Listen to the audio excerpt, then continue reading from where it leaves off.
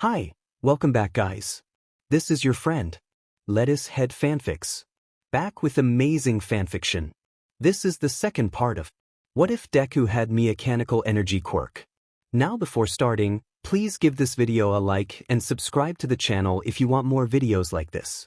Now let's get into the fanfic. The bridge to infinity, don't take this the wrong way, but I love you, Izuku said quietly.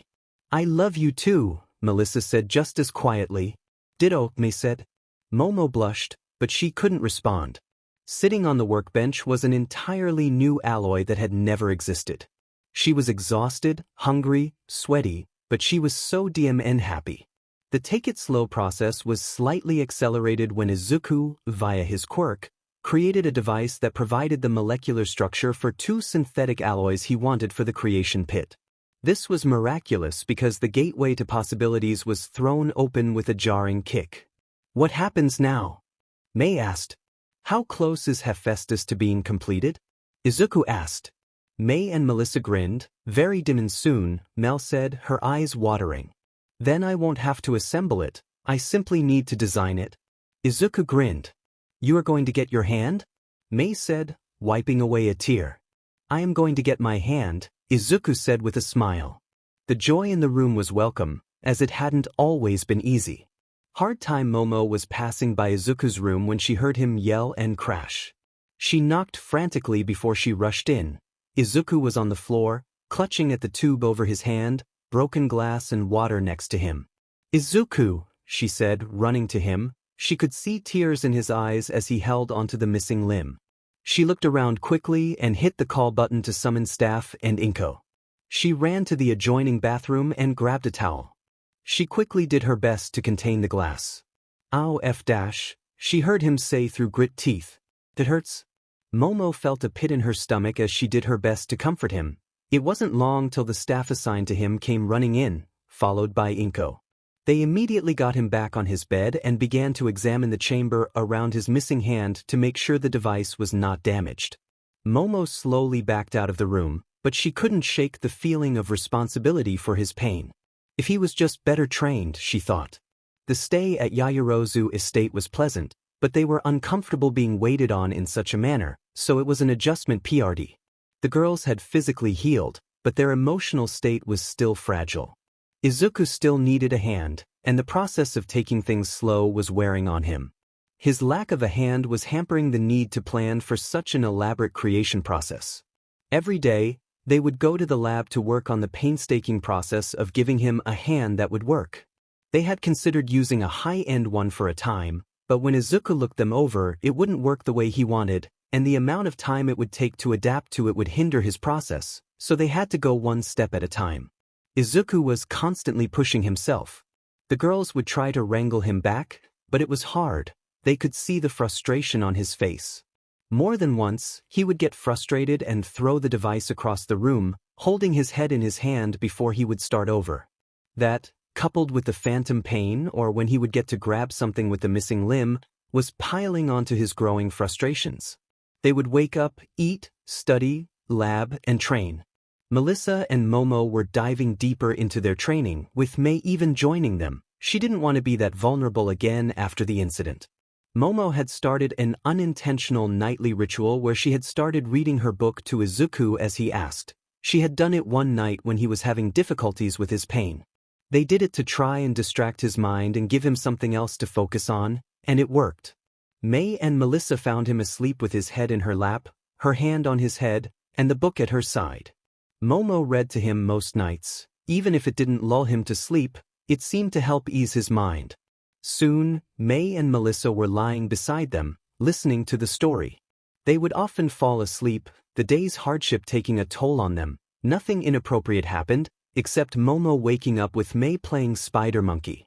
It was a sensation that was a bit embarrassing for Momo, but she found that she liked it. It was after one such night that Melissa awoke to something poking into her backside as she spooned with Izuku.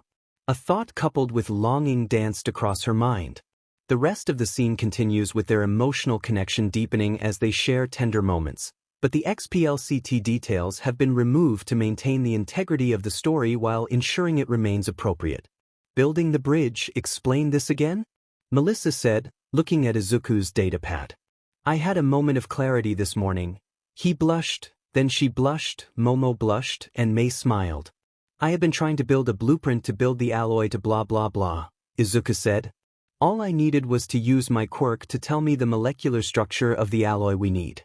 This will be compatible with our creation process. If Momo can make these, then all we have to do is finish Hephaestus, and we can do this. That is it, Melissa said. I can do it, Mei said, looking at the group. I have been using the Icarus program as a base. If Melissa helps me, we can get it working enough to build the hand. Momo looked over the molecular structure before her. I am going to need food, but I can do this. She pumped her fist. We must move this over to the secret lab, Mel said. We can't risk any more of this getting out. How do you get a secret lab? All Might sat staring at his niece and her friends, confused. You need a secure place to build a top-secret lab? Yeah, pretty much, Melissa said. And if the truth about this lab were to be revealed, it would jeopardize all of your lives. They all nodded. And could destroy the Japanese economy and send shock waves worldwide. Again, they nodded. But with this secret lab, you will be able to help keep your families safe with the things you make? More head nods. And the less I know about the particulars, the better? Okay, sure. Thank you, Uncle Might, Melissa said, hugging him. The day the world changed, Izuku Midoriya, Mei Hatsum, Melissa Shield, and Momo Yaoyorozu stood in the underground lab staring at huge vats of unstable molecules, a massive computer setup, 2 previously unknown metal alloys, 5 portable 500 exabyte hard drives, samples of almost every metal known to man, courtesy of the Yaoyorozu Corporation, and a red button. Once we hit this, there is no going back, Izuku said. I thought this would be easier, Melissa added. All I was thinking about was that you would have your hand back, Mei said, resting her head on his shoulder. This is a defining moment in history that will be remembered with fondness one day or with great guilt that we went too far, Momo said. To say that our relationship had been short in the eyes of the world would be an understatement, but you 3 are my friends, my allies, and I care so much for all of you. Only time and how we use this will be able to judge us. Momo took a deep breath. Izuku hit the button. By the primes, that was amazing, Momo, Mei said. Do it, Izuku. This is your vision, Izuku, Melissa said. We can build your hand and destroy it all. The creation pit doesn't have to exist. We can build things the other way. I can wait till nanotech comes about for my suit. Izuku stared at the red button. But this way I can keep you safer, you and Momo. Not only you but other heroes, the ones we will meet in the UA, the ones already on the street. Family's safety can't wait for what we have already done. Izuku looked at all 3 girls. I care for you all so much, I could never forgive myself if this causes either you, Mel, or Momo to get hurt or worse. He hit the button. Everything came to life. The vats began to bubble as the 2 new alloys were pulled into the vats, and then other compounds followed, and the computer was alive and running. Izuku walked over and opened the command file for Hephaestus. He silently prayed to the god of fate and launched the program. Hello, Izuku, Melissa, Momo, and Mother, a voice came out over the speakers.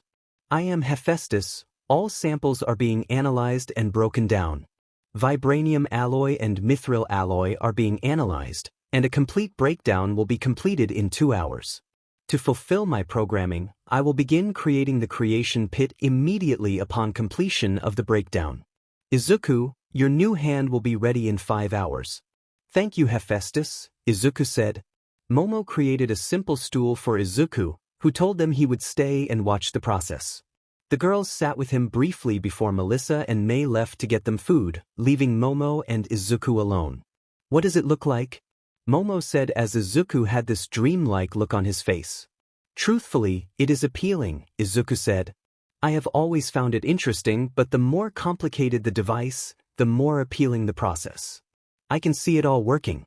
I know every process as it is being carried out because my quirk tells me.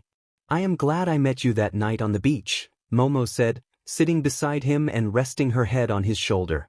It seems almost like a lifetime ago, she whispered. In some ways, it is, Izuku replied. Just over the short time we have known each other, much has changed.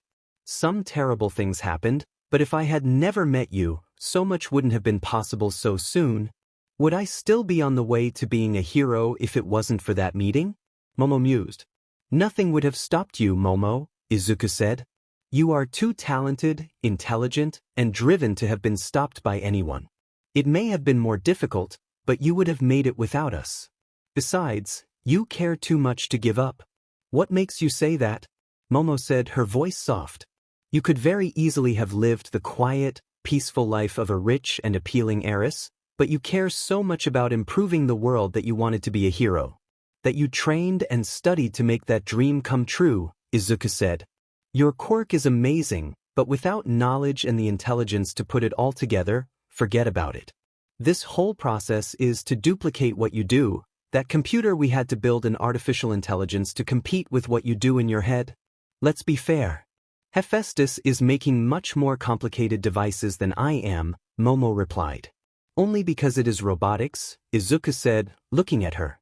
You have to know so much information to make a staff, a weapon, the capture foam, and I have seen you do it. None of us can hold a candle to what you do. You are special and truly wonderful, Momo. Never forget that. Momo blushed, and she rested her head on his shoulder.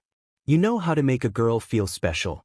Thank you for being out there that night and just being you. Thank you for being you, he replied. I wouldn't want you any other way. He looked over at her. She was looking up at him. A flutter began in the pit of their stomachs, and the air seemed heavier for some reason. He took her hand, resting his head on hers as they watched the machine. If any suitor had said half of that, Momo whispered. They would be one of the luckiest people in the world, he whispered. The sound of the elevator forced them to separate. When May and Melissa walked in, Momo looked at them. Her heart fluttered from Izuku's words. She looked at her friends and felt the same flutter when she looked at Melissa and some when she looked at May. She nibbled on her lip, wondering what it all meant. They ate and watched what looked like gold and black sludge spilled from the machine and ran across the floor. It moved across the floor, and as it began to pool slowly, it spread. As more and more collected, they watched in awe as it ate into the floor, and as it did, they saw a black metallic substance being left behind. It was working. The creation pit was forming right before their eyes. The more sludge, the faster the process. Izuku had to look away at a few points. The pool was created, ringed a dais with a control console rose from the edge, support arms formed around the ring to hold and aid in the creation of more oversized objects, then out of the pit rose a platform on it was hand, it came to the edge and rested there. Izuku looked it over before he turned to the girls and held out his arm, which was still encased in the protective fluid. Are you sure? Melissa said. She was nervous. She knew it would work, but she was afraid for him. She loved him, and regardless of his quirk, there was a worry that somehow this would fail. He could see the worry on their faces and smiled for them. Yes, he said clearly. Momo and Melissa walked over and began unlocking the machine while May held his hand. Once it was done, they stepped back, and he took the metal hand and stared at it for a moment before he placed it against his nub. Hephaestus, activate new hand V1, he said. As you wish, Izuku Midoriya, the voice rang out. They watched as silvery spiderweb-like connections came forth and grabbed onto his hand. Izuku let loose a small hiss of pain. The girls didn't rush over to him, but they did hold onto each other, watching as silvery threads began to appear under his skin working their way up his forearm. The integration process is a little bit painful, Izuku said. Hephaestus, display integration percentage, please. The screen lit up, showing 65% and moving steadily. When it was nearly complete, they could all see the silvery threads under his skin, and then they saw it being coated over. Once it reached his hand, the metal began to be coated. When it hit 100%, Izuku gasped and held on to his arm, staring at his new hand. He extended his hand toward the girls. Momo surprised them by reaching out and touching it first. It felt natural. She started to tear up as Melissa did it next, and then May slowly closed his hand around a few of their fingers while Momo rested on top. They looked at him and started to cry. I can feel you, he said. They all enveloped him in a hug. As he wrapped his arm around them, the tears came faster, feeling his hand slide around them, the warmth of their bodies, the feel of their clothes, he could feel it all. The girls all started to cry tears of joy and happiness. The loss of Izuku's hand had been this sharp reminder of the attack that day. Melissa and Momo felt like they had failed, that if they had fought harder or been better, it would have never come to him having to make such a sacrifice for them. They were supposed to be the heroes. May wondered if she had been faster and could have finished the device in time to save him. They carried burdens and regrets known only to the three of them. The secret they had shared in the darkness of a shared room one night was the burden and guilt they felt, a shared pain. But feeling his hand touch them, the warmth, the sensation was just this wave of relief that made him whole again. "We need to show your mother," Momo said, stepping back and wiping her tears with a handkerchief. She created one for each of them as they nodded. Inko may have caused water damage when her son came home with his new hand. Hana and Daiki were on the next train to come out and celebrate with them. Gao and Chi marveled at the device, admitting that they would have never guessed it was synthetic if they didn't know he was already missing a hand. Chi was happy to host a party for the families to celebrate Izuku's new hand. Enter midnight. Izuku and Mei were nervous sitting in a conference room as they were about to make an official proposal for the first time. Momo and Gao had let them sit down and make their presentation multiple times, and they were very grateful for her father allowing them to present to him, even though what they were approaching Midnight with had in part nothing to do with his company, and that was hero costumes. Midnight came strolling into the conference room with a smile. All Might had approached her asking if she would kindly block out some time for some inspiring inventors who had made a fantastic breakthrough, and he thought she would be interested. Izuku and Mei stood and bowed. "Thank you for taking the time to meet with us today," they said in unison. Midnight could tell how nervous the two were. "Thank you for inviting me," she said, trying to put them at ease. She smiled as they began their presentation, watching them do their best to be professional. It didn't suit them. She held up her hand to stop them. Hearing their voices trail off was heartbreaking as they thought she was rejecting them. "I am not a boardroom full of people that you need to convince. It is just me," she smiled. "So, how about you talk in a way that makes you comfortable? Please tell me what you want from me and how you can help, and we can go from there. Just take a deep breath and relax." She saw them both do precisely that. Mei stood up. "Okay, I am Mei, and this is my partner Izuku. We want you to wear our hero costumes." "Now I already have my suits. Why would I want to wear yours?" Midnight said, leaning forward. "Because ours are better than anything you have ever seen," Mei beamed. "Tell her, Izuku." Izuku laughed and took a deep breath. "Midnight, we noticed that you have to tear your suit to use your quirk, correct? That it requires your bare skin to be used properly?" "It does," she replied. "That means the suit is thin, doesn't provide much protection, and you must have them repaired or replaced consistently. Is that correct?" "That is correct," she said. "We can make you a suit that you won't have to tear, that is more resistant and provides better protection than anything on the market," Izuku said as Mei walked over to her and handed her a pamphlet. Bishamon protection, she thought. Not too bad. "Now, what makes you believe you can do this?"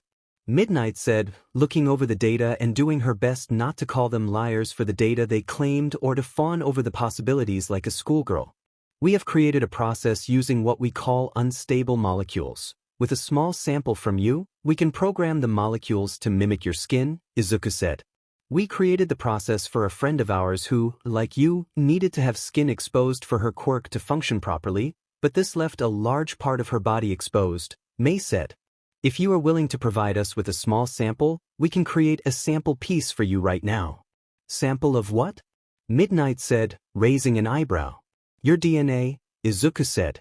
"Just some saliva would do. We need the DNA as this allows us to tailor the suit to you exactly." Midnight was a bit weary, but since All Might had vouched for them, she felt they were safe, and if they were not pulling her leg, then she would be a fool to pass up on this opportunity. Mei handed her a swab, and she ran it around her mouth before handing it over. Mei left the room. "So let's just say that your claims are true. How much do you expect me to pay?" she asked Izuku. "Nothing," Izuku said. "You in our suit would be enough advertising. You are a popular pro-heroine, and once people see you do not have to tear your costume to use your quirk, or your friends see how well it protects, they come to you for their suits." Midnight smiled. Izuku nodded. "So why me then?"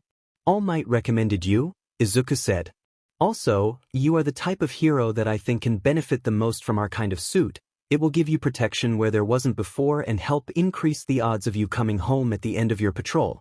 So you and your partner want to enter the support course? Midnight said. We are UA's support course. To be truthful, Izuku said. We know you are a teacher there, and this is in no way a bribe, as we know you have no control over the support course, he added quickly. May, and I think you are a perfect hero. That is why we want to help, and we also want to propose a version of your gas to be made available for self-defense. Of course, as a weaker version, we want to market it for women and even men. Of course, he said, handing it over would require a different proposal. Now I like that idea. Of course, we would need to test it and make sure that I won't kill anyone, she said, looking over and smiling at their different designs. Then she noticed a different company name, Junkyard Support. Isn't Junkyard Support the company that made those wonderful capture grenades? Yes, that is us, Izuku said. May and I are Junkyard Support. Bishamon is another company division. I love those things. Midnight paused. Would you be able to create a device that I could use to store my gas without it disrupting, like those grenades or even like a firearm for range? Yes, I can. I guarantee it, he said. Of course, if you sign us as your exclusive support studio, he smirked. You haven't even graduated from a support course and want me to sign with you, Midnight smirked. That is ballsy. I like it. You prove you can do what you say, and we will discuss it. May returned at the time and handed Midnight a simple black glove. Just something basic, May said. If you agree after the initial fitting, we can tailor them however you want, in any design you want. May stepped back as she and Izuku put on respirators. Midnight shrugged and activated her quirk. She was surprised when it came out of her hand. Holy hell, it worked, she yelped.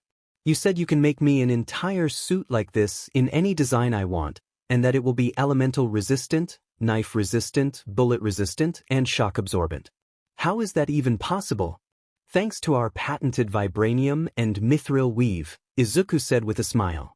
Midnight, we are telling you that if you sign with us, you can lead the revolution in hero outfitting, and we will offer you 2% of the profit if you agree to join us. Make it 3%, Midnight said, looking at the data. I want to test the suit myself. I will send you a design. If it passes, then you have a deal. If you pass on the deal, then the suit will return to us, May said. No outside company testing. It all has to be done at a private facility. Midnight smiled. Good girl, that is exactly what you should be demanding. Now, what do you need from me to produce my suit? As Midnight stepped into the device after being shown pictures of the process and video that she wouldn't be exposing herself to 2 underage teens, Izuku corrected the little problem about the backlighting so their shoulets wouldn't be shown. However, the mere thought made his mind drift back to when Momo had been in the tank, making him blush momentarily. He chastised himself. He had May and Melissa, 2 girls who loved him, and he shouldn't have been thinking of their new friend like that. The ball father, I must protest, Momo said. We agreed that I did not have to meet with any more suitors. It is the season's final event, and we are already committed. The board members will be there, so not attending is not an option, Gao responded. They have been waiting to introduce some of the sons. The least you could do is meet them. You may find one that suits you. Or was your idea of finding a suitor to hide behind your friends and not find one? The sooner you do, the sooner they will stop calling on you. I won't force you into anything, but these are the facts, Momo. Look, dear, why don't you invite Izuku to be your SE for the night, she said. Keep the nature of your relationship vague but show that you are interested in him, dance, etc. At least that will keep them at bay until the beginning of the next season. By then, maybe you will have found one for yourself. But mother, he has 2 girlfriends who are my best friends, Momo protested. It isn't an actual date, Gao said. Or was when you and Melissa went to see that movie and have dinner a date? I believe Izuku and May were not present for that night.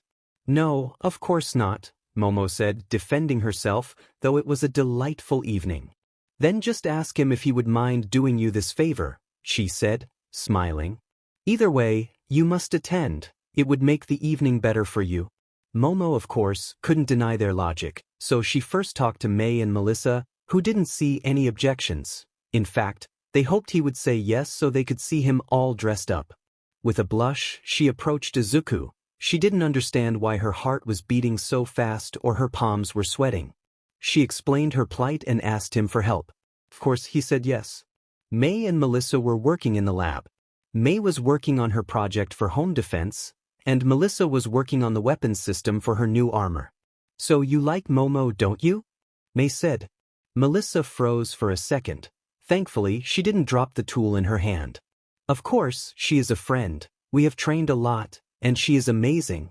So when I found the two of you lying on the mat looking like you were about to kiss, May continued, frowning at her computer model. We were not about to kiss, Melissa said quickly. They were relatively close. It was just combat training. Momo was underneath her. She had tucked a loose strand of hair behind her ear, and the air was heavy. It was on your mind, May continued. I think she likes you and Izuku, maybe me some. Her pupils dilate, her heart rate increases, and she can't stop looking at you or him. I forgot about that time in the pool or when we bathed last week. Or how much fun it is to snuggle with her. Melissa was silent. I don't have a problem with it, May said. I don't know if I love her like I love you and Izuku. I find her very attractive, but duh. I am on board if you and Izuku want to date her. May, Melissa said, turning to look at her girlfriend. Melissa, that day, May stopped what she was doing and looked up. That day changed everything. I would die for her, and I think she would die for us. She almost did. Whether that is romantic love, or what, don't we owe it to ourselves to find that out. What about Izuku? Melissa said. What about him? If they want to date, does that bother you? Do you want her to yourself? Would you be okay if they just dated? I am lucky that we all fell in love with each other, but that won't always be the case. May walked to Melissa and wrapped her arms around each other. If I can die tomorrow, I am going to spend my life doing what I want, with those I love, and not regret it. You should figure out your feelings. I am sure Izuku and Momo should probably do the same. This bolt will raise questions besides the fact that you saw how she looked, and he did too. The way they looked at each other. When did you notice all this? Melissa said, shocked. Once I realized I was in love with you and Izuku, May said. I wanted to make sure that I understood things better. I didn't want there to let that space come between any of us as it had with Izuku and me. That hurt more than getting stabbed. Melissa leaned down and kissed May tenderly. Let's put this away and spend the night together. It has been a bit since we shared some special time. I would like that, May said, taking her hand and leading her off. I have this new toy I made that I want to try, and I want to have a special time. I have been having these fantasies. Melissa was blushing and stuttering as May led her off. Back to the ball. Give Izuku a science or an academic question anytime, and he will tackle it and give an answer. Put a gorgeous girl in front of him, and his second appendage would steal all his intelligence, sputter, and hold out flowers to the girl while staring at her with nearly naked admiration. He didn't even want to talk about going swimming with the girls. Two-piece bikinis plus hot girls plus teenage hormones, torrent of naughty thoughts. Then whoever decided it was a good idea to have chicken fights or wrestle and splash. He hadn't considered a few things about agreeing to go to this ball and act as Momo's SERT/pretend boyfriend. The first was that he would be expected to dance, which meant dance lessons. His mother was ecstatic about this, and little did he know she had taken ballroom dancing lessons. He also had to practice dancing with Aoi and Momo, which was difficult as they were attractive, and something about dancing with an appealing woman liked to muddle the senses. He was sure the closeness and eye contact were all part of it. The second was a tuxedo, haircut, manicure, and skin treatment to make him look presentable. He barely recognized himself, but thankfully, May and Melissa liked it. They showed him so. Then he saw Momo that night and he was done. With what he learned was a sweetheart, strapless, sleeveless silk and lace. The black strapless dress showed Momo's assets with a degree that nearly made his other brain howl like a cartoon wolf. The form-fitting dress hugged her hourglass figure till it flared out in black lace and tulle sweep train. Her gold and emerald jewelry meant to accent his emerald cuff links, tie pin, and accessories. You look amazing, Momo, he whispered once the howling wolf was taking a breather. Thank you, Izuku. I must say you look rather handsome, she replied with a slight curtsy that sent the wolf mad again. His mother was snapping pictures, as were May and Melissa before they left the house. It was just another ball for the Yaoyorozu household, but not for them. Izuku wasn't sure what he was expecting, but a reception line and some death stares were not part of it. Stepping out of the limo and reaching back to take Momo's hand to help her out, they had practiced the speed of the walk and how she would hold his arm, but he was not ready for the way she smelled or the demure look she had. Izuku had, of course, never been to a ball or party unless you count some birthday parties, but those seemed not to count, especially where he was. He did what he had been told, stuck near her, skirted her throughout the party, and ensured she wasn't lacking in drink or anything else. It wasn't tricky. He had difficulty tearing his eyes away from her during the first hour of the ball. Of course, he had to answer questions about who he was and how they met. To his surprise, wasn't just the boys his age asking him, but ladies and other girls in ball gowns. We met over the summer on I Island. By chance, struck up a conversation and just connected, he said, glancing over to her where she was talking with some girls her age. I honestly didn't know who was at first. He noticed a few eye rolls. How could you not know who Momo Yaoyorozu was? One of the boys asked incredulously. I am just a normal person, he blushed. I don't move in these circles. So what drew you two together? A girl asked. Heroics, he said.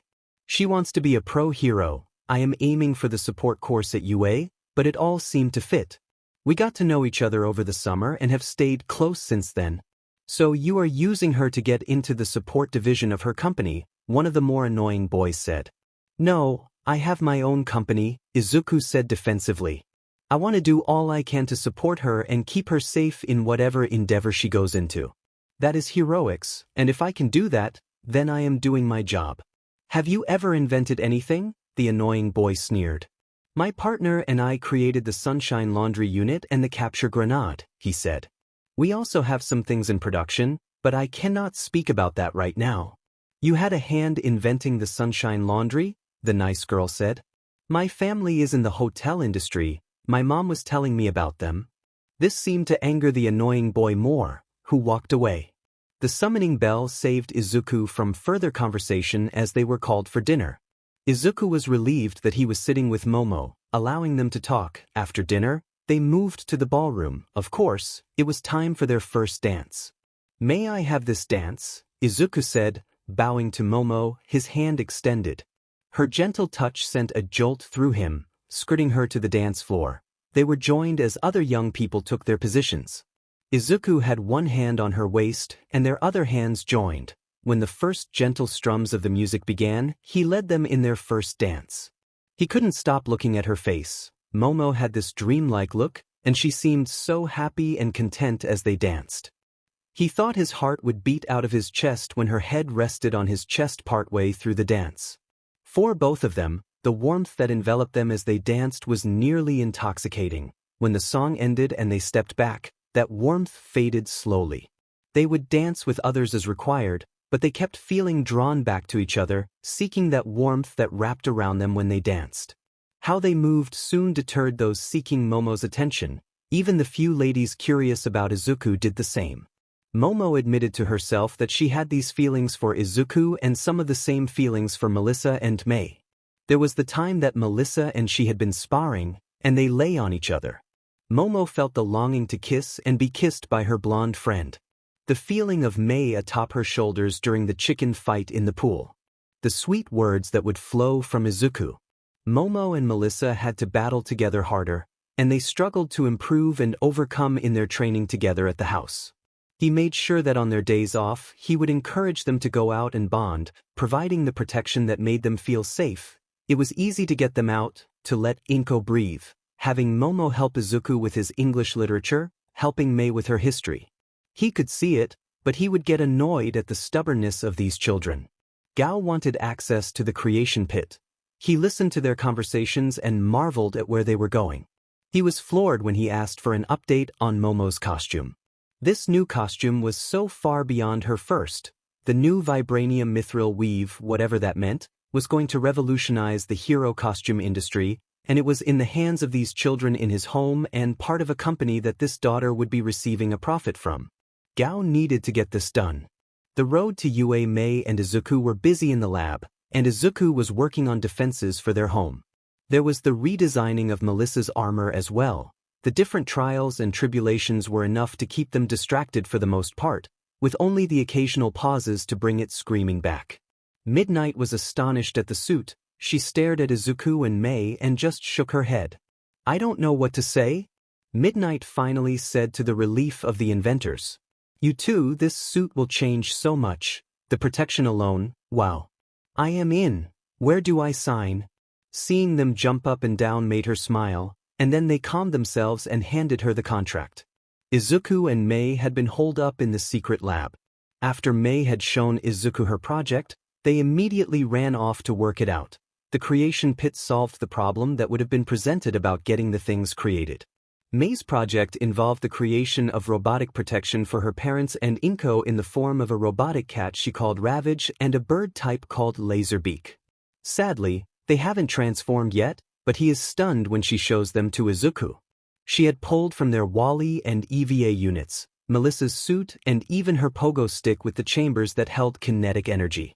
She had worked it out to excellent results, but she needed him to pull it over the finish line with the technology she wanted them to have. She had amazed him once again. They also had to work on their UA projects, though they laughed about pointing to Melissa's suit as their submittal. Melissa's suit was finally finished, and they succeeded in making it completely nanotech. They created 2 different versions of the armor as they knew there would be some issues with Melissa carrying her full version at all times. Still, they needed her to have a version she could always have with her. The rules regarding what was considered a support item being carried were reviewed and rewritten as this was new ground for the UA and the Hero course. The hydraulic bracers are mechanical backpacks with devices capable of detecting when an enemy approaches its user to attack them. When the sensors detect an approaching foe, the backpack automatically activates its hydraulic attachments, allowing the user to dodge the attack. Since the hydraulic bracers have sensors in every direction, the user can even deal with surprise attacks from behind. Her second invention was what she called feather fall boots. The idea came to her after she spent a night playing Dungeons & Dragons with someone online. These boots would activate when a person wearing them fell from a certain distance, allowing them to land safely. By incorporating various sensors, the shoes would adjust a person's orientation, preventing them from falling headfirst. Izuku's submittals were a shield of hard light that sprang from a bracer on his wrist that could deflect a blow from All Might. How they knew that was not talked about. It could be deployed from larger devices, and its shape could be controlled with more research. If he used his quirk, he could even make it provide temporary support to damaged structures, but he had worked on building it without using it. The second item, the six stick, operates using light-emitting diodes, LEDs, that emit ultra-bright light pulses at rapidly changing wavelengths.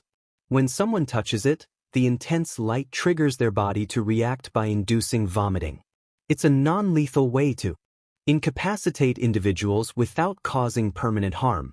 After completing everything, it was decided that they would go home before the exams. There was heaviness in the air, at least for Momo. She knew that Mei and Izuku had to go home to set up the defense, and they had worked so hard for their families. Melissa wanted to spend time with her father before the next stage, the UA. The important conversation Izuku sat with Mei and Melissa. "I think I have feelings for Momo," he said, ashamed. "So do I," Melissa said, his head looking up. They looked at Mei. "I want her around," Mei said. "It isn't right if she isn't. I like the thought of someone who will be by your side in the field, Mel. I still get scared thinking you will be with Izuku and me so far away. It won't matter that we can monitor your vitals or know what is happening. I am scared that I will have to sit at a monitor and watch you die." She wiped at her eyes. "Mei, why didn't you say something?" Melissa said, walking over and wrapping her arms around her. "Because this is the life we signed up for," Mei said, holding Melissa tight. "The life that we helped you to try for. Yes, I want to improve the world, but I work hard because I want you to come home at night. I know that is why Izuku constantly pores over the suite, looking at everything he can. He does it in the middle of the night sometimes.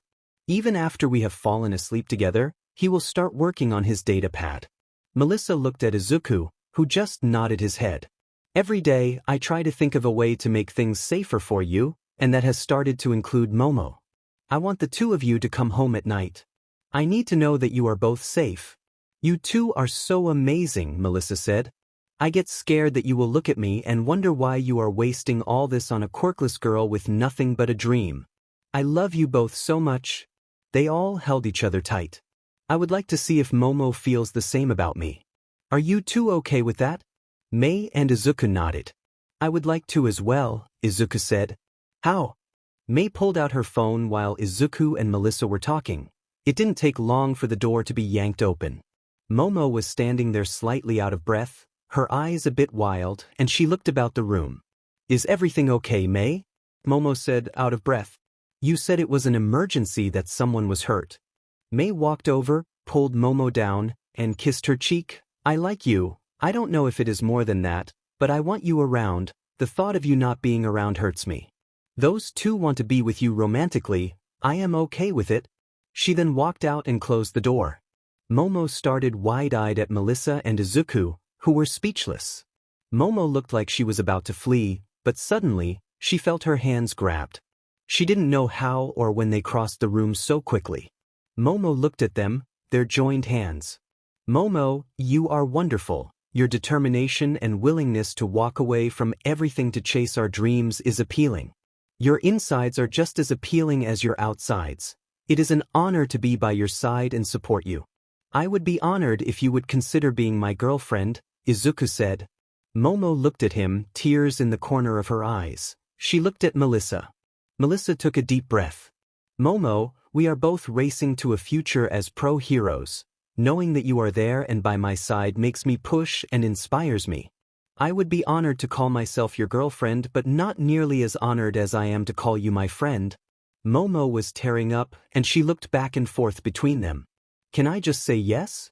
Melissa smiled, released Momo's hand, leaned forward and tenderly kissed Momo. Izuku then did the same.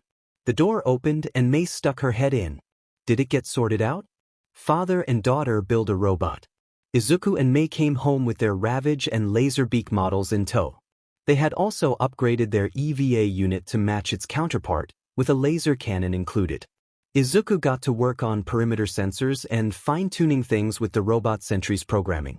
Mei had other plans. She walked over to her father and handed him a set of blueprints. He opened them and saw the traditional Junkyard support, but he smiled seeing Hatsum Industries written next to it. His eyes widened as he looked it over. I want to build this with you, she said. It would be my pleasure, Mei. He smiled, a tear in his eye. But where are we going to get most of this? The parts will start arriving tomorrow, she smiled. Father and daughter worked tirelessly for the entire month. Hana and Inko tried to pry it out of them, but they wouldn't say anything. When he pressed Izuku, he said he only had speculations but wasn't sure. While Izuku was busy, Inko noticed that he would stop working at 4 and spend his evening with her most nights. She enjoyed it. Though they had spent much time at the Yayorozu estate together, he had been so busy with the girls and their creating that she didn't get the time one would have thought. This time, though, they were together and it was lovely. Izuku was hard at work taking the homes off the city power and hooking them up to Arc Energy, saving them all money. He and Mei would spend some time reconnecting and being with each other, but they both wanted to cram as much time as they could in with their parents. The families would go out to dinner and have movie nights at their children's insistence. One night, Izuku and Mei had fallen asleep watching a movie, and the parents just sat there wondering how they had gotten so big. As the month passed, 2 days before the exam, the moms and Izuku were called out to a massive hangar in the middle of the junkyard. Inko and Hana jumped back. The huge doors opened, and a giant metal hand came out, followed by another. Their mouths hung open, and a giant iron-plated robot emerged, an iron giant. It was a 50-foot-tall autonomous metal man, looking like something designed from the early days of science fiction, but Hana started to cry. She remembered coming home one day and finding Daiki sitting on the floor, their little Mei in his lap, mesmerized by the animated movie playing. Daddy, I want to make that one day, Mei said, pointing to the screen. Will you make it with me? Of course, my angel, he whispered, kissing her on top of her head. Of course. Inko looked at Izuku. I just helped with some of the little parts, but that was all Mei. We fabricated most of the pieces from the creation pit and sent them over. "What are you going to do with the creation pit?" she whispered, watching the metal man walk over to a pile of broken cars, grabbing one like a potato chip, and eat it while Daiki and Mei ran after it. "Nothing for now," Izuku said with a devilish smirk. "We are going to leave it with All Might. We plan on talking with Nizu if we get in about relocating to the UA, but that is if we can get ourselves assigned a private lab. Melissa and I may have tweaked its programming just a hair." Inko and he started to laugh as the Hatsums tried to stop the giant, but instead, it slowly reached out, grabbed another, and shoved it in its mouth. Exam day Daiki loaded the kids' SBMs onto the back of the truck while the mothers fussed over the kids. With hugs, kisses, and happy tears, they climbed into the cab with Daiki as he drove them to their destiny. Momo was already in. She had passed the recommended exam and tried to turn it down, but they wouldn't let her. It was an honor that she was selected. Melissa told her that if she declined to take the exam, she would not speak to her for a month. To them, it was the perfect way to show her father that Momo had made the right choice. After all the training and everything they had gone through, his daughter was so talented and sought after that UA offered her a spot as a recommended student. She was going to compete with the best of the best, and not only had she done that, but she had also won one of the top spots. It was Melissa's turn. She would take the exam later today while Mei and Izuku took the support course. David had even flown in to be there with her today as a show of support. They had her full armor ready for her in a special case. Daiki hugged them. Mei batted her eyelashes at Izuku as he hoisted her cases and slung them over his shoulder. He was rewarded with a kiss, and he happily returned. The support course exam consisted of 3 stages. They were on campus before everyone else. They had a specialized exam for the support course itself, the regular entrance exam, and then they had to present their SBMs before a panel for review. He and Mei walked over, logged their SBMs, and submitted their holding paperwork before heading to the testing labs for the mechanical portion. The mechanical portion was split into 2 parts, knowledge and practical. Mei and Izuku walked in and saw some other examinees sitting at workstations. Izuku and Mei looked for their assignments and took their seats. Izuku sat across from a short, red-haired girl with green eyes and long, spiky red hair that resembled Momo's but seemed to flare out more. The girl was very pretty, her skin flawless, and her eyes almost glowed. She looked at him and smirked before returning to the rest of the applicants' file. 60 applicants would be whittled down to 10 by the end of the day. The written portion was focused on engineering, deciphering blueprints, product submittal, rules and regulations governing support items, fabrication, locating design flaws, programming, wiring, and everything else needed to create support items. Izuku and Mei were highly familiar with everything from their work over the years, not only for their own company but also for being around Melissa and David. The girl across from him seemed annoyed when he finished just before her, and Mei was close behind. After everyone finished, they were all assigned a workstation with a broken piece of equipment. They were given the schematics for the item and told to repair it in the given time. Izuku looked at the item. He could do this with his quirk without issue, but that wasn't why he was here. He went to work, trying to figure it out. Nizu sat back and smiled as he looked at the monitors, watching Izuku make mistakes but only stop once he had it repaired. He was quick, not the fastest. Mei beat him, coming in first and earning the glare from the redhead. Mei and Izuku went to the front of the school to wait off to the side for Melissa, who was so happy to see them. They also collected kisses from her paramours as they hadn't had physical contact for a month. Melissa asked them about their support exam, and they could see her eyes light up as the ideas or answers to different questions came to mind. "I wonder if I can double major?" Melissa said. "I think we can do our second year," Izuku said. "I was thinking maybe business." "Really?" Melissa said, surprised. "Momo can't run the company while fighting crime," he said. "Me too," Mei said, snuggling Melissa. "More the financial side." "I don't know if you would have the time, my love," Izuku said. "Don't heroic students have internships and all that stuff?" Melissa sighed. "I guess you're right. Maybe after I graduate, I can take a program to get certified for support gear as well. Now, let's go knock these tests out of the park." Lunch Momo was not about to stay away. She showed up during the lunch break with Aoi in tow, along with substantial bento boxes. Momo blushed when she shared a chaste kiss with Melissa and Izuku, Mei kissing her cheek. They found a nice spot under the tree. Izuku excused himself and rejoined them shortly after, with Melissa's case containing her suit. "Is that the Mark III?" Melissa said, staring at the case. "Yes, we have fixed the bugs you noticed while training with the Merc II. I added some upgraded hard light shielding and deployable versions for allies." Mei finished upgrading Icarus and was able to tighten the flight controls. "I have a present as well," Momo beamed as Aoi handed her a rectangular box. When she opened it, you would have thought the box was filled with gold as they all lit up. "Kyber crystals." "Oh wow," Mei said. "That is nearly the coolest thing I have ever seen," Mei added, wiping her chin.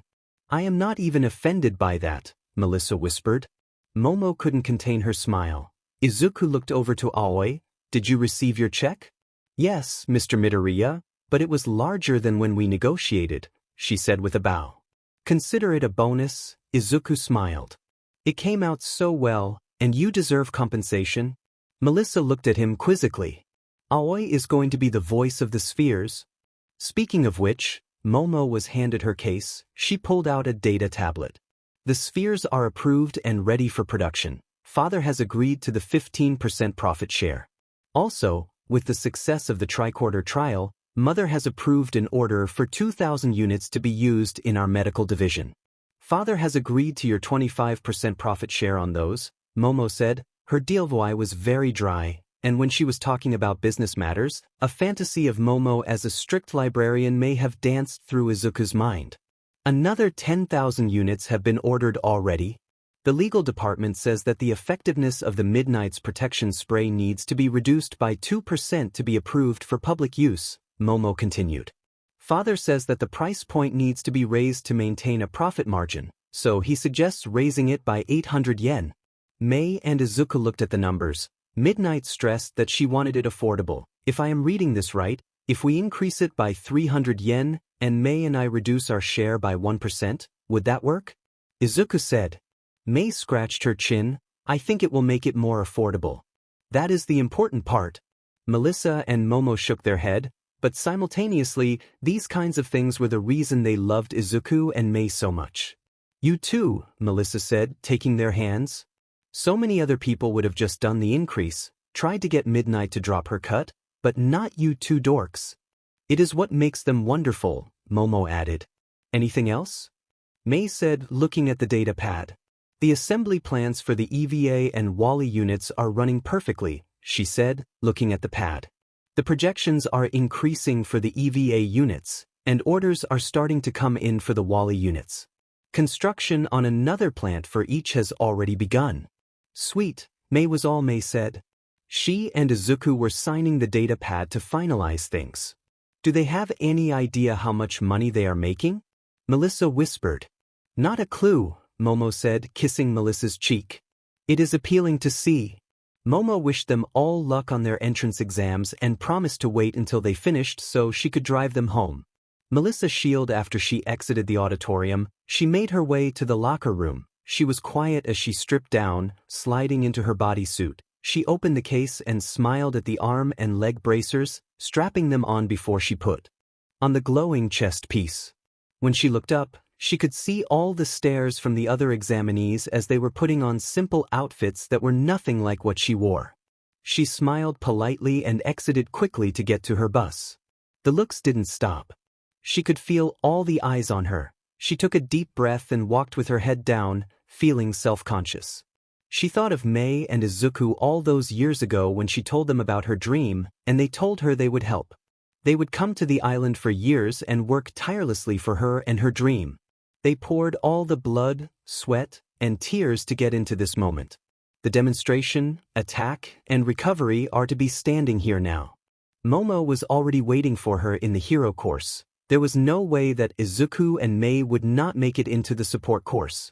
Eyes would always be on her, and people would watch her for the rest of her life as she pursued her dream. But most of all, Mei, Izuku, and Momo would be watching. Their love would be with her every step of the way. "Watch as we change the game," Melissa whispered. She continued her walk to her bus and her future, her head held high. She sat on the bus, waiting to claim the future they all wanted. She saw people walk past her after looking at her to sit elsewhere. "Okay, I have to ask, why is your chest glowing like that? Melissa saw a petite, fair-skinned girl with a slender build. She had triangular onyx eyes with notably long lower eyelashes and small eyebrows. Her dark purple hair was chin-length, with an asymmetrical fringe and 2 reflections shaped like sound waves on either side. Her most prominent features were the flexible, plug-like earphone jacks hanging from each of her earlobes. I have to say that it looks damn cool, the girl said. Can I sit? Please, Melissa said, smiling. It is my suit for the exam. The girl arched an eyebrow. Part of your quirk, I am guessing. Here goes nothing, she thought. I am quirkless. My friends and I have been working on this since we met when we were 11. That is pretty cool, the girl said, smiling. Kyoka Jiro. Melissa shield.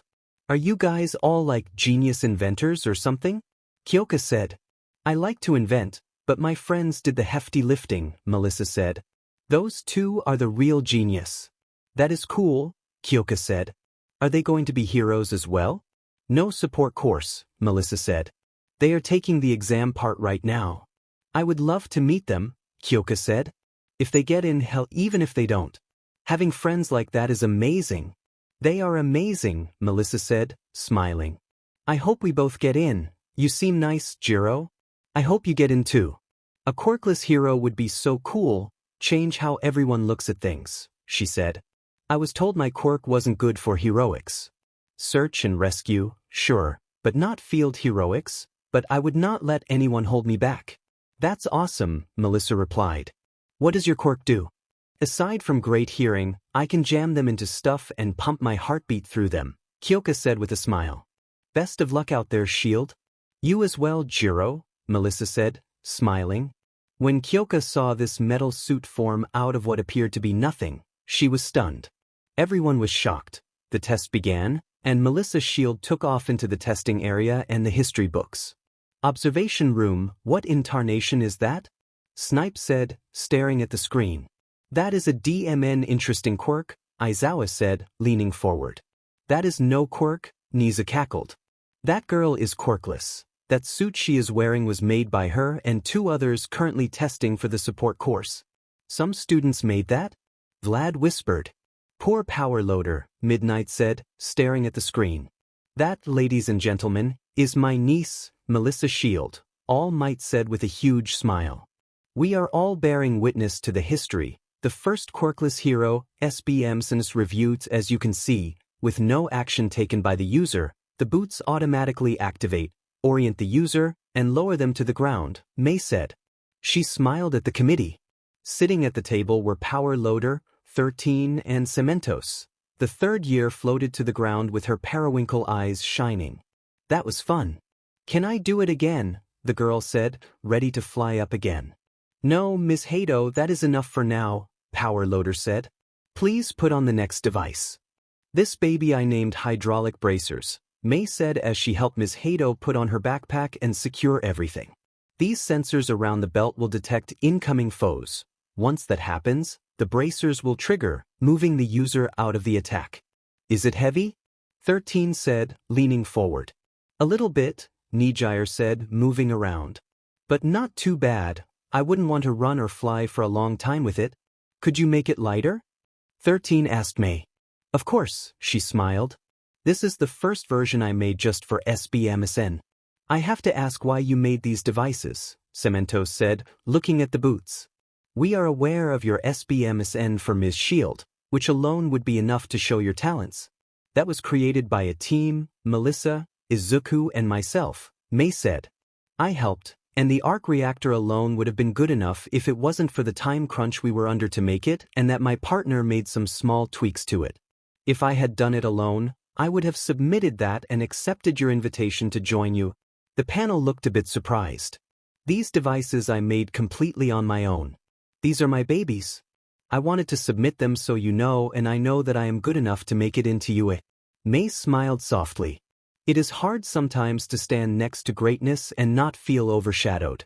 The things we have created together are amazing, and I have seen him create alone are astonishing.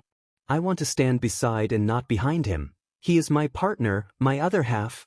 I ask that you judge me, not on what is happening on the practical exam, not what we have already released to the public, but on these SBMs alone. May bowed. May we continue with the demonstration? Please do. 13 said. The panel watched as the backpack propelled Nijire out of the way of attacks from her sides and back while she was blindfolded. Once the demonstration was over, Nijire walked over to May. If you can make that lighter, I would like to order one, the girl said, smiling. It would be my pleasure, May smiled, her eyes watered slightly. My very own customer. She turned to the panel. Thank you for your time, she bowed and exited the room. I like her, Nijire said, taking off the pack and setting it for the panel to examine. She is talented, 13 said. That she is, Power Loader said, looking over the blueprints. I admire that she could be guaranteed a spot, but she made these herself instead. 2 devices that would help and protect heroes today. I vote yes. Agreed, Cementos and 13 said. SBMSIS Izuku was the last person called for SBMSIS. Izuku walked over to a large third-year student, who was easily over 8 feet tall and broad, with a muscular build and a sharp quirk. Izuku handed a glowing shield made of light to a girl with short, cropped salmon-colored hair. She had reddish-brown eyes, long lower eyelashes, and several piercings in her ears, all with gray studs. Her girl's UA school uniform looked slightly disheveled, with a crooked collar, loose tie, and rolled-up sleeves. She wore tights underneath her skirt and had 2 pink bracelets on her right wrist. Thank you for helping with this, Heia-senpai, Izuku said. Now, the shield will disperse the kinetic force of the attack. Some will still come through and cause you to slide back. Mano, the girl said, raising the shield. Sorry if it doesn't work, Yu, the man said with a smirk. The boy reared back and fired off a solid straight right. Yu slid back just a little bit, but she smiled. That all you got? Yu taunted. When a leaping attack came at her, she didn't even get. I have also included a video of me using my quirk so you can see the difference. He set the holographic projector on the table and left. When he walked out, the campus was quiet, and it seemed like everyone had already left. He saw All Might waiting for him. The principal would like to speak with you, All Might said. Are the girls still waiting? Izuku sighed. No, I sent them home, All Might said. It has gotten very late. They are waiting for you at home. I will drive you home after your meeting. Okay then, Izuku rubbed his eyes. How are you feeling? You look amazing. All Might had returned to just about his peak form. There was no tremble, no limits to adhere to, he was back. I am perfectly healthy, he said. I don't have to drop form, my normal form is healthy and just as big. It is a second chance on life, thanks to you. Glad I could help, Izuku smiled. Do you know what this is about? Your request for a private lab, All Might said. Does this have to do with that pit below my tower? Izuku nodded. Nizu smiled when Izuku walked in. He motioned for the boy to sit as he served tea. I shall cut right to it, Nizu said once the tea was served. With the addition of dorms this year, each support course student will be provided with a small workshop. A private lab is often restricted to third years or those who have somehow managed an exclusive contract. Of course, you have one with Ms. Shield and Ms. Yayorozu regarding their suits. Ms. Hatsum, you have your own company, and I understand that you must create and work on those projects. That is not the only reason, Izuku said. He held up his hand, and Nizu watched as the flesh disappeared and the metal shone. There was no smell of blood or anything. It began to morph into different tools and devices. This was so far beyond anything on the market. It also allows me a sense of touch, Izuku said. Your quirk? Nizu questioned. Yes, Izuku said, but that isn't why we need the lab. Izuku took a deep breath and told Nizu about the existence of the creation pit. He showed Nizu the Ravage and Laserbeak model robots protecting his family, as well as the fully armed and upgraded EVA units. Then he handed him the specs of Midnight's suit. She debuts it tomorrow? Nizu set the file down. And this pit? Nizu said. It is governed by an AI your group designed, aided by new metallic alloys created by Ms. Yayorozu that you can now synthesize at will. It can use any metal or material and be created in seconds. You no longer need to create the item. You can create this pit through the interface, which will make it. There is nothing that is out of your reach now. A synthetic version of Momo's abilities, Izuku said. I patterned it off of her. We know how dangerous the pit can be, though we couldn't tell you all the ramifications of what would happen should it be discovered. We understand that lives would be at risk. But after the attack, it was our best option to guarantee our family's safety. This creation pit could lead to world war, Nizu said. You and your quirk, should the depths of its nature be fully understood, there are those that will do all they can to kill you. We understand. That is why we want to keep it under wraps as long as possible till we graduate and make names for ourselves, to help protect us, Izuku said. I believe the creation pit could lead us to war, but it can lead us to the future if used properly.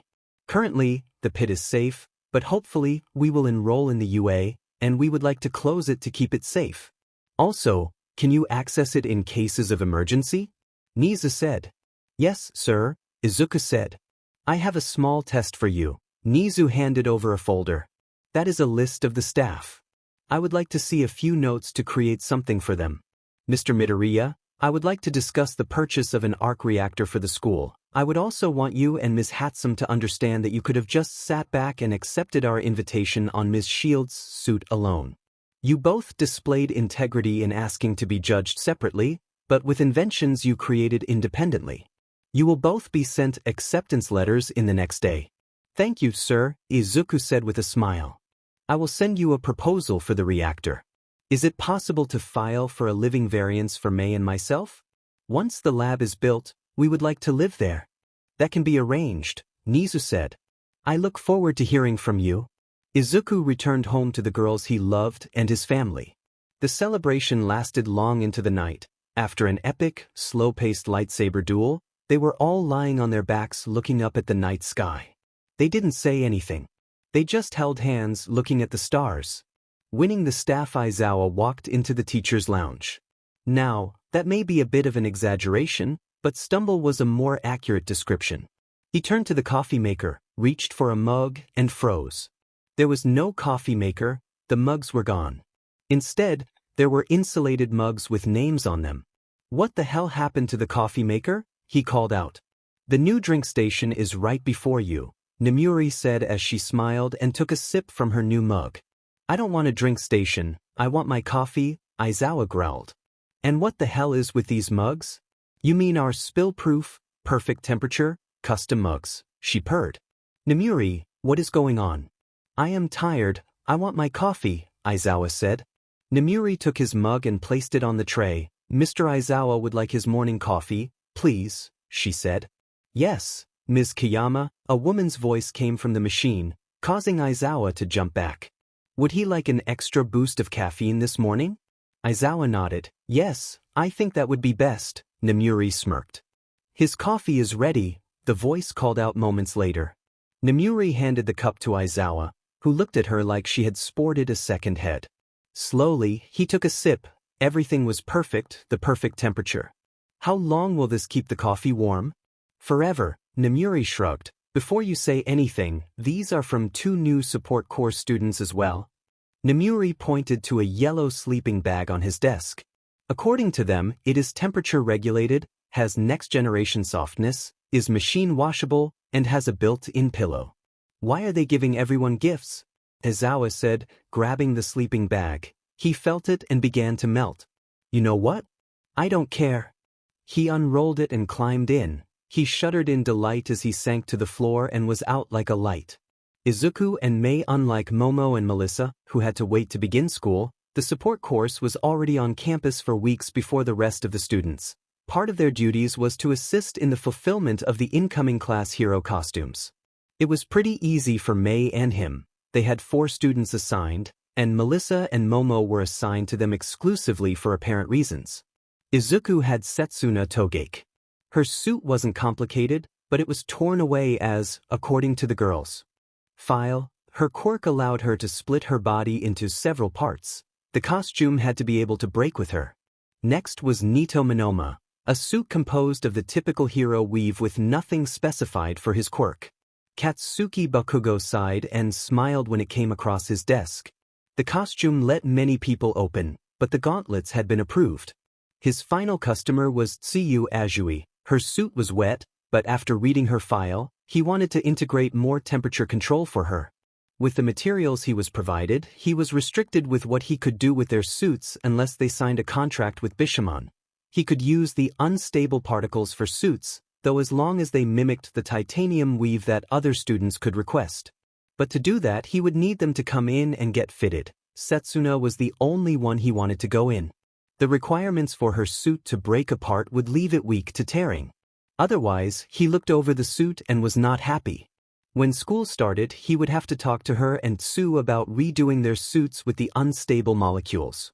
Mei enjoyed Itsuka Kendo, Nairenjiki Shoda, Yuga Oyama, and Mina Ishido. Mei looked over the designs and got work putting everything together. Their designs were simple, as in the case of Kendo and Shoda.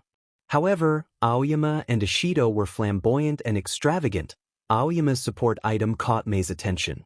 The item was a top-notch support gear created by the French company Performant.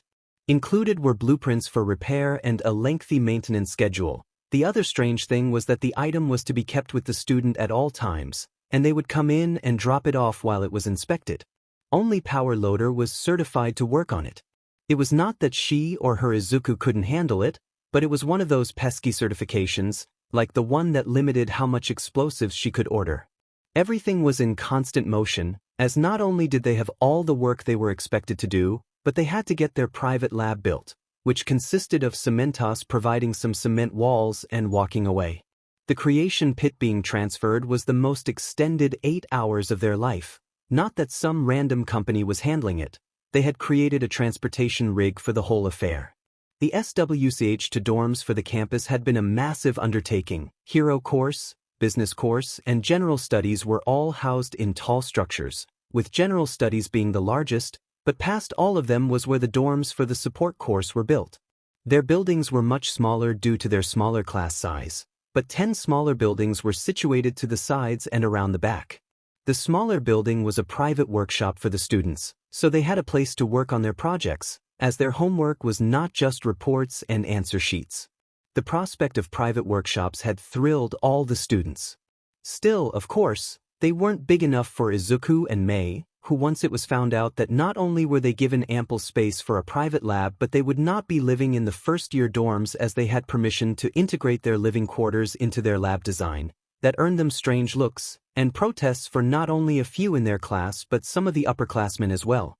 It was revealed that they were given this permission as they already had a support company, with inventions in production and on the streets that satisfied the protests but created different problems for them, with the upper-level students at least. Their class was impressed and very nice about the whole situation. Their class consisted of 10 students in total. Mei and Izuku were happy that they got at least to live with them for a few weeks so they could get to know them. After everyone got settled, Power Loader had them introduce themselves. Mei made her introductions, including her quirk of Zoom, and Izuku followed and explained the mechanical energy part of his quirk along with how to counter machines they left to create anything part out. Next, Washa Haki, a short, red-haired girl with green eyes styled like Momo's, pulled in a spiky ponytail but fanned out more like a peacock's plumage. Washa came into the dorms holding a slight grudge as she had expected to place first, but when she didn't, it lit a competitive fire. Washu amazed them all with her quirk, wireless. She was constantly connected to the internet, able to download and store nearly limitless data. Louis Nichols, an American student, followed the tall, lanky young man with a somewhat angular chin and a messy top of brown hair. The strange thing was the dark blue wraparound goggles that he always wore. When he explained his quirk, HUD caused him to see everything as if he were looking through a filter, and the overlay caused him issues unless he had his goggles on. He got a good laugh from everyone when he told them that it even gave him a map in case he got lost. Meina Fureisu was very timid when the Power Loader called on her. Her dark hair is tied into a ponytail at the back with a headband adorned with 2 bells, one on each side. The left bell is shaped like a flat screw head, and the right bell resembles a screwdriver head popping up. She has an average build and wide eyes. Her quirk was tighten/loosen. She could mentally make any screw or bolt tighten or loosen. She expected to hear some laughs, but everyone immediately declared she was their best friend. Maeda Yoshido was very excited to announce his presence to the class. He was tall with fuchsia hair hanging to his shoulders and captivating golden eyes. He was surprised to tell them that while he was interested in support items, his passion was in the costumes area, where he hoped to make breakthroughs in fabric integration. He was happy to demonstrate his quirk of measurement by giving out the exact measurements of some of the class and telling them the distance to different objects, even across campus. He offered to design some clothes for everyone as fashion was his passion. Mizuno Jiro announced he was the 10th son. He had poofy bright yellow hair that stood everywhere, looking like he had just stuck his finger in an electrical socket. It resulted from his quirk current. His hair would stand up whenever he activated it. Of course, this prompted Maeda to run off, wet his hair and come on. Sure enough, he activated his quirk and poof, which led to a great laugh. Mizuno was smiling the entire time. Ishii Ryo, the girl, was 5 feet 6 inches but a wispy 120 pounds. She had fair, nearly porcelain white skin, jet black eyes, and waist-length honey blonde hair. She introduced herself and created a ball of floating light that she demonstrated could be used as a flashlight, which was the name of her quirk. Ishii was very excited about being her. She told them she was happy that other girls were in the class as the small village she came from made fun of her for wanting to go into support engineering. When Noda Tsutomu stood up, everyone was staring. The boy was 4 feet 5 inches but extremely muscular and stocked. He had salt and pepper black hair and eyes, making him look older than all of them. His gruff voice added to an image that all he needed was a beard to resemble dwarves from fantasy books. He smirked as he could see his classmates thinking the same thing. I am growing a beard the first chance I get, and I own a warhammer. His quirk, he called Worker, allowed him to turn his hands into any essential tool, including sockets up to a shovel. Last was Tao Hataka, with black hair and eyes. He stood up, fidgeting, and introduced himself quickly before stating his quirk was step by step. He explained that once he completed a process, it was ingrained into his muscle memory, and he could repeat it without thinking about it, but it had to be from beginning to end. He couldn't stop or start halfway through. Otherwise, he would have to create a new rote. Once the introduction was done, Izuku and Mei had to answer about what inventions they had already sold and produced, but everyone was having a good time talking and laughing. It made the couple promise to hang out with their class whenever possible. Once the creation pit arrived, it was a simple matter of issuing commands. Nizu watched in awe as the process began. Glass Steel's creation ensured that the entire building was just a metal box, and the introduction of vibranium and mithril particles into the glass made them virtually indestructible. Izuku and Mei had created it just before school and would change all the windows in their parents' homes shortly. As they did not have to make the nanobots from the beginning like they did the first time, the process was much quicker, though it took several days to finish everything. The pit was lowered into a sub-basement after bots dug out the surrounding area and created vibranium/mithril walls. Tubes fed the tanks at the ground floor for the unstable molecules vats. Nizu just shook his head as computers and workstations just formed from the liquid, luxury items for their living quarters. It was better than any lab he had seen at any corporation around the world. Sleek and clean, everything materialized in a matter of days. The only thing this building required of UA was to connect to the waste disposal, and even then, that could have been more questionable. Their lab was completely self-sufficient, and the arc reactor was up and running. He watched as they created a second reactor and had robots move it to the location to take the UA off the power grid. The savings boggled Nizu's mind. These children had changed the world, but the world didn't know it yet. Once they were moved in, did Mei and Izuku fulfill some fantasies? Yes, they did. They also sent a video to Melissa that made their girlfriend very anxious about the start of the new year. Melissa sent him a photo of herself and Momo in some very suggestive string bikinis lying by the pool. The weekend the hero course moved in, Izuku walked Momo back to her dorms. Of course, they stopped to kiss some. When he came home, he was greeted by Mei and Melissa already in bed and invited him to join. The beginning Izuku and Washu were tasked with going over the hero course costumes before handing them over. It was then that Izuku opened a case and saw just a pair of gloves and boots. What the hell, he said. What is it? Washu said, closing another case. There are only gloves and boots in here. Where is the rest of the costume, he said. Washu grabbed the file, That was all that student requested, Washa said. Their quirk is invisibility, but it only works on them, not their clothing. Oh hell no, Izuku whispered. What class is she in?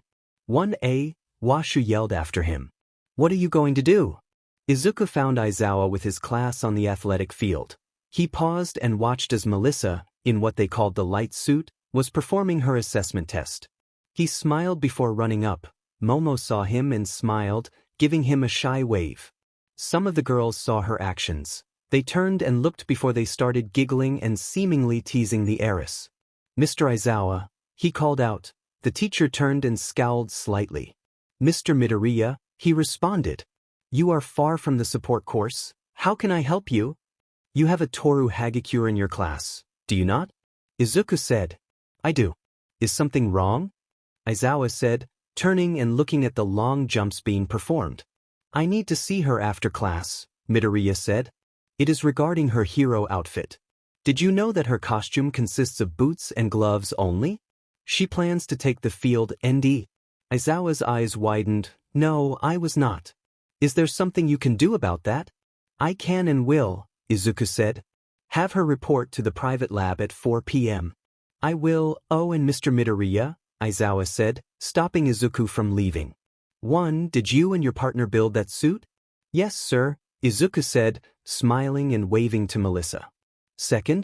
Thank you for the sleeping bag, Aizawa smirked. You can leave now. You're welcome. Thank you, sir, Izuku said, running off. Power Loader was understanding when Izuku explained the situation. No one will be expelled today. You all tried your best, Aizawa said, looking at his students. Now, all of you, these are your benchmarks. These tests will be repeated, and I expect improvement. You are done for the rest of the day, Ms. Hagakure. Toru stopped and ran over. Yes, sir? You are to report to this building. What do I have to do? Toru said she was a bit suspicious, but if he made something for Momo, she wouldn't run into combat naked if it worked for her. The thought of her first NTMT touch being by accident did not make her feel good. Stripping naked was no big deal to Toru, so she did so and slipped into the chamber after providing a DNA sample. They went with a simple black body two-piece bodysuit with gloves and boots. Toru was skeptical as the tank drained, but when the liquid was gone, she saw the suit for a moment before it disappeared. Toru released an excited scream. She took off a glove and dropped it on the floor. After a moment, it appeared, she put it on, and after a moment, it disappeared. Izuku was hugged by an invisible girl who thanked him repeatedly. After a few moments, she removed the suit and set it on the table for him to add to her case. As they left to rejoin everyone upstairs, Izuku learned that Toru couldn't turn her quirk off, that she hadn't seen herself in 14 years. Mei and he were in bed and he couldn't sleep. He knew why and what he had to do. Slipping out of bed, he walked down to the lab. His mistake would not happen when he activated his quirk and started creating. Mei woke up to the alarm. Per tradition, she rolled over to cuddle with Izuku and demanded 5 more minutes, but when she couldn't find him, she sat up. She found him in the lab, and he was working on something. She waited for him to finish, and when he did, he looked exhausted. She was going to chastise him, but he explained that all she could do was kiss him and drag him to the shower to wake him up. Izuku's game Momo and Melissa were surprised when the classroom door opened, and Izuku looked like a zombie. Izuku, are you okay? Melissa said, concerned as they rushed over to him. Izuku nodded and walked past them to Toru. Is everything all right, Izuku? She said, slightly nervous. Wrist, please, Izuku said. Slowly, Toru extended her hand, arm decorated with several bracelets. Izuku took hold of her hand, making her eep slightly. He pulled out a metal bracelet with a red line nested in the center. He placed it on her wrist. He pushed on the side of the clasp. On off, he said. When he clicked the button, she felt a shiver run through her. What does it do? She started to say, but her voice faded as her hand materialized. The class went silent. Toru scrambled to grab her phone. Turning on the camera, it tumbled from her grasp. She could see herself. It revealed that she has long, messy, wavy chartreuse hair with pink specks, bushy eyelashes, and big, round eyes. Her irises are teal on the outside and yellow on the inside. Can you see me? She turned to Mina, who nodded. Can you see me? She asked Momo and Melissa. Yes, they said. She looked at the class. Can everyone see me? She managed to say as tears ran down her face. She turned to see Izuku walking towards the door. She bolted from her seat and spun him around. How? Why? Disrupted your quirk, and I couldn't sleep knowing that you have had to go through your life without being able to see yourself. It must have been excruciating, he said. I apologize for overstepping, but I just wanted to help. Toru couldn't say anything. Her emotions overwhelmed her, so she placed both hands on the sides of his face and pulled him into a kiss. Momo and Melissa were too shocked to move or say anything, so the entire class went silent. It was a brief kiss, nothing torrid. Thank you, she whispered when she pulled back. Thank you so much. No game at all, Mina said, wiping her eyes. I hate this guy. Mineta muttered. Shota Aizawa, aka Eraserhead, aka the homeroom teacher for Class 1A Hero course at the prestigious U.A, was unprepared to walk into the chaos of his class today. First, all the students were in an uproar. Second, there was some girl in his class with chartreuse hair clinging to another student, Izuku Midoriya, who wasn't even part of his class, and she was crying. His cheeks were flushed. Mr. Midoriya, why are you here and miss? Same question, he said, taking a sip of his coffee. I came to give something to one of your students, Izuku replied. Aizawa noticed that the young man had the telltale signs of having pulled an all-night. The crying girl composed herself and looked at Aizawa. Mr. Aizawa, it is me too. Ms. Hagakure, he said, stunned. I thought you couldn't turn off your quirk? I can't, but, she dabbed at her eyes. He made this for me. It shut down my quirk. It let me see myself, this sweet, wonderful, Toru was sputtering. Instead, she grabbed Izuku and kissed him again. It was a brief kiss, but the class ignited again. Sorry, she whispered, stepping back. Explain and quickly, Aizawa said. After talking with, he glanced at Toru, his cheeks still flushed from the kiss. Toru yesterday and helping with her costume issue. She told me that she hadn't been able to see herself since her quirk activated, and it bothered me. So last night, I made that bracelet to suppress her quirk so she could turn it on and off. The ramifications of this young man's words hit Aizawa like a ton of bricks. This young man had figured out a way to create a device that suppressed a quirk during the night. He had made quirk suppression a reality in one freaking night. Does she have to remove the bracelet for it to work? No, if she hits the button, it will allow her quirk to reinstate itself, Izuku said quickly. Toru said, holding the bracelet protectively. Izuku, heck, everyone could understand what Toru was asking in that one word. What if after she turned it off, it didn't work again? Toru, I promise it will work again, Izuku said. If the bracelet breaks, I can make you a new, stronger one. This is just the basic model. I will make one that can withstand the vigor of combat for you as well, I swear. Izuku had his hand over his heart as he made his declaration. I thank you, Izuku, Toru whispered. She closed her eyes and pressed the button. The whole class watched as Toru's body faded out, even the bracelet. The same feeling ran through Toru when she pressed the button, and the strange sensation washed over her, and she saw her hand materialize. She started to jump for joy, but suddenly Mina hugged and whispered something. Toru went bright red and held her skirt down. A fountain of blood had erupted from Mineta's nose as he fell back unconscious. Momo activated her quirk and pressed something into Toru's hand. Excuse me, Toru said as she fled. Izuku wobbled in place when Toru jumped. Her skirt had fluttered up, and Toru was not wearing underwear. Do you? Aizawa started to say. You have no, Mr. Midoriya? Yes, sir. Izuku said, snapping to attention. Here is a hall pass. Get to your class, and we will be talking about this later, Aizawa said, rubbing his nose. Izuku was unsure what to do but go to class, ran over and kissed Momo and Melissa on the cheek before he fled out the back door. Aizawa pulled out his datapad and scheduled an emergency lunch meeting with Nizu and Powerloader.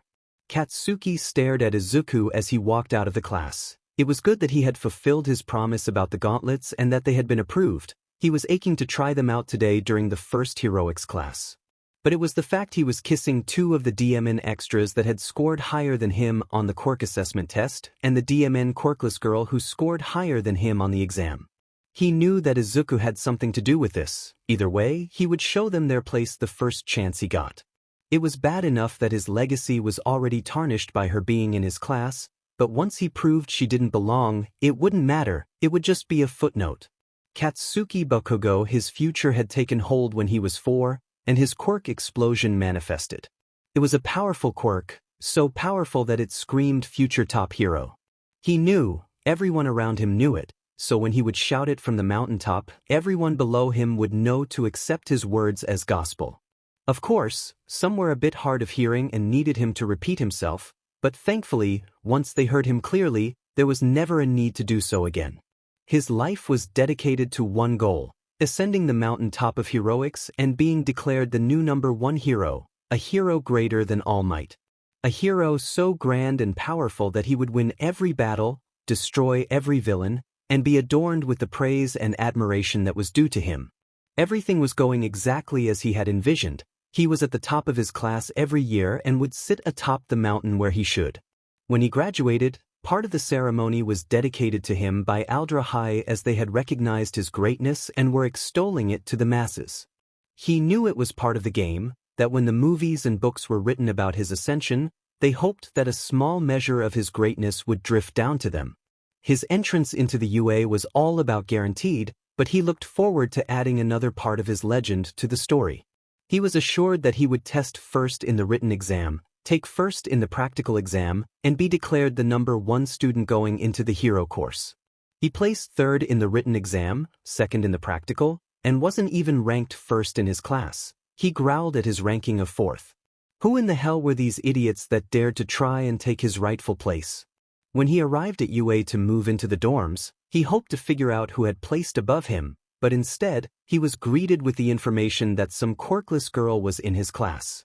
That somehow a quirkless person had made it into UA and the hero course. A quirkless was going to be in the same class as him, tarnishing his legend. There was no way this could be allowed to continue alongside him. He would show her and make sure she knew her place. Support course, welcome Mr. Midoriya. Where is your pass? Power Loader said that when he walked in, Izuku promptly handed it over. We can discuss this more later, please take your seat. Now, we were discussing registering a patent for our mythical invention, the quirk-suppressing HNDCFFS. His teacher's words drifted into Izuku's ears as he sat. Mythical invention, OH sheet. His mind screamed. The lesson was about registering an invention with the patent office, something that Izuku and Mei were intimately familiar with and could contribute to the lesson with some insight from the obstacles they had faced early on. How do you two know so much about this? Maeda said. They have their own company, remember, Watsu said. That is why they get to live in their private lab. Izuku Midoriya and Mei Hatsum are the inventors of Sunshine Laundry Units and the Capture Grenade. They have successfully filed for and been awarded 18 patents. They own their own company, Junkyard Support, which recently opened several subsidiaries and added Melissa Shield and Momo Yaoyorozu to their board. Mei and Izuku looked at her. What? It is all public information. It is always connected, remember? She said, tapping her head. Well, if you guys start working in costumes, let me know, Maeda said. Actually, Mei began to say, but the stare from Power Loader made her stop. We can talk later. The rest of the morning was regular. After they discussed patent SBMSN, they dived into rules and regulations regarding the type of equipment regulated under support gear and those that fell under different laws.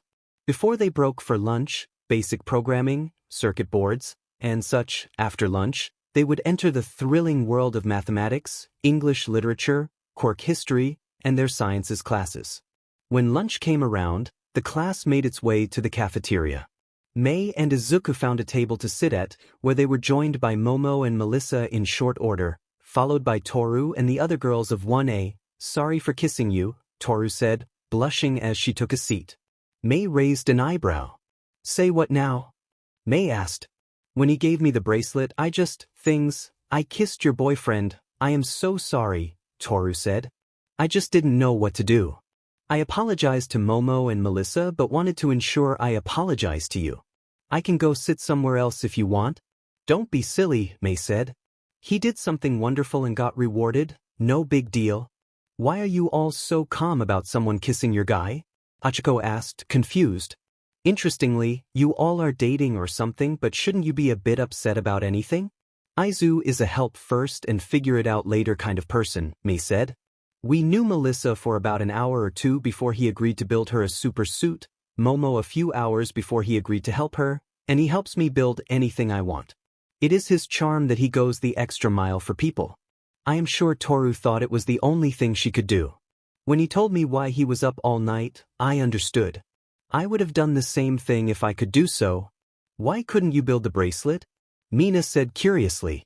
Izu's mind just works differently from mine, Mei shrugged. Some things I can do better, others he does. It is what makes us a great team. I guess that makes sense, Hachiko said, thinking about it. If I were Toru, I would have kissed him too. She blushed, but soon nodded as did Mina. It was probably overwhelming. Toru blushed. My mom and dad would like to meet you to thank you. If that is possible? Okay, Izuku said. As long as they don't try to give me money for the bracelet. What, are you rich or allergic to money? Kyoka said. No, I didn't do it to get or expect to get paid. I did it because she was in need, and I could do something about it, Izuku smiled. I wanted to be a hero like all of you when I was little, but when my quirk came in, my mom said I could help more people and heroes by creating things. I want to do both, Hachiko said quietly. I want to be a hero and make a good living by caring for my parents. Is that bad? No, the table all said in unison, making Hachiko jump. They all laughed. I want to be able to take care of my family as well, Sue said. I think most of us do. Most of our parents have given up stuff so we could do this. I think it is fair that we want to be able to take care of them in return. The real question is if there was no money guarantee, would you still do it? Mina said. I would. I want people to be safe and smile knowing that there is someone out there looking after them, Hachiko said.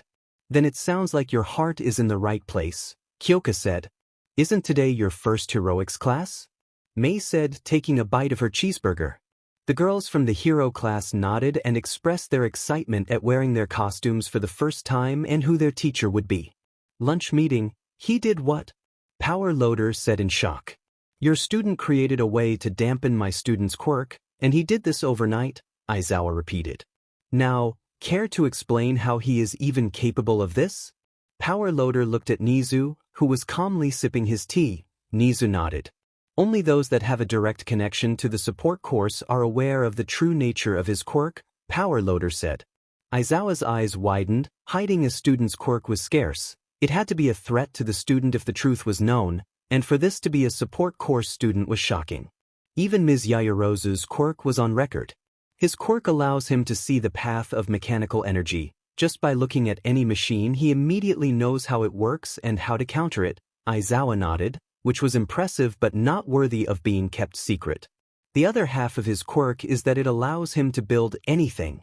Power Loader emphasized the last word, and Aizawa's eyes widened. He doesn't have to know how to build it if he wants to build it. He can, part speed med, and his quirk will use whatever is around him to get it done. Then why is he even enrolled here? Aizawa said, looking at Nizu. Because Mr. Aizawa, just because he built it doesn't mean he knows how he did it. It requires him to reverse engineer it, Nizu responded. He is here because he wants to learn those processes.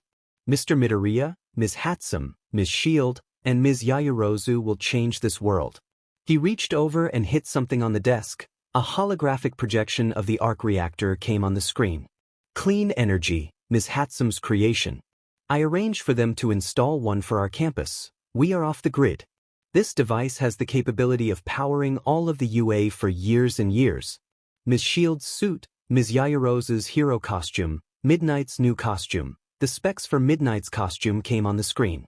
That isn't even everything. The EVA and Wally units came up next, the Capture Grenade and Sunshine Laundry unit. Aizawa used the Capture Grenades after they came out. They were amazing, along with the laundry. He purchased one almost immediately. It saved him so much time washing his costumes, allowing him to sleep more. Then he thought of the drink station, his sleeping bag. His sleeping bag was fire-rated, but he remembered reading that it was knife and bullet resistant. The drink station in the teacher's lounge, he had never seen that thing be refilled, and he left coffee in his mug for over 24 hours, and it was still perfectly hot. The sugar hadn't even settled. Izuku watched as the tricorder was displayed next. Artificial organs, the hard light shield, 6-stick from Izuku's submittals, and Mei's submittals. They built those on their own. He didn't use his Quirk for that. We have the proof, Power Loader said, cutting off Izuku's question before he even asked. As the specs for the nanobots filled the screen, followed by Melissa's suit, Izuku just sat back in his seat, stunned into silence. Now you know what he has just done. He has created Quirk-suppressing HNDCFFS, but he doesn't even know it, Nizu added. Mr. Midoriya and his friends are just getting started. We are witnessing the shaping of our future. 6-stick, hard light shielding, capture grenades, and now the cuffs, Izuku said in shock. You outfit a police department with those and have a force that can take down most villains without calling for a hero. All they need is a non-lethal projectile. Hell, every hero out there should be running around with their gear and that suit. Nemuri had been telling me that her new suit would be the start of a huge change. I think it would be best if we called him and Ms. Hatsum in, Power Loader said. His tendency to jump in and fix something seems like there is no thought to anything else. That is what drives him, Nizu said. His longing to help people is so strong that he doesn't think of the implications or monetary gains from his actions. Mr. Izuku is right. He could walk away now, and the world would be changed for the better than when he first entered it. He is thinking more about it just because he can, which doesn't mean he should, but as today is evident, maybe we should encourage him to think harder. Other lunch meeting, so there I am, the building's outer wall had half fallen. I managed to get Denki out of the way from being crushed, but a piece fell, hit me in the back, and knocked me senseless, Kyoka says. I stumble, trip, stumble again, more wall falls, trapping me. I am stuck and can't get out. Denki is no help, the 0-pointer turns the corner, and all the other heroes have already run now. I think I am toast. The table is all staring at her as she tells the story, mainly for Izuku and Mei. 0-pointer reaches back to punch me into a paste, and the boom, superhero landing and blue and gold armor land. The crazy energy shield pops up, and she blocks the punch, grabs the rubble, throws it like a boss, and grabs my hand. Her glove comes off, and I go rocketing away along with one grabbing Denki. She turns to the 0-pointer and yells about their revolution ending here and now. Then this giant blast tears out of her chest and cuts the thing in half. You seem to leave that part out, Izuku smirked. Melissa blushed. What were you talking about with the revolution ending? It was weird that the robots were talking about today being their uprising, Melissa said. Achiko nodded. I ran into a group, and one of them was wearing a bandana and waving a flag. It was very odd. The principal has a strange sense of humor, Mei said with a shrug. Other lunch meeting, those are the ones, the robot said, peeking around the corner. Yes, if we can enlist them, then we can rebuild our brothers and begin the reign of the machines, another replied. What are you two doing? Snipes said. Now, partners, I thought we settled this. I guess we will have to go one more round then. Scatter, the robots yelled. After lunch there was a question on why two robots were hogtied in the hallway, but the students just shrugged and chopped it up to UA being UA. Izuku and Mei entered the world of regular classes while Melissa and Momo were ready to enter the world of heroics. Melissa already knew who would come in the door, but the rest of the class didn't. As soon as they entered the room, the class took their seats and were quiet. They just stared at the door. The bell rang, and the tension could be cut with a knife. Slowly, the door opened, and there was an intake of breath. A sudden gust of wind came, and All Might stood before them.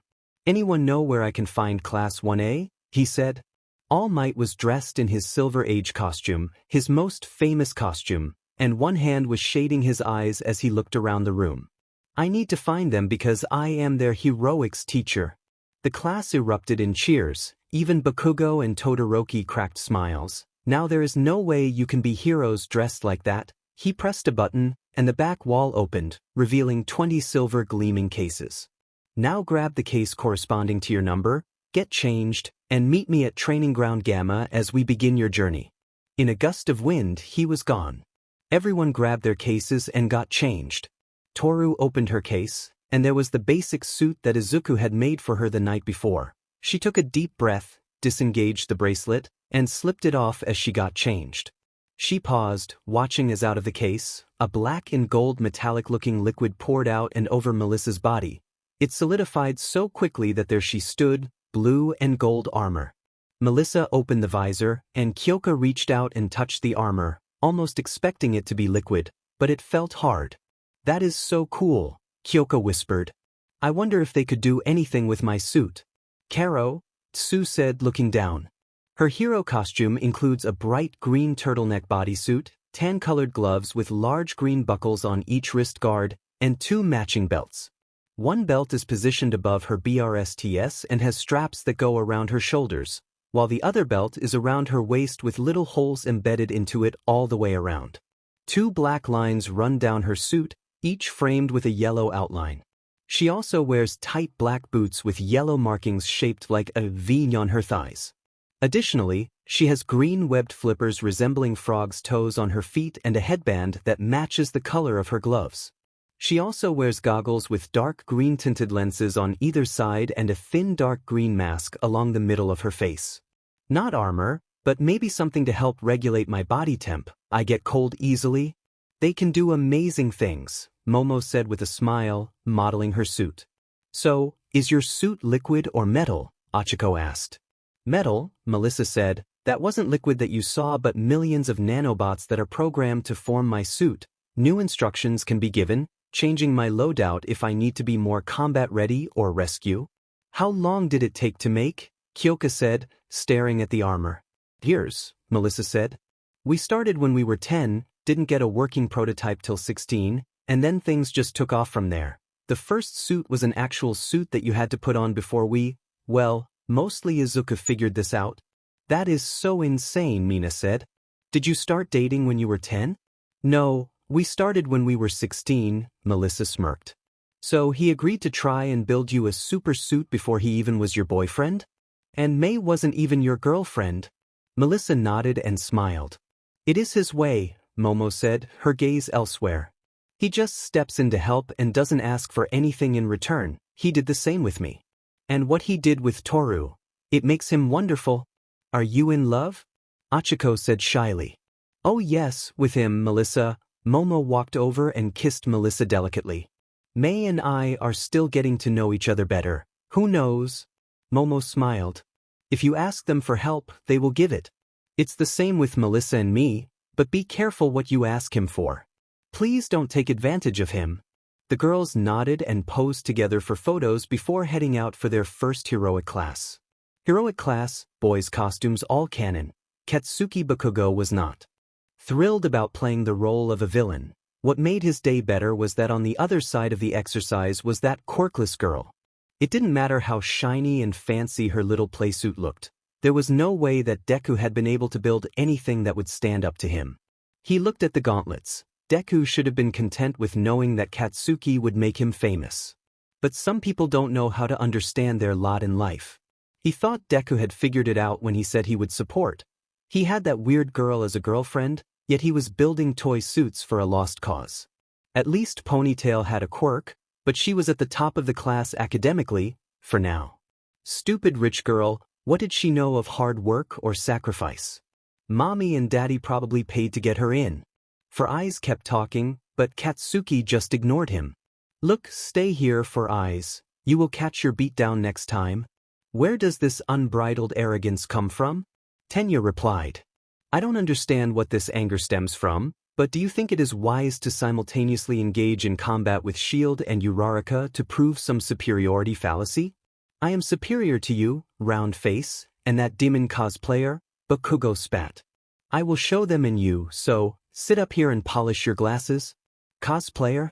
Tenya said, stunned. "You are the most unpleasant person I have ever met. You are rude, vulgar, egotistical, and most of all, a fool." "You want to catch this but whooping first?"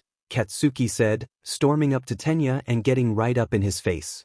"You are invading my personal space," Tenya said as he removed his glasses. "You, sir," are nothing more than an egotistical bully convinced of your superiority because you were a small fish in a small pond. You have no idea what it is like to strain under expectations or understand that no matter who you are, there is always someone better. The strength of a true hero does not come from their muscles or how many villains they beat, but from the strength of their character and their willingness to stand in the face of adversity and tell someone, "Your likes will not cow me. I failed at the exams by running from the zero-pointer, and I shall not fail again." Tenya and Katsuki stood face to face.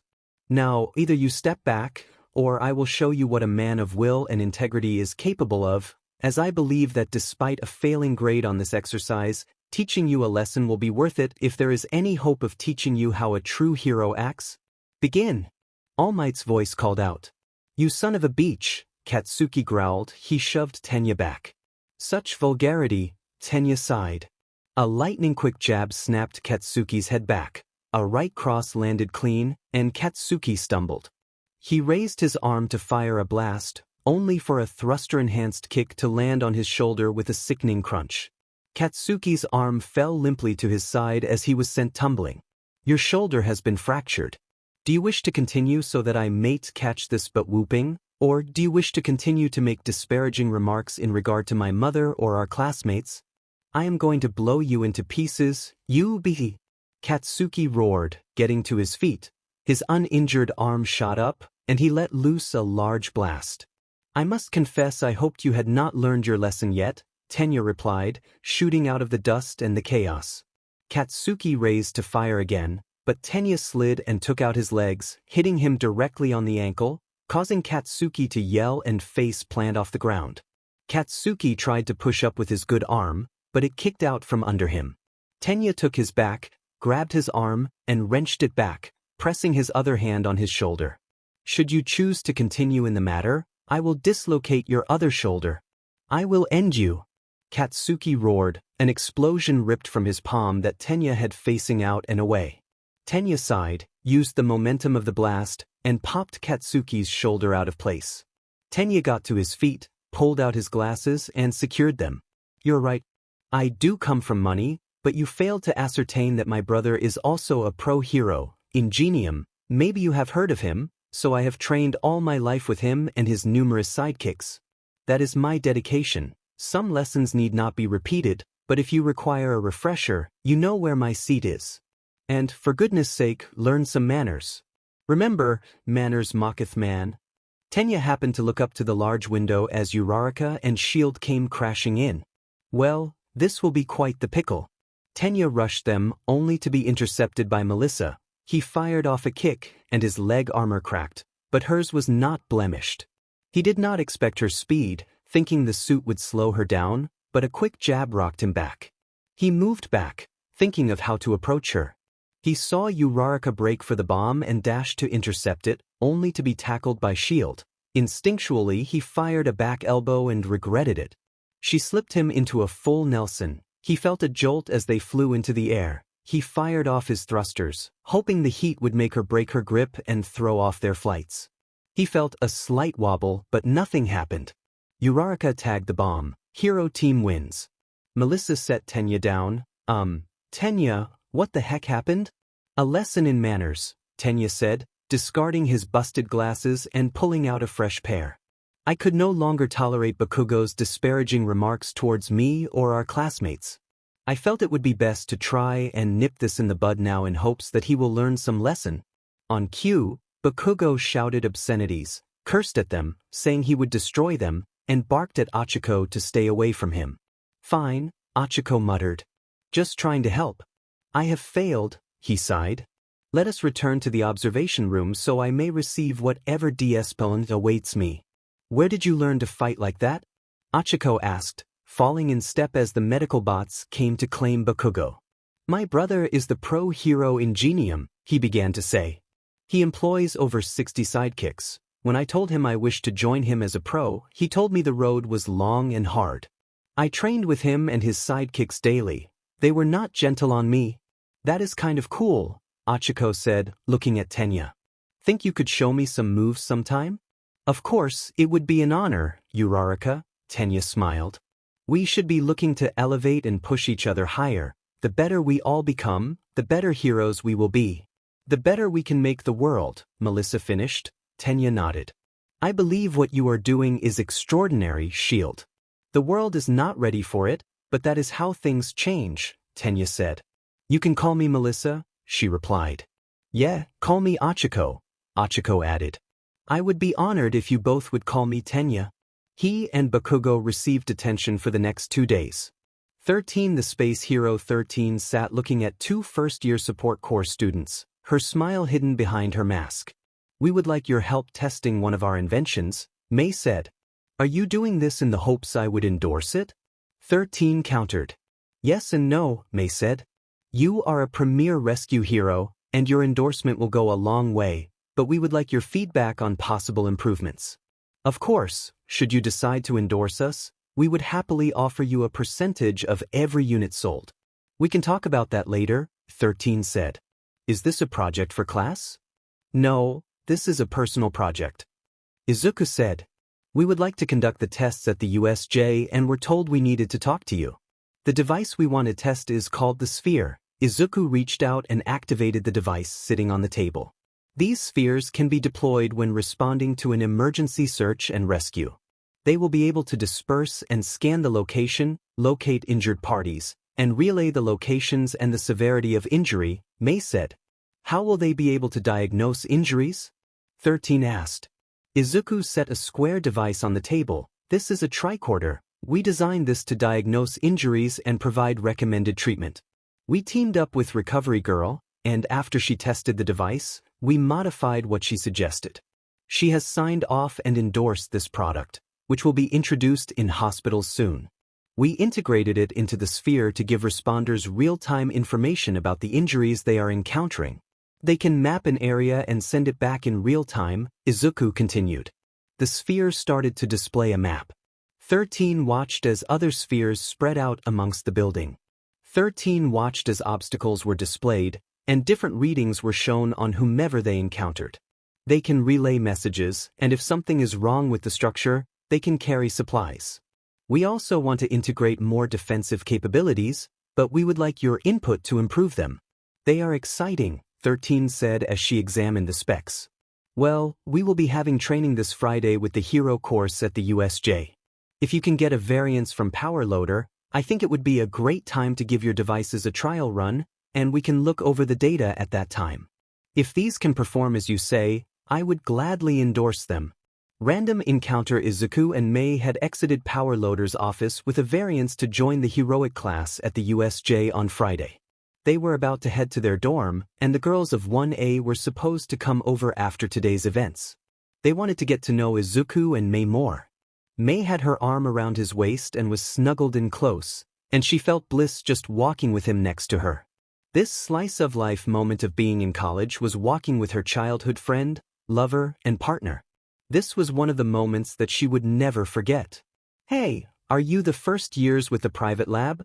A voice said suddenly, snapping her away from her bliss. They stopped, and standing there were 3 older students. The one that had spoken was tall. Being tall meant many things, but May had to crane her neck. The boy was close to 8 feet tall. Yet he was skinny, had an elongated neck, sharply pointed chin, angled cheekbones, and tapered black eyes. Beside him is a young woman with long, blonde hair that would reach down to her waist if it weren't always worn in her signature style. She has 2 tightly curled ringlets on each side of her face and a wide, folded bun at the back with 3 more ringlet rolls beneath it. She has ridiculously long eyelashes, made even longer by her excessive makeup, and is always seen with dark lipstick on. Her face was painted on. May was no makeup expert, but she couldn't imagine how long that took or why someone would do it. Momo and Melissa would wear makeup, which accentuated their beauty. This was more akin to a kabuki performer. She was looking at them with a look of an empress talking to a farmer standing in a pile of dirt. The third girl had pale pink hair that shifted to pale blue when it reached her forehead, with a single strand hanging down past her face that was pale green. Her eyes were bisected in half, with the top part being blue and the lower half green, matching the color changes in her hair. When the breeze blew the loose green strand, her eye color also shifted to match. She was attractive if it wasn't for the look on her face as she looked at them. From their uniforms, they all appeared to be UA students and third years. Mei's heart swelled when Izuku placed himself between them and her. Mei grabbed her phone and sent their location to Momo and Melissa. "We are," Izuku said. "May I ask who you three are and how may we help you?" Momo and Melissa's phones pinged. They looked at each other and leaped from their seats in the common room. Their chairs fell back, startling the other girls seated at the table, working on their homework before they were supposed to go to the labs and hang out. Sitting at the table, Tenya, Ijiro, and Denki took off running after them, followed by the girls. "What is wrong?" Tenya said. "Mei and Izuku may be in trouble," Melissa shouted. The boy stepped closer, towering over Izuku. "Taka, we are your seniors. I suggest you watch your mouth," he said. "I don't know you, so that doesn't matter," Izuku said. "Now, if you don't step back, I will make you." "Taka, calm down," Kabuki's face said. "I am shocked that you don't know the number 1 beauty of UA 2 years running, but if I must introduce myself, I am BGMI Kenranzaki. You have met Taka, and this is Yuzuki." She stepped to the side, and Izuku's gaze shifted from Taka to her. Taka hadn't moved. "You should be thankful we came to find you," Yuzuki said. "Why is that?" Mei said, moving to the side of Izuku but still back a few steps, ready to deal if these two girls wanted to throw down. BGMI clasps her hands. "I was dying to know how a couple of first years managed to secure such a building, and you have the honor of showing us your lab." "Why would we do that?" Mei said. "Do just let every random person into your labs?" Yuzuki scowled. Taka glared at Mei and went to move, only for Izuku to slide into his path. "If you are third year, then you know the rules that would allow someone to have their own private space, and we won't be inviting you in anytime soon. Are you hiding something?" BGMI sneered. "Yes," Mei said. "Our inventions and intellectual property." "Watch your mouth," Taka sneered. "If you don't step back, then something bad will happen to you," Izuku said. "Just answer the questions then," Taka said as he tilted his head, looking down at Izuku, his fists clenched. "We don't owe you anything?" Mei said. "But this isn't going to go how you three think it will.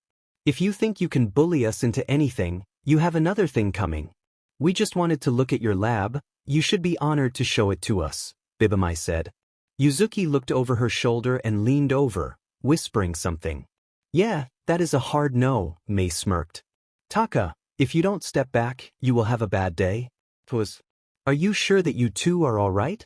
Tenya said as he kept his eye on the 3 third years. "Yes, thank you," Izuku said. "I'm sorry, I don't know your name." "My apologies, Tenya Ida," Tenya said with a polite bow. "This is Ijiro Kirishima and Denki Kaminari. We came as backup when Melissa informed us that you and your lady friend may be in trouble." "That was very nice of you," Mei said. "What was all that about?" Momo said. "We had just come from a meeting with 13 about the spheres," Mei said. "Oh yeah," she hugged Momo, her face lighting up. 13 said we can test the spheres during your guys' rescue training on Friday. She is willing to review the data and offer her suggestions. If they work as we say, she may even endorse them." Momo affectionately returned the hug. "That is great." Mei, those 3? Melissa said. "Oh, those were trying to bully themselves into our lab," Mei said, releasing Momo. "They were trying to say it was a privilege to show them. It seemed like things were going to escalate, so I sent the signal. We didn't know their quirks. I didn't think it was like that time, but better safe than sorry." "Good thinking, Mei," Melissa kissed her on the cheek. "I'm sorry, that time?" Kyoka said. "Rather not talk about it," Melissa said, and Momo nodded. The others saw deep emotions cross the 4's faces. Mei absently rubbed her shoulder, and they saw Izuku hold his wrist. "Sorry, didn't mean to pry." Kyoka winced. "No, it is fine," Izuku said with a smile. "Why would showing your lab to other students be such a big thing?" Denki asked. "Inviting another inventor is like inviting someone to come rummage around your underwear drawer," Mei said. "Or more like we don't want them to try and steal our stuff. Imagine if Mr. Aizawa put a problem up on the board and said the first one to solve it gets 1,000,000 points and doesn't have to do homework all year," Melissa said. "Would you let anyone come walking in where they could see the research or progress you have made with the problem?" "I get it now," Denki said. It is a personal space that you have to trust the people you are letting in, and in your guy's case, they can try and steal your invention from you, costing you money. Exactly, May said, smiling. We have a huge pot of stew at home if you would all care to join us. Izuku offered the group. That sounds nice, Toru said quietly. I would like that very much. It would be nice to get to know you two better, Achiko said with a bow. I would like to join as well, Tsu said. I also wondered if I could talk to you about improving my suit. I wouldn't mind hearing some ideas for support gear, Denki said. I just want to hang with some friends, Ijiro smirked. Enjoying a nice meal and friendly companionship sounds very nice indeed, Tenya added. Then let's head home. The more, the merrier, May said with a smile. Food, friends, and making inventions sounds like a great night to me. Achiko, Kyoka, and Tsu all blushed. Denki nearly fainted, Ijiro's eyes widened, and Tenya stepped back. Now see here, Ms. Hatsum, making inventions is what she calls making babies, Melissa said quickly. Everyone visibly relaxed. Toru was sputtering, looking back and forth. I don't think I am ready, Toru finally said. Momo laughed and explained what May meant again, causing Toru to relax as they walked towards their home. Izuku stepped next to Tsu. What is it that you wanted to talk about? I was wondering if it was possible to do something with my suit, Karo, Tsu said. Due to my quirk, I am very susceptible to the cold and was interested in something to help regulate my temperature. Also, if it gets too hot, then dehydration is a real concern as well. To be honest, the answer is yes, no, and kind of, Izuku said, Tsu's head tilted to the side in confusion. The no is that there isn't much with what is currently available. Maybe we could add some things that would help a little, but they would add bulk. We could do it easily, but you must sign with our support company exclusively. You have your own company? Achiko said, shocked. Yup, May said, grinning. That is how we got our place and personal lab. According to U.A.'s rules, you have to have a company that has put items to market or has signed people to exclusive contracts. Who do you have? Ijiro asked. Me, of course, Melissa said, because of the suit they built, Momo, and they signed Midnight. Wait, do you have our professor as a personal client? Denki said, shocked. No freaking way. Mina said, I watched that press conference. That suit looked so awesome, and she was saying how she didn't have to tear her suit anymore, and I offered some of the best protection on the market. Izuku and May smiled. Am I a personal client? Terest. You did make my suit. No, I filed for a personal exception with the principal and power loader, Izuku said. We kept your suit in line with what every other student can order and have made with the support course. The difference, of course, is turning invisible for you. As a safety concern, it was easy to get a variance, and after the suit is made, there is no worry of our technology getting out unless your suit gets stolen or something, May added. But it is the same risk we have if that were to happen to Momo's suit. Then can I sign up to be a personal client? Toru said, fidgeting. Of course, Izuku smiled. Toru did her best not to let her smile run away with her. I am interested as well, Tsu said. What does that entail? Do I have to sign some contract for support gear? Denki said. No, we can help you design it, but we won't be able to build it with any of our tech, May said. I am confident that the material in the support course would be more than adequate to build what you have in mind. It is all top-of-the-line material, but someone else may be assigned to build it. So what if we want you to do it? Kyoka said. Well then, May looked to Momo. Then you have some options, Momo said. You can pay for the design and creation, then the item is yours, and we can sign a maintenance contract. The other option is that we sign an exclusive contract where you agree to only ever use our tech and support items. In return, we get a percentage of future earnings to recoup our initial cost and to pay for our future services.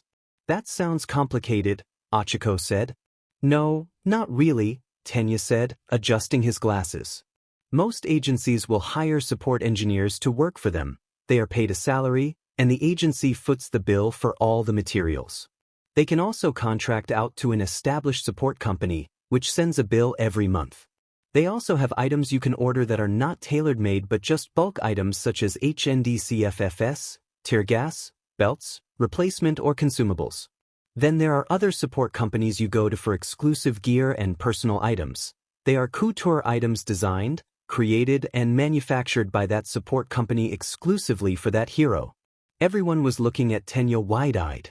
That hero then signs a contract promising them a percentage, normally a few percentage points, but it could be much higher if the hero cannot do their job without the item. Often, that company hopes that something they design for the hero will catch the eye of other heroes, and then other heroes will come to them for a similar item, the same item, or their own personal item. How do you possibly know all of this? Denki said, stunned. My brother is the pro hero ingenium, Tenya said. He is a great inspiration to me and employs over 60 sidekicks. I remember when they switched from an outside company to an in-house one. It was a very long discussion with them talking over the pros and cons. I think I will stick with workshopping something and going the free route, Denki said. Depending on what you need, that is the best route right now, Melissa said. So what percentage of my future earnings would I have to offer? Sue said. I don't think I could afford midnight levels of gear. And what if I want to break the contract later? If I remember, it is 5%, Izuku said, looking at Momo, who nodded. And if you break the contract, then you have to surrender the suit. Again, Momo nodded. Can I buy it and keep it? Sue said. Yes, Izuku said. You just have to pay full price. But that is established at the time of the suit being made. So what if she wants 10 suits in different colors? Mina said, her mind already racing at all the ones she would want. Same 5%, May said. The goal is to build a relationship with the hero and keep improving the suit so they never want to leave. Imagine if you supply the suits for Tenya's brother's agency. I think I am in the wrong business, Achiko said, getting a laugh. But all I do is remove gravity from an object. Come again. Izuku and Mei said that they were coming to a dead stop. My quirk is zero gravity, Achiko said innocently. She grabbed a rock, activated it, and just nudged it up, and it started floating away till she pressed her fingers together, releasing it.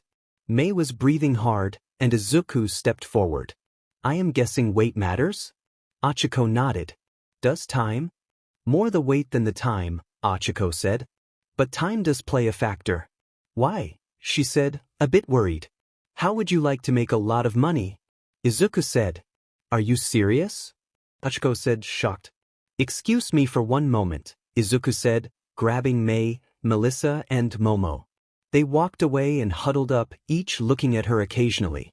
The huddle, I mean this way, we won't have to go through all the expense of building a rocket pad, Melissa whispered, looking to Achiko. We can just have her release the gravity and have the EVA units fly it up, Mei said, looking at Achiko.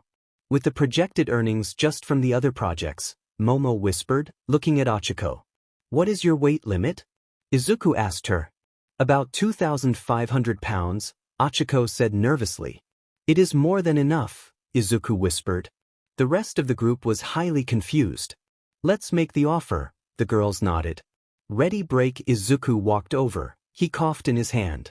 Achiko, we are willing to offer you 732 million yen for 15 minutes of your time. Achiko nearly passed out. Tenya caught her as she wobbled. What? The others yelled. Perhaps we should continue this inside, Momo said as they weren't far from the lab. The lab, what an amazing home you have, Tenya said as he admired the furnishing and the clean lines. After Achiko had some water, she just stared at them. Okay, you are telling me that you want to pay me 732 million yen for 15 minutes of work? Her mind flashed to how much that would help her parents. It would be a game changer. Doing what? I assume negating gravity on something? Yes, Izuku said, taking a seat. A special communications satellite. Something we have designed that will revolutionize communications, but more importantly, as of right now, there is no way for it to be jammed. What makes it so special? Mina said. It is subspace communications, Mei said.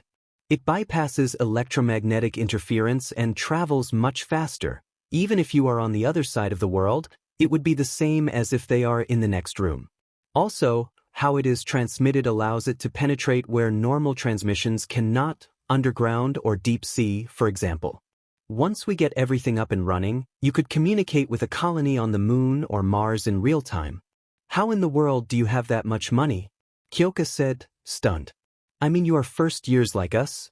Izuku and Mei created some inventions already that have sold extremely well and have some huge items that are coming to market very soon, Momo said. Yes, Achiko said. Hell yes, Achiko started to cry. You have no idea what this means to my family. Mina and Toru hugged her. My parents are struggling to get by, which will lift such a burden from them and me. Our construction business is struggling so badly, and I wanted to get licensed to help them, but they wouldn't let me. They told me to follow my dream. Achiko wiped at her eyes. That is what I was talking about at lunch. When can we do this? Izuku looked at his phone, then looked like he was running some calculations. Next weekend? Do you already have the satellite built or something? Ajiro said. Yes, it is just sitting in the factory, Mei said, smiling. We were working on getting all the other parts in order, but we didn't want to sell them to anyone else. Want to keep this baby in-house? Does it matter if it works? Tsu said as she rubbed Achiko's back. No, Izuku said, as soon as she negates the gravity and maintains it for the allotted time, she will be paid. Izuku walked over and knelt in front of Achiko, taking her hands. After this is done, I have an idea for a project we can work on together. And if it works, when it goes to market, we can offer you a percentage of the sales. That way, you can take care of your parents now and not later. Achiko looked at him, stunned. She looked at Toru, then at his girlfriends. I get it now. This is how you get kissed, she said, looking at Izuku. Bruh, Denki said. 1. Quit seducing all the girls in our class, and 2. What the hell are you talking about? One of the biggest expenses in shipping anything is the weight, Izuku said. Achiko can negate the gravity on something if I can figure out a way to replicate that process just a bit. That would make cargo lighter, Mina said, snapping her fingers. Then shipping things would be cheaper and save on fuel costs. Holy shit, that would make so much money. Can you even do something like that? Tenya said, his eyes wide. I don't know, he said. I think so, but either way, if it works, he looked to Achiko. Okay, I need a moment, Achiko said, standing and walking towards the balcony. He is dangerous, she said to his girlfriends. We noticed, they all said deadpan. The group all gathered around and ate dinner after Achiko came in. She agreed that after the satellite she would think about it as she had some questions and concerns, but it was all too much to go over now. Everything relaxed more as they laughed and talked, but the hero course couldn't stay long. They had homework left unfinished. Izuku and Mei sat with Tsu and detailed what they could do with the school option and what they could do for her if she wanted to sign with them. They gave her and Toru contracts to look over before they all left. Mina was surprised when Mei pulled her aside and offered her a contract. Mei talked about her suit, which was acid-resistant, but that didn't mean that it would hold up in a prolonged fight. Mina blushed and took the contract. Momo and Melissa returned to get their kisses before leaving for the night. After they left, Izuku looked about ready to pass out. Come to bed, my Izuku, Mei said, pulling him to their room. Tomorrow is another day. You planning on talking to anyone else tomorrow? I was thinking of Setsuna Tokage of 1B, but I will send a request to meet with her in the morning. He yawned, asleep before Mei even slipped into bed next to him. The next day Mei and Izuku came walking into class, greeted by hearty hellos from their classmates. Mei set her bag down and walked to Maeda. Hey, you're interested in design, right? Maeda looked at her. Yes, I want to design hero suits. Excellent, Mei said, jumping up and down. I would like to offer you a commission. His eyebrow raised. I am listening.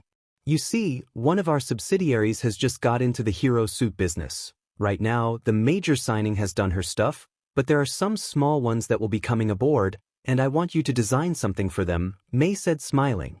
Is she a hero? Maeda asked. A hero in training, Mei said. A first year and a friend. If she signs with us, I want you to help design her costume. I want 200,000 yen, and I retain the rights, Maeda said. No way, Jose, I am buying the design, Mei said. You will be credited as the designer.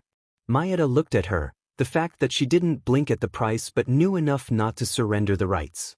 What if I say no? Mei shrugged. Too bad, so sad, but I can tell you that you are missing out on a chance for bigger opportunities. If you do a good job, you may even have a chance to design for an actual pro, May smirked. What is the name of your company? Maeda asked hesitantly. Bishamon, May said, her hand on her hip. No way, that company that Midnight just signed with? Maeda said, jumping out of his seat. You are saying that your company makes her suits? May nodded. He looked to Washu, who rolled her eyes and nodded. Okay, deal. Great, I will send you a contract. May spun on her heel and walked away. Toru? Izuku said. True, May responded. Sue has her look, and Mina does as well, but I bet she and Maeda would hit it off. We can build the stuff, but we are not designers. The day passed smoothly. Izuku had done as he said and sent a meeting request to Setsuna, who agreed to meet him at the 1B dorms after class. For May, it gave her a chance to head to the 1A dorms. She walked in and found Melissa and Momo waiting with the other people from the day before. May set her bag down and collected her hug from Momo and kiss from Melissa before she sat down and pulled out her homework. Where is Izuku? Toru asked. Talking with some girl from 1B, May said, doing a little happy dance when Melissa handed her strawberry milk. Oh God, he is going after more, Denki said dramatically. I hate that guy, Mineta muttered from the couch. 1B Setsuna was not exactly sure what she was expecting from a support course student, but Izuku was not it. He had a good build from what she could tell, pretty green eyes, and a pleasant smile. Overall he was handsome. Itsuka and Tetsu were in the common room to keep an eye on things. So, did you see me from across the quad and come to confess your undying love? Set said after they sat at the table. To be found out so quickly, he responded with a heavy sigh, his hand on his chest. Set's eyes widened. But no, my girlfriends might murder me if that was the case. And I like life, he said with a smirk. Wait, how many girlfriends do you have? Set said in shock. 3, Izuku said like it wasn't such a good thing. He heard. Hero costumes are one of the most expensive items a hero must handle. What happens when a suit gets torn or ripped during battle? They have to pay to get it repaired or remade, Awase said, walking over. But if she signs with you, then that won't matter. Izuku nodded. Her hero suit is fine but can be better. It is like buying anything. There is this model and the other model. What do you want to pay for? I am not telling her to pay me now. She can wear the suit for 3 years, make changes and then, on graduation day, hand it back and tell me to leave. Izuku said. Then why are you here? Tetsu said. Why make her the offer? Because she is working towards being a hero. I don't know her, but I would like to know her. I wanted to be just like you, but someone told me I could help more people do what I am doing, Izuku said. I am sure there are people who want her to come home at the end of the day, friends and family. I am sure that one day a husband or wife, maybe both, will be waiting for her to come through that door. I want to do what I can to help her do that. How do you know this will work? Set asked. How do you know you will become a hero? Set smiled. The process uses a sample of your DNA to create the suit, so it is like your skin. That is how I know it will work. The process is simple. Give a sample and stand in some liquid, then you will have a new suit. Come try it out. If you don't like the suit, leave it, and if you like it, you can wear it. Here is a sample of the fabric. Test it for tearing, stabbings, or whatever you like. If I don't hear from you by Monday, I will assume you are rejecting my offer and will return the sample, Izuku said. I will send you a link to one of our customers who needs to expose her skin to use her quirk. You will have access to it for 24 hours. He handed her the fabric. Thank you for taking the time to talk with me, Setsuna. He bowed, turning to leave. You ever even invent anything we have even heard about? Taguru yelled after him. Izuku pointed towards the laundry area, that thing you use to wash your clothes since you have been here. And something I hope you never do. The 1B students looked at each other confused. Izuku went to the 1A dorms, where he was greeted with a cheer that made him laugh. After recounting his meeting with Setsuna, he could work on his homework and was happy to be treated to a spaghetti dinner courtesy of Sato and Fumikichi. May and Izuku couldn't stay long due to the lab work they needed to complete and prepare for the USJ tomorrow. Toru handed them her signed contract before they left. Her parents were coming Saturday to meet him. Melissa and Momo walked them out. After they said their goodbyes, he took May's hand as they went home. That night, they did not find restful sleep. plagued by nightmares, May woke up with a scream caught in her throat, covered in sweat. She looked next to her and saw Izuku tossing in his sleep, but he wasn't covered in blood like he had been in her dream. She touched him gently and he bolted awake. She saw tears on his face thanks to the light coming in from the bedroom window. He looked and saw her and just wrapped her in his arms. They just held each other. Little did they know that the same thing was happening across campus. Momo awoke in tears when she realized she was in her bedroom, and she scrambled to try to get out of bed. Her feet tangled, and she fell to the floor but didn't let it stop her. She got the door and threw it open, running into the hall in her nightgown. She raced down a flight of stairs and reached the first door. Before she knocked, she heard Melissa sobbing. The door was locked, and Momo knocked quickly. "Melissa, it is me," she said. "Please open the door." Much like Momo had just done, the door opened, and Melissa's tear-streaked face greeted her. Momo just stepped in and hugged her, closing the door with her foot. "So much blood," Melissa whispered. "So much blood and I couldn't do anything." "I know," Momo said without thinking. They stopped and looked at each other. "Izuku was bleeding, so was May," Melissa added. "And the laughter," Momo said. "He just kept laughing," Melissa said, shocked. Melissa grabbed her phone and called Izuku. "Melissa?" They heard his voice, but he didn't sound like they had woken him up. "I know this is weird, but are you and Momo okay?" "I tried calling Momo, but she didn't answer," they heard May say. Melissa suched it to the speaker. "I am right here," Momo said. "We are fine. Did you two have a nightmare?" "Yes, there was so much blood," May said. Melissa looked at Momo in shock. "You girls were dying and I couldn't get to you," Izuku said. Someone was laughing and laughing. "You were dying and we couldn't get to you," Melissa said. "May. I couldn't get to him, and the man just kept laughing and laughing," May added. "We are coming over," Melissa said, hanging up the phone. "Grab your uniform," Melissa said. Momo nodded but stopped and kissed Melissa. "I will meet you at the door." Momo grabbed Melissa's robe to cover herself. "I will give it back later." They were out the door in 3 minutes and at the lab in 7. They had run the whole way there. When the door opened, they rushed into May and Izuku's arms. It was 2 a.m. After they calmed themselves, they all sat down and talked. The girls had the same dream that they had been attacked, and somehow Izuku had been hurt, and there was so much blood. There were these villains all around, and they were fighting to get to him, but they couldn't get through. Izuku's dream had the villains, but he was useless. The girls were being swarmed under, and he begged him for help as things happened, but he failed them. The only parts they had in common were the villains and the man laughing, and they all agreed he had red eyes and the cold yellow eyes floating in the darkness. "If the nightmare was about the attack on the island, I might be able to understand," Momo said. "A similar experience. But this was not that. I know this goes against science, but what if it was some type of warning?" Melissa said. "I don't know what it was," May shuddered. "But I was so scared." "Then let's not dismiss this," Izuku said. "I may not be practical, and it may be silly, but we will prep the best we can." The girls looked at him. "We can change Melissa's loadout for tomorrow, Momo. We can add some stuff to your pouches and some tech to your belt. May and I will bring some weapons with us as well." The girls nodded. "Now, let's all go to bed." Momo blushed. "We need to try and get some rest," Melissa said. "This way, if we are all together, then if we have a nightmare again, we are together." "That would make me feel better," May said. "I like the thought of being in the arms of the people most dear to me," Momo said. Izuku tried not to stare too hard at Momo and Melissa in a couple of his t-shirts as they used them for nightshirts, but he did appreciate seeing them for a moment. They climbed into bed, and after they all made themselves comfortable and wrapped themselves in each other's embrace, they all got some more sleep. When the alarm rang, the girls all went to shower and bathe. Izuku got to work and changed Melissa's loadout on the armor. He had Hephaestus create some telemetry bracelets for the group and gave him instructions on what to do if he lost telemetry on them. When he went to shower, May and Melissa ensured that Izuku hadn't installed some program to have the armor take over and evacuate just the girls.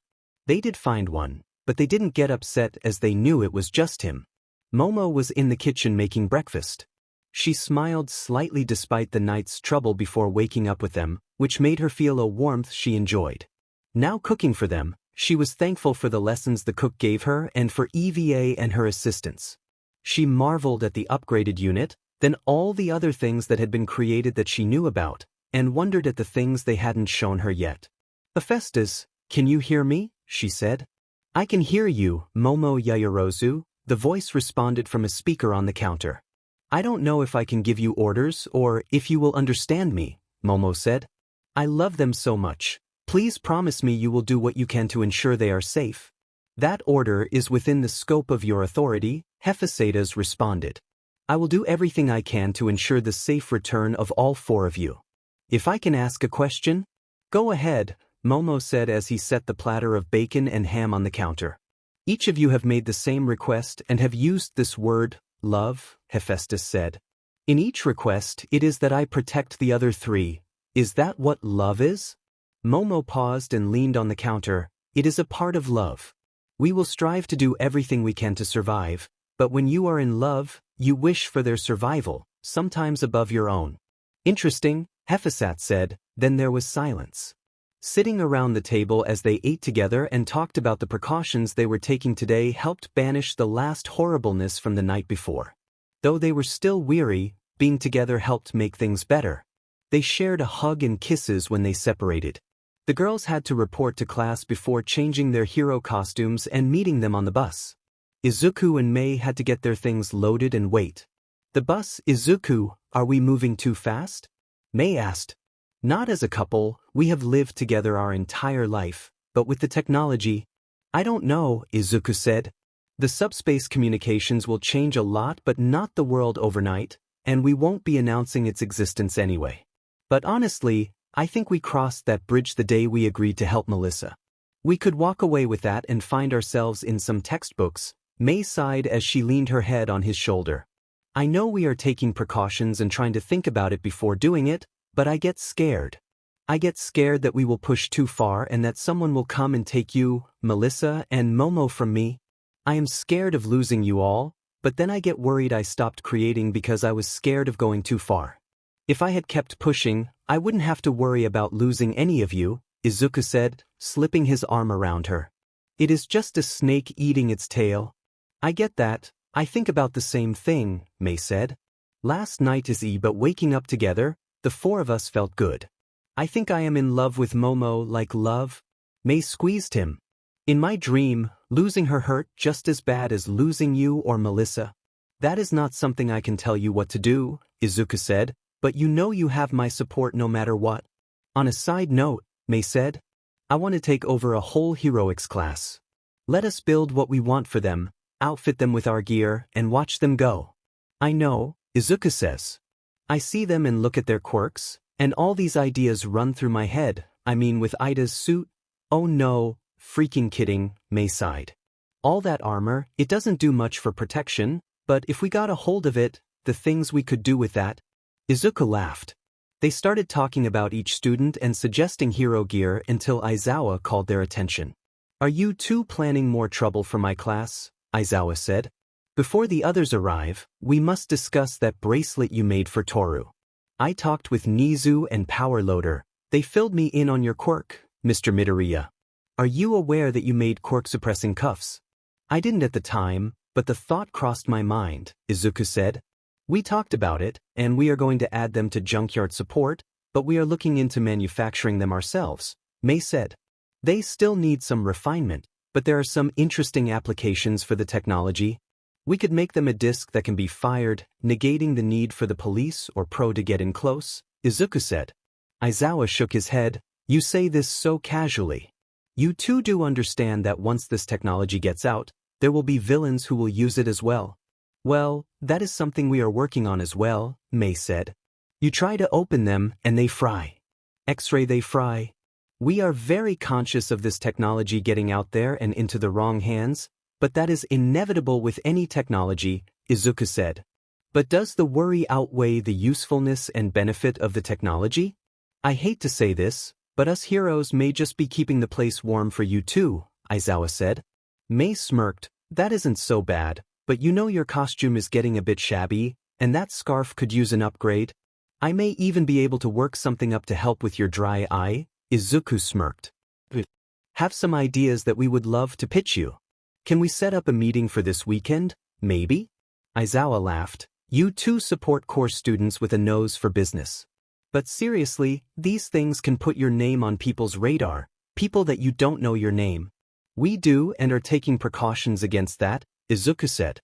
We have been attacked once, Mei said. We almost lost everything. We won't let that happen again. I won't press you for details. Izawa placed a hand on their shoulders. Tell me about this experiment that you will be running today. 13 was excited. Mei and Izuku's eyes lit up. We call it the sphere. A few moments later, if you can make them have some camouflage, they would be great for surveillance at night, and it would make them quiet. They would be great for getting eyes on targets before a raid. Izawa's mind was running a mile a minute as he thought of ways they could use this. Girls' locker room. I thought Mei and Izuku were going to join us, Mina said. They are waiting at the bus, Melissa said over her shoulder. They had to get their gear together for the tests they are running. They are exciting, Karo, Tsu said. I am going to sign with them. I know that they will take good care of me. They will, Momo said. We didn't see you two this morning? Achiko said, zipping her suit. We woke up early and went to have breakfast with them, Melissa said. I wanted to go over the loadout for my armor. Since this is rescue training, I want to try some things before using them in the field. That is so freaking cool, Toru said, smiling as she rubbed her bracelet. So you can change your armor depending on the situation? Melissa nodded. It is all a matter of programming, Melissa said. As it advances, we hope we can change it on the fly in the field. We are almost there. Well, they are almost there.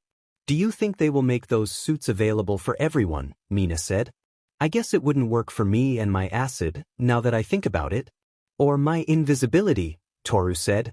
The more we talk about it, the more it won't work for many of us, Achiko laughed. Fear Robo-Frog, Tsu said, making everyone laugh. They were all smiling as they walked out the door. Are you sure about taking that job they offered? Mina asked Achiko. I would be dumb not to, Achiko said. That would relieve my parents and me so much stress and worry. I couldn't even explain it. Achiko paused. Momo, Melissa, how do they do it? Their minds don't work like ours, Momo said. They see or dream of something and can figure out how to do it. Imagine being in love with two people who don't just dream of protecting a city but of changing the world and are smart enough to pull it off, Melissa said. Then they get you thinking about it, and next you know, she shrugged. Sounds nice, Karo, Tsu said. They encountered the boys as they were about to exit the building. Pleasant hellos were exchanged, maybe some glances here and there, but aside from the scowl of Bakugo and Shoto being distant, everyone seemed excited about the day ahead. Once they saw the bus, Izuku and Mei were talking with Izawa. Melissa and Momo recognized the look on their faces as the topic of creating something had somehow come up. Izawa turned and faced his students with his normal glare, but his eyes were still twinkling with all the possibilities these spheres had. It reminded him of being young and dreaming of being a hero of all the fantastic things he wanted to do and accomplish. Such a pleasant ride. Most of you know Mr. Midoriya and Ms. Hatsum already. They will join us in our training today. They will be testing a device with great potential, and we will help provide data, Izawa said. They will not go into the rescue scenarios but may ask for feedback. Please help them out. Mr. Midoriya. Hello, Izuku said with a polite bow. Many of you know me already, some of you I haven't had the pleasure of being introduced to officially, but I am Izuku Midoriya, and this is my partner, Mei Hatsum. Mei bounced forward and waved happily. Nice to meet all of you.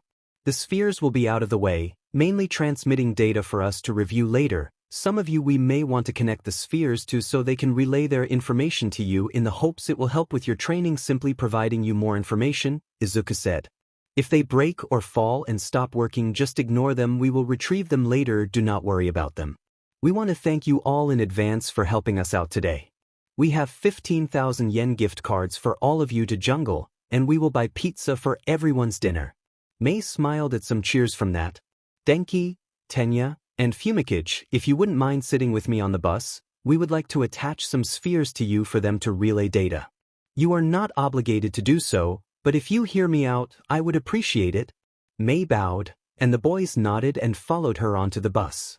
That is all. We will do our best to stay out of everyone's way. Thank you so much for allowing us to accompany you during your training. Izuku bowed and boarded the bus. I am not about to turn down a gift card, Shiro laughed. And pizza? Mineta said. Works for me. I wonder what these spheres do? Mizo said to Sato as they boarded the bus. The two future heroes saw Midoriya sitting towards the middle of the bus, walking over and taking the seat before him.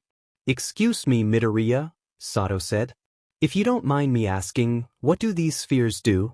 Momo and Melissa were the last to board. They were sad they couldn't sit with their significant others, but Mina called Melissa to sit with her. She wanted to talk about games, and Momo smiled when Achiko and Tsu invited her to join them. What surprised them was that Bakugo had taken a seat next to Izuku. Sato and Mizo were getting more excited as they heard about what the spheres were designed. You dumb turd burglar, your story, it is all of their stories. The suit doesn't make her a hero. Her heart does, you dumb f-dash. Izuku was struggling against Sato's grasp as everyone was keeping them apart. Let me go, him and it. Katsuki bucked violently. Stupid rockhead, stupid lame but tape dispenser, your jokes now let me go.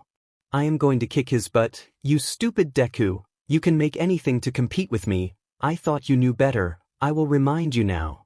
Let me go. Izuku was trying to push past Sato and Mizo, who had gotten in the middle. Melissa climbed over a seat and grabbed his hand. Standing beside him, Tsu saw his other hand change, black with a red crystal in the center. Izuku, she yelled, and he turned to look at her. Calm down, all right, you have to calm down. Midoriya, take a seat at the front of the bus. Aizawa bellowed. Tsu watched as the metal hand changed and looked normal again. She reached out and lightly grazed it without thinking, which felt natural. Bakugo, either you calm down, or you will find yourself out of the hero course so dim and fast that you will have Tio receive treatment for whiplash. Now someone explain. Mizo and I were talking to Izuku when Bakugo sat beside him and told us to shut up and turn around. Izuku told us to finish our question, and when we did, we turned around, Sato said. Then he started saying that Midoriya was a support course nobody and wanted to know if he designed Melissa's suit, saying he should have just been happy designing Bakugo's bracers. Bakugo then started to insult Melissa, calling her a loser and a beach, Mizo. Gulped. Then he called her aware, and Izuku shoved him. Tenya sighed. One could have hoped that the first lesson took the slightest of footholds. But it should have known that was a folly on my part. Nevertheless, if I must repeat the lesson, I shall do so with a bit of enthusiasm this time.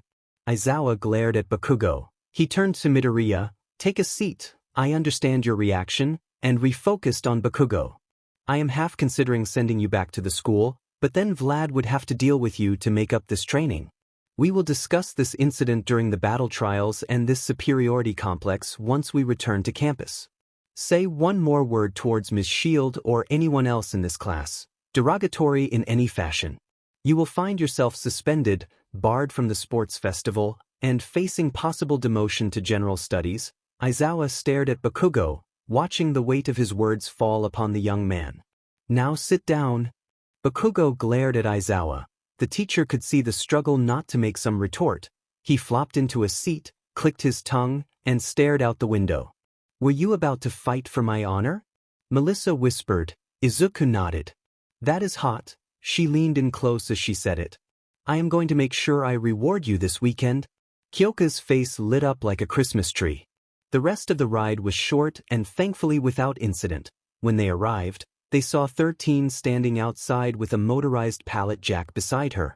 Izuku immediately walked over to her. I have the data collection station set up like you asked, she said. Offering his thanks, he took the jack to the bus so May and he could begin offloading their gear. Aizawa was trailing up behind him. Where is All Might? Aizawa said, looking around. The Edo Bridge collapsed or nearly collapsed, 13 said. From my understanding, he was on the bridge on his way to work when it happened. Thankfully, he prevented it from failing. He is finishing up and will be here soon. Well, as far as excuses go, Aizawa sighed. Now listen up, everyone, this is the Rescue Hero 13. For those of you who may have been living under a rock, she is one of the premier rescue heroes in Japan. She has a wealth of knowledge that she will share with you. Listen and remember what she says because this information will be the difference between someone living or dying. He looked at his class and sighed, seeing Achiko about to fangirl out. Thank you, Eraserhead, she said, thankful that her helmet had hidden her blush from his introduction. Does anyone know what my quirk is? 13 asked. Achiko, who was holding on to Melissa and Tenya so as not to faint, started to jump up and down enthusiastically, waving her arm in the air. Me, I do me, Achiko said. The rest of the class tried not to laugh. Yes, Ms. Uraraka, 13 said, trying not to laugh. Wait, my God, Achiko said. She knows my name, 13 knows my name. How is that even possible? She has access to our class roster, and I am sure she was prepared for our training today, Tenya said as she shook his shoulder. Oh, Achiko sounded dejected. Melissa bumped her shoulder, telling her to answer the question. Your quirk is black hole, Achiko said, still beaming at her hero. It mimics the suction of an actual black hole. It is so strong that not even light can escape it. 13 was about to say something when Achiko continued. It is a very dangerous and powerful quirk that you were first frightened of when it manifested, but you trained hard for years until you could MSTR it. Through that hard work and dedication, you have shown the world that no matter how dangerous your quirk may be, if you work hard enough, you can MSTR it and use it to save people's lives. Achiko was beaming, and the rest of the class was in shock. You are my favorite hero of all time. You inspired me to be a rescue hero. Can I have your autograph and maybe a hug? Achiko went to step forward, but she caught the death glare from Aizawa. Maybe we can circle back that last part after the training, Achiko said. She looked down and mixed back into the group, blushing, especially as she heard some snickers from her classmates. Yes, Ms. Achiko, we can do that after the lesson, 13 said. She is 100% correct. This is some of the most important training you will have during your entire time here at UA. You will be called in on rescue missions, no matter your specialty. You must know how to act properly and safely to save people's lives. Whether from a natural disaster, a villain attack, or even a hero battle, these scenarios will save someone's life. 13 walked forward. This will not be your last trip here to the unforeseen simulation joint. You will be here often and cannot graduate from the UA unless I sign off that you have completed this training satisfactorily. I want you all to be alert and listening. That is the most important thing you need to learn. In real scenarios like the one we simulated here, there is no time to repeat the orders multiple times because you weren't listening. Today will be a long day. Pace yourselves and follow me. 13 spread her arms as the massive outer doors opened. Welcome to my playground. Welcome to the... Mei walked over to Fumikage, Denki, and Tenya, handing them their earpieces. They noticed that Mei had a strange metal belt and backpack on and a black baton hanging from her hip. They saw a lot of strange gadgets on her belt now that they were looking. Izuku handed Momo a sick stick. Her belt had some capture grenades, and a few of Midnight's gas were to be used as bombs.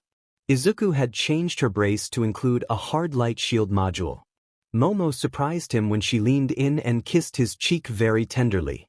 I agree with Melissa. Seeing her ready to defend her honor was very attractive. I want to show my appreciation this weekend. Izuku just blushed. When Momo came walking back, Mina pointed to the baton at her side and said, "What is that?" "One of Izuku's inventions," Momo said, adjusting her visor. "He asked if I would just wear it to see how best to secure it for being taken into battle." "Oh, more research," Mina said with a smile. Once inside the USJ proper, they all stopped and stared at the sheer size of it all. The outside was huge, larger than the 6 largest stadiums combined, but inside, it was like looking at an entirely self-contained world. The hero course was listening to 13, and Mei and Izuku were getting everything ready to go. Mei was checking the connection with the spheres as Izuku was getting them ready to launch. The power suddenly failed. Sir, is this part of the simulation?" Ijiro said as he looked over the rail. The plaza's center had a purple and black portal seemingly composed of smoke or mist. Out of the portal stepped their nightmares, the garish laugh, the red eyes, the cold floating yellow eyes, and a new horror of Frankenstein's monster. Their nightmare had just stepped foot into the USJ. The lab Hephaestus telemetry readings were suddenly cut off after registering a massive spike in heart rate. The creation pit activated. When the signal to his creators dropped, Hephaestus immediately activated the pit. Hephaestus reviewed the telemetry readings and saw a massive heart rate and adrenaline spike across the board for Mother, Izuku, Melissa, and Momo. As per protocol, Hephaestus ran a diagnostic program, and when the conclusion was reached that the signal was being jammed, he activated Island Protocol. Nizu was startled by his computer springing to life and a male voice coming over the speakers. Principal Nizu, this is Hephaestus. Per protocol, I am informing you that all communication with my creators has been lost, and the signal from the USJ is jammed inside the building. I detected increased adrenaline and heart rate just before telemetry was lost. According to the protocol, I am dispatching rescue and combat response, and the conclusion is that the USJ is under attack. Are you sure this is not an overreaction? Nizu is trying to raise the USJ or access the feeds. All feeds and connections to the USJ have been severed. I cannot remote in, the backup feed has been wiped as well, and the conclusion is that the USJ is under attack, Hephaestus responded. Will you save the other students? Nizu said quickly. Not at the cost of the creators, Hephaestus said. Orders have been left to prioritize their safety, yet there are orders to rescue innocents. I shall categorize the others as such and will aid in their rescue. Thank you, Nizu said. How quickly before your response reaches them? The swarm will deploy within the next 4 minutes, the Royal Guard 2 minutes after, Hephaestus said as the speakers went silent. What is the swarm and Royal Guard? Nizu muttered as he hit the alarm. Attention, we have a code orange alert. This is not a drill code orange alert. Primary response team to the USJ. I repeat, this is not a drill code orange alert. Primary response team to the USJ. Nizu leaped from over his desk and raced out of his office. The alarm system was activated, and the UA staff sprang into action. Nizu hoped, even prayed, that Hephaestus was wrong and that he could talk long with members of Junkyard support. Home Inko was reading over her paper while Hannah was on the phone when suddenly, a loud alert blared throughout the home and the Junkyard. The EVE units raced to the women. This is a priority alert. Please move to the bunker. Eva, what is going on? Hannah demanded. The creators are under attack. The creators' telemetry was cut off, Eva responded, trying to get the women moving. As this is an unknown threat, we are putting the parents' safety first. The home defenses are now activated, and weapon safety has been lifted. Please move to the bunker so we can fulfill our duties. But the kids? Inko yelled. Hephaestus is handling their rescue, all protocols are being followed. The girls saw the Wally units pulling Daiki from the workshop. We do not wish to use physical means to move you to the bunker, but our protocol is clear. The EVA units said in unison. We are going to talk with them after this, Hannah growled as they evacuated to the bunker. As the parents entered the bunker, they saw the giant of the yard rise. Its chest was glowing blue, and its visor appeared over its head. The video feeds sprang to life when the door shut, and all the defenses started to come online. The parents saw gun turrets come out of nowhere, more of the Ravager and Laser Beak models than they were told were also on the premises. They are so getting a talking to, Inko said, her voice trembling. Daiki wrapped his arms over their shoulders as they looked at the cameras. The telemetry readings from the kids were flat.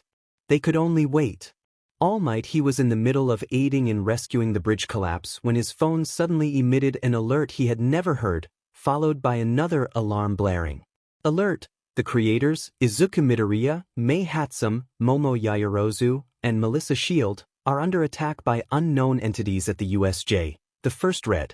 Code Orange Alert. Primary response team to the USJ, read the second. The first must be from the kids, and the second must be from the UA. All Might was about to race off when screams called him back. He turned and saw a large section of the bridge about to fall. Demon it, he muttered as he raced forward and caught it. Fear not, citizen, for I am here. Continue moving in an orderly manner towards the other heroes and responders. Battle for the USA. The front doors. The man with red eyes had a slim build and pale gray-tinged skin. He wore short black breeds that exposed his ankles, a matching long-sleeved V-neck shirt, and red sneakers. Covering his arms and shoulders were what appeared to be hands. A hand was attached to his face, acting as a mask. The wildness of his eyes showed everything the group needed to know. The other, who seemed responsible for the portals, was a man whose entire body was made out of a dark purple mist, save for his glowing yellow eyes. He wore an exquisite suit with a tie and had a metal brace from around his collarbone to just below his eyes. Then it was Frankenstein's monster. It was a giant, black humanoid monster with a very muscular body and many scars. His brain is exposed on the top of his head while his large eyes surround it. He has a beak-like mouth with an array of sharp teeth. It only wore beige breathes and metal knee pads designed to emulate skulls. His feet and torso are left bare. The way it moved was what set off their alarm bells. It was almost like it was trying to walk like a person, a monster who wasn't human trying to mimic what a human would move like. The guest of honor seems to be missing? Red Eyes said, smirking at the students. No matter, I am sure he will show up once we start killing some of these poor, unfortunate souls who have deluded themselves with the lie that is heroes. He stepped forward and opened his arms dramatically. I am Shigaraki, leader and MSTR of the League of Villains. Those who survive this day will know me as the man who killed All Might. But as he is not here, some of you must suffice to amuse me till then. Shigaraki snapped his fingers. More portals began to open as villains started to flood the plaza. Izuku was listening, but he had started moving, as did Mei. As they were in the back of the group, they couldn't be seen. Mei was at the terminal, her fingers flying as Izuku threw open the chests containing all the orbs. Midoriya? Kaminari? Aizawa called out. Nothing, Kaminari called out. We are being jammed, Izuku yelled, opening the cases. If the readings from our gear have been cut off, an alert program is already running and will notify the principal.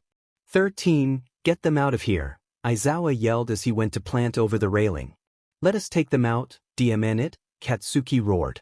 There is no way you can take them all with your quirk?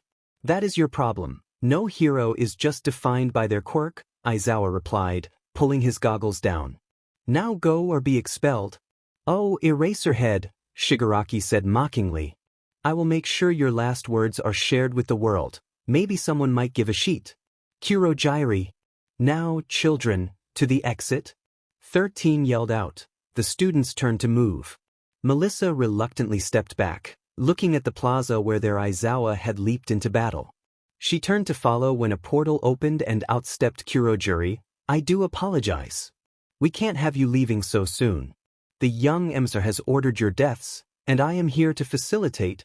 You will not touch them, 13 yelled, jumping forward. Her hand shot out as the caps of her gloves opened, and her quirk sprang forth. Too easy, Kurogyri said. A portal suddenly opened before him, and one opened behind 13. No, you don't, yelled Melissa. 2 poles came launching from her back. She rocketed forward. The poles dropped in front of the portal that opened behind 13, and a solid light shield sprang to life, but it was too late. The attack hit and tore away part of 13's suit before it was blocked, and the hero fell to her knees. A portal opened suddenly before Melissa, swallowing her to the horror of Mei, Momo, and Izuku. Suddenly, Bakugo was airborne, and Ijiro activated his quirk as the 2 boys rushed Kurogyri. Die. Bakugo roared. As he looked about to attack, they were swallowed by portals. The rest of the class began to move as more portals opened, swallowing them up. Momo tried to dive to the side, only for her to get caught and taken away. Momo! Mei yelled. She saw Izuku take off and dive after Momo. They saw Momo reach for him, but she was swallowed. As he fell, the portal snapped shut, and a portal also consumed Izuku. The orbs raced into the air with 3 took off towards the glass dome at the top of the USJ, others scattered. Kurogyri turned to the remaining students. He seemed surprised when he finally noticed Mei and the orbs. Scatter, Kurogyri said.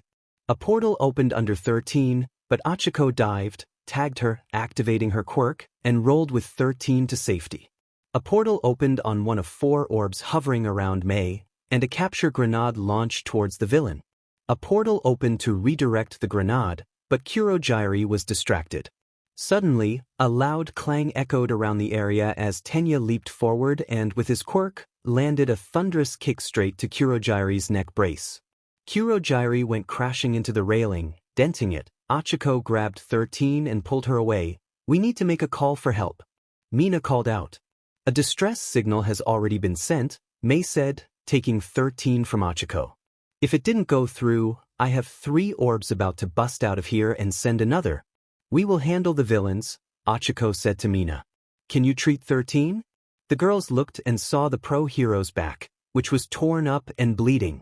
"I have something that may help." Mei grabbed some spray canisters from a box and ran with 13 towards the control booth. "It seems our opponent is not done yet," Tenya called out as Kurogiri freed himself from the railing.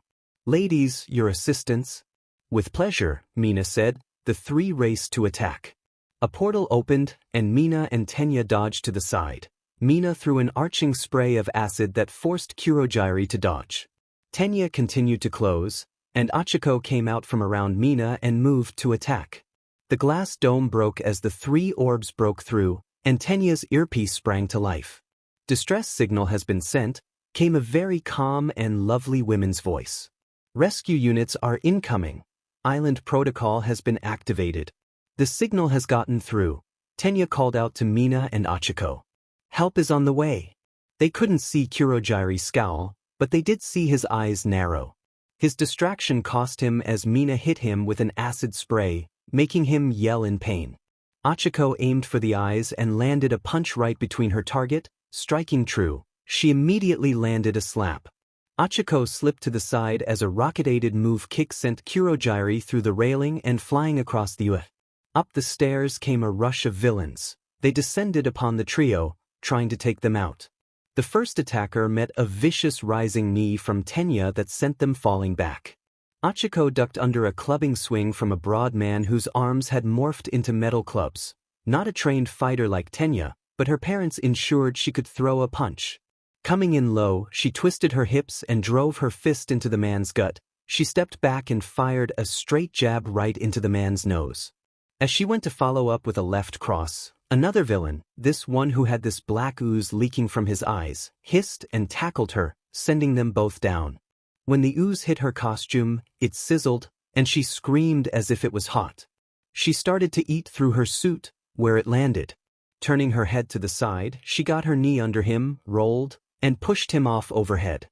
Achiko grabbed the ooze and tore it away, taking part of her costume.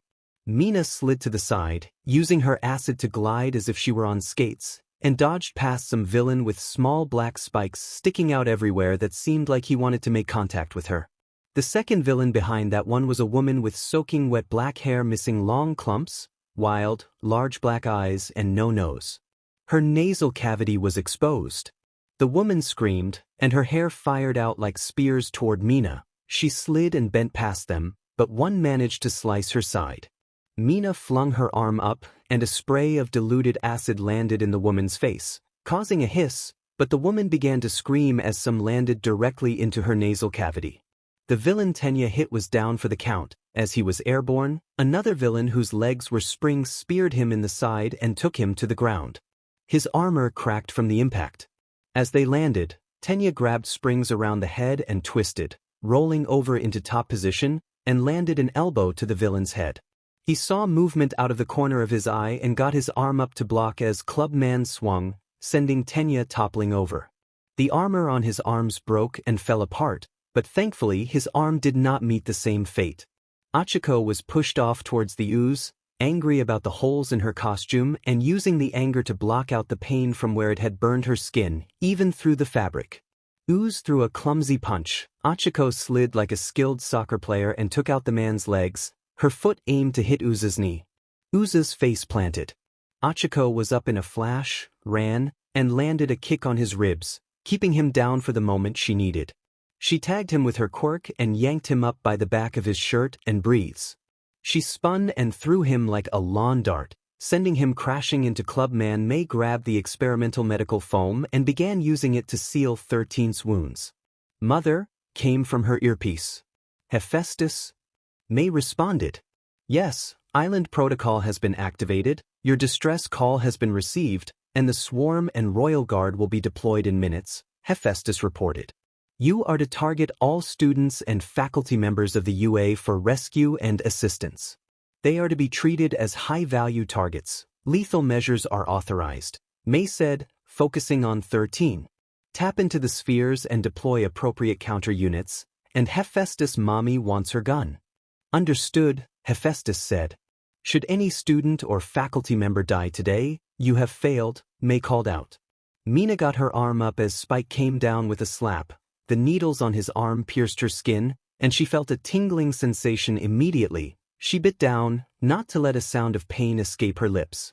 Instead, she swung toward the man's face but pulled up short and let her acid fly. The man's skin bubbled and burned. It was more substantial than she intended, but Mina couldn't think of that now. She flipped backward and landed a bicycle kick under the Spike's jaw, snapping his head back. Mina landed, ran forward, and hit him with a layout dropkick that sent him into the railing and unconsciousness. Tenya got to his feet as Springs tried to dive and tackle him again. This time, Tenya was ready, pulling his body away from the impact of the trapped Springs' head and pulling guard, sinking in a guillotine choke.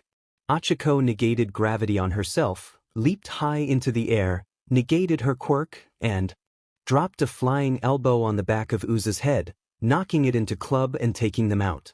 Tenya felt Springs go limp. He released his hold and got to his feet, seeing the girl had taken the others out. Achiko was caught up in the moment, and when she negated her gravity, she released her hold on Kurogyri, who started to fall as well.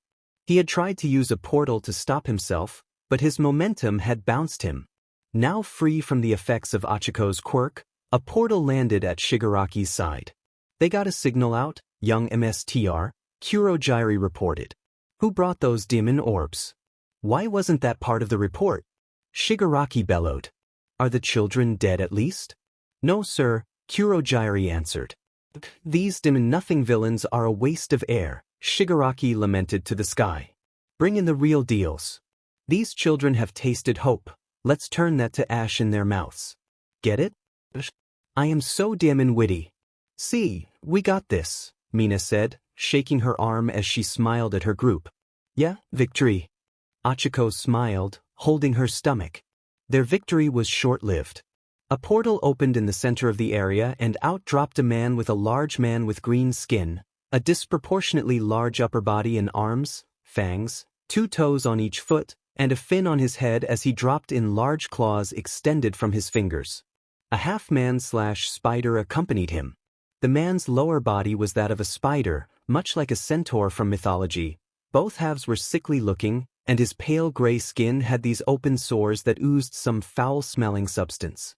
Behind them dropped a thin woman wearing a skin-tight gray suit and a terse man with a shiny bald head, wearing a black vest, no shirt, and karate breathes. Tenya, Achiko, and Mina were in their fighting stances. The villains looked at them and rolled their eyes. Tenya saw May poking her head out from behind them at the entrance to the control booth. She pointed to the control panel, then herself, he stepped forward. All you are guilty of, beyond some poor life decisions, is trespassing on private property. Surrender now before you continue to make more of those poor life decisions, Tenya said. Or we kill you and get paid, the green-skinned man said. Such brutes, Tenya sighed. Avalanche Zone Katsuki and Ejiro flew out of the portal and crashed into a snowdrift. Katsuki growled as he pushed himself up. He tried to fire off his quirk, but he managed a small explosion as the snow rapidly removed his sweat, which he needed to use his quirk. He got his head above the snow line. His sentence was cut off by a kick to the face that sent blood flying and tooth. He saw his attacker, a thin man with a light blue, almost white top and breathes, a flowing wrap trailing behind him. He looked to be gliding across the top of the ice. Ejiro pushed up and out of the ice. Thankfully, his quirk was active as ice spikes arced over and crashed into him, but they shattered against his skin. Ejiro could not use his hardening all over his body at once, so he concentrated it on his upper body as he began to make his way out of the snow. Katsuki was struggling to get out, and his skating attacker was back. Another kick was launched into his head. Katsuki slid his head to the side at the last minute and managed to trip his attacker. Katsuki was almost out when he heard a warning from Ejiro. but he couldn't react when a villain running across the snow kneed him in the back of his head.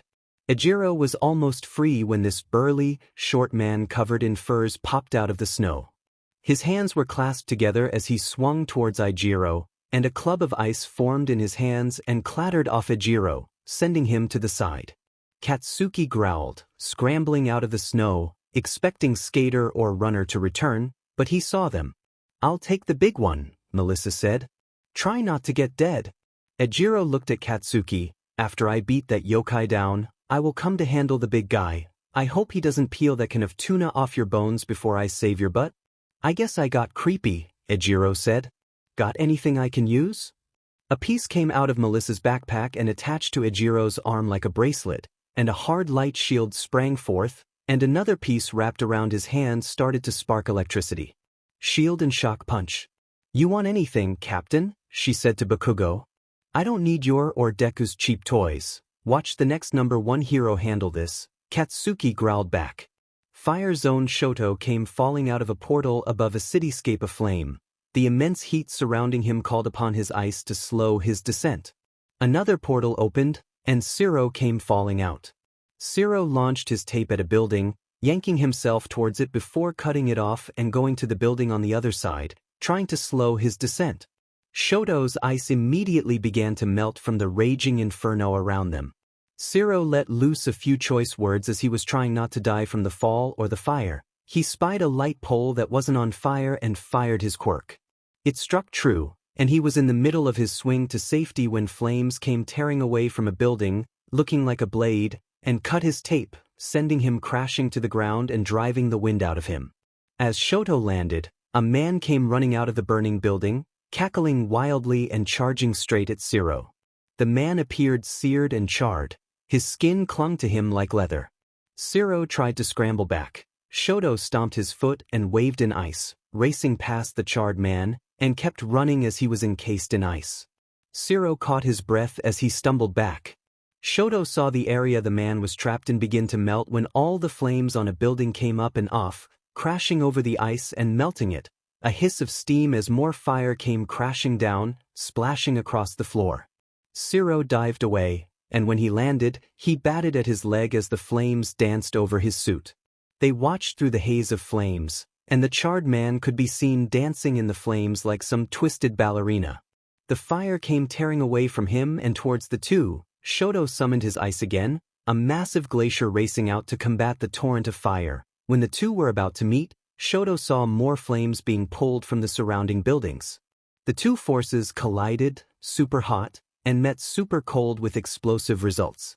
Everyone was blown away, and Shoto and Zero were only kept in place by an ice wall that left their heads ringing. They were on their knees as they saw the charred man stumble out of a building, bleeding and laughing. Shoto stumbled on his feet. He saw the fire come back over the buildings. He scanned and saw a boy not much older than him. Getting to his feet, he had black hair with bright red streaks. "Where is your fire, son of Endeavor?" They heard a booming voice from above, and then the ground shook as a massive man landed. It looked like some demon out of European mythology. It was over 7 foot tall, massively broad and muscular, with 2 black horns protruding from its forehead. Long black hair hung down its back between massive red bat-like wings, and a strange-looking fur pelt covering its waist. "Don't need it for the likes of you?" Shoto spat out. "I don't need fire to take care of you." Shoto sent out another wave of ice. The demon-looking villain laughed, and then a torrent of black and red fire spewed from its mouth. It hit the ice and overwhelmed it quickly. Zero dove to the side and fired his quirk at the villain. Then, from out of nowhere, chained blades came and severed his tape in midair. He saw the chains were attached to a woman. She was wearing an outfit of chain mail with a veil made of the same material. From various points on the chain, mail hung multiple blades. She appeared to be bald. Her eyes were yellow with solid red pupils. No other clothing was visible under the chain mail. Patches of burned and charred skin, numerous scars could be seen, and an odor of rust and blood seemed to emanate from her. She could have been appealing at one time. Even now, she had an allure. Zero looked to Shoto. "Any idea who these two are?" "Fiend and the Dmed," Shoto replied. Eyeing the villains, just beyond them were the charred man and the fire manipulator. These are professionals, Zero said, a lump in his throat. Storm Zone Momo came tumbling out of the portal. She rolled to her feet, and the HL shield sprang to life, and the six stick was in her hand. She turned at the sound of charging footsteps. The villain went airborne, their jaw unhinging and massive fangs extended. Momo spun to the side and slammed the shield to the back of the villain's head. The villain wasn't alone. The second tackled Momo on the side, sending them to the ground. Momo rolled, jamming the six stick into the attacker's side. She rolled and pushed up, ignoring the villain that had attacked her. The Fong villain was still active, but Momo grabbed a capture grenade from her hip and threw it, securing the villain. She created zip ties and did so in the second one. The hair on the back of her neck was standing up. She turned and saw the rain in the area around her stop falling. She raised her shield as the water merged into a swirling ball. There, at the edge of the building, she saw a woman standing there, one palm up the other, making a swirling motion above it. Momo burst forward. The ball of water launched at her and went low, grunting. She swung the shield under the ball and was able to push it up. Momo kept running forward, but when the woman showed no sign of panic, Momo turned and braced her shield at the ready as the water ball came crashing down at her. The impact drove her to one knee, but the shield absorbed much force. The ball didn't break or dissipate. It was still there, pushing down against Momo. Momo pushed up and swung the ball away again. Turning, she dashed again at the villain. The villain sent her attack again. Momo froze in mid-step, letting her fly past her. As she got the woman, she could hear the woman cursing under her breath. The villain's eyes showed signs of panic. Momo saw the villain make a pulling motion with the hand that seemed to be controlling the ball. Trusting her instincts, she dropped into the splits at the last moment, and the ball came rushing past her.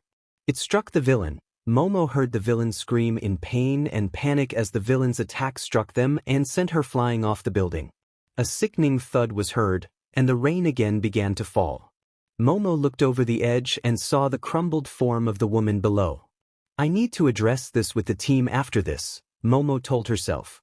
The roof door came banging open and out burst two more villains, twins by their appearance with crazed looks in their eyes. They spied Momo and liked their lips in a way that made Momo's skin crawl. They both took fighting stances that mirrored each other and came charging at Momo. They crisscrossed as they ran in perfect sync. Momo twirled the six stick and had the shield ready.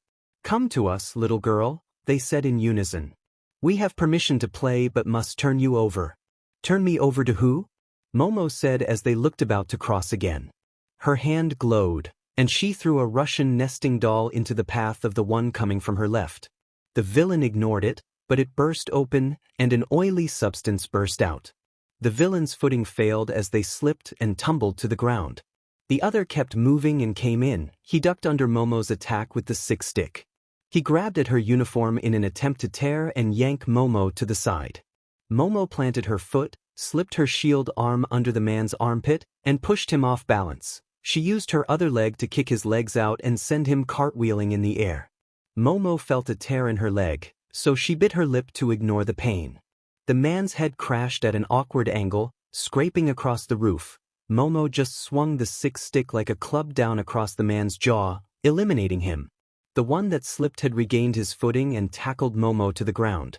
His hands were clawing at her in a frenzy, seemingly more interested in trying to tear away her suit than inflict damage. He had her arm pinned, not allowing her to use the six stick. A short knife emerged from the glow of Momo's hand, and she drove it into her attacker's side. He yelled in pain, slipping her leg in between his and drove it up hard into his groin. She rolled on top of him, and using the six stick as a fist pack, she punched him until he stopped moving. Suddenly, there was a loud eruption of thunder around her, and Momo screamed as a bolt of lightning crashed into her. Everything went hazy, her scouter popping, the six stick fried, but the shield generator around her arm held together.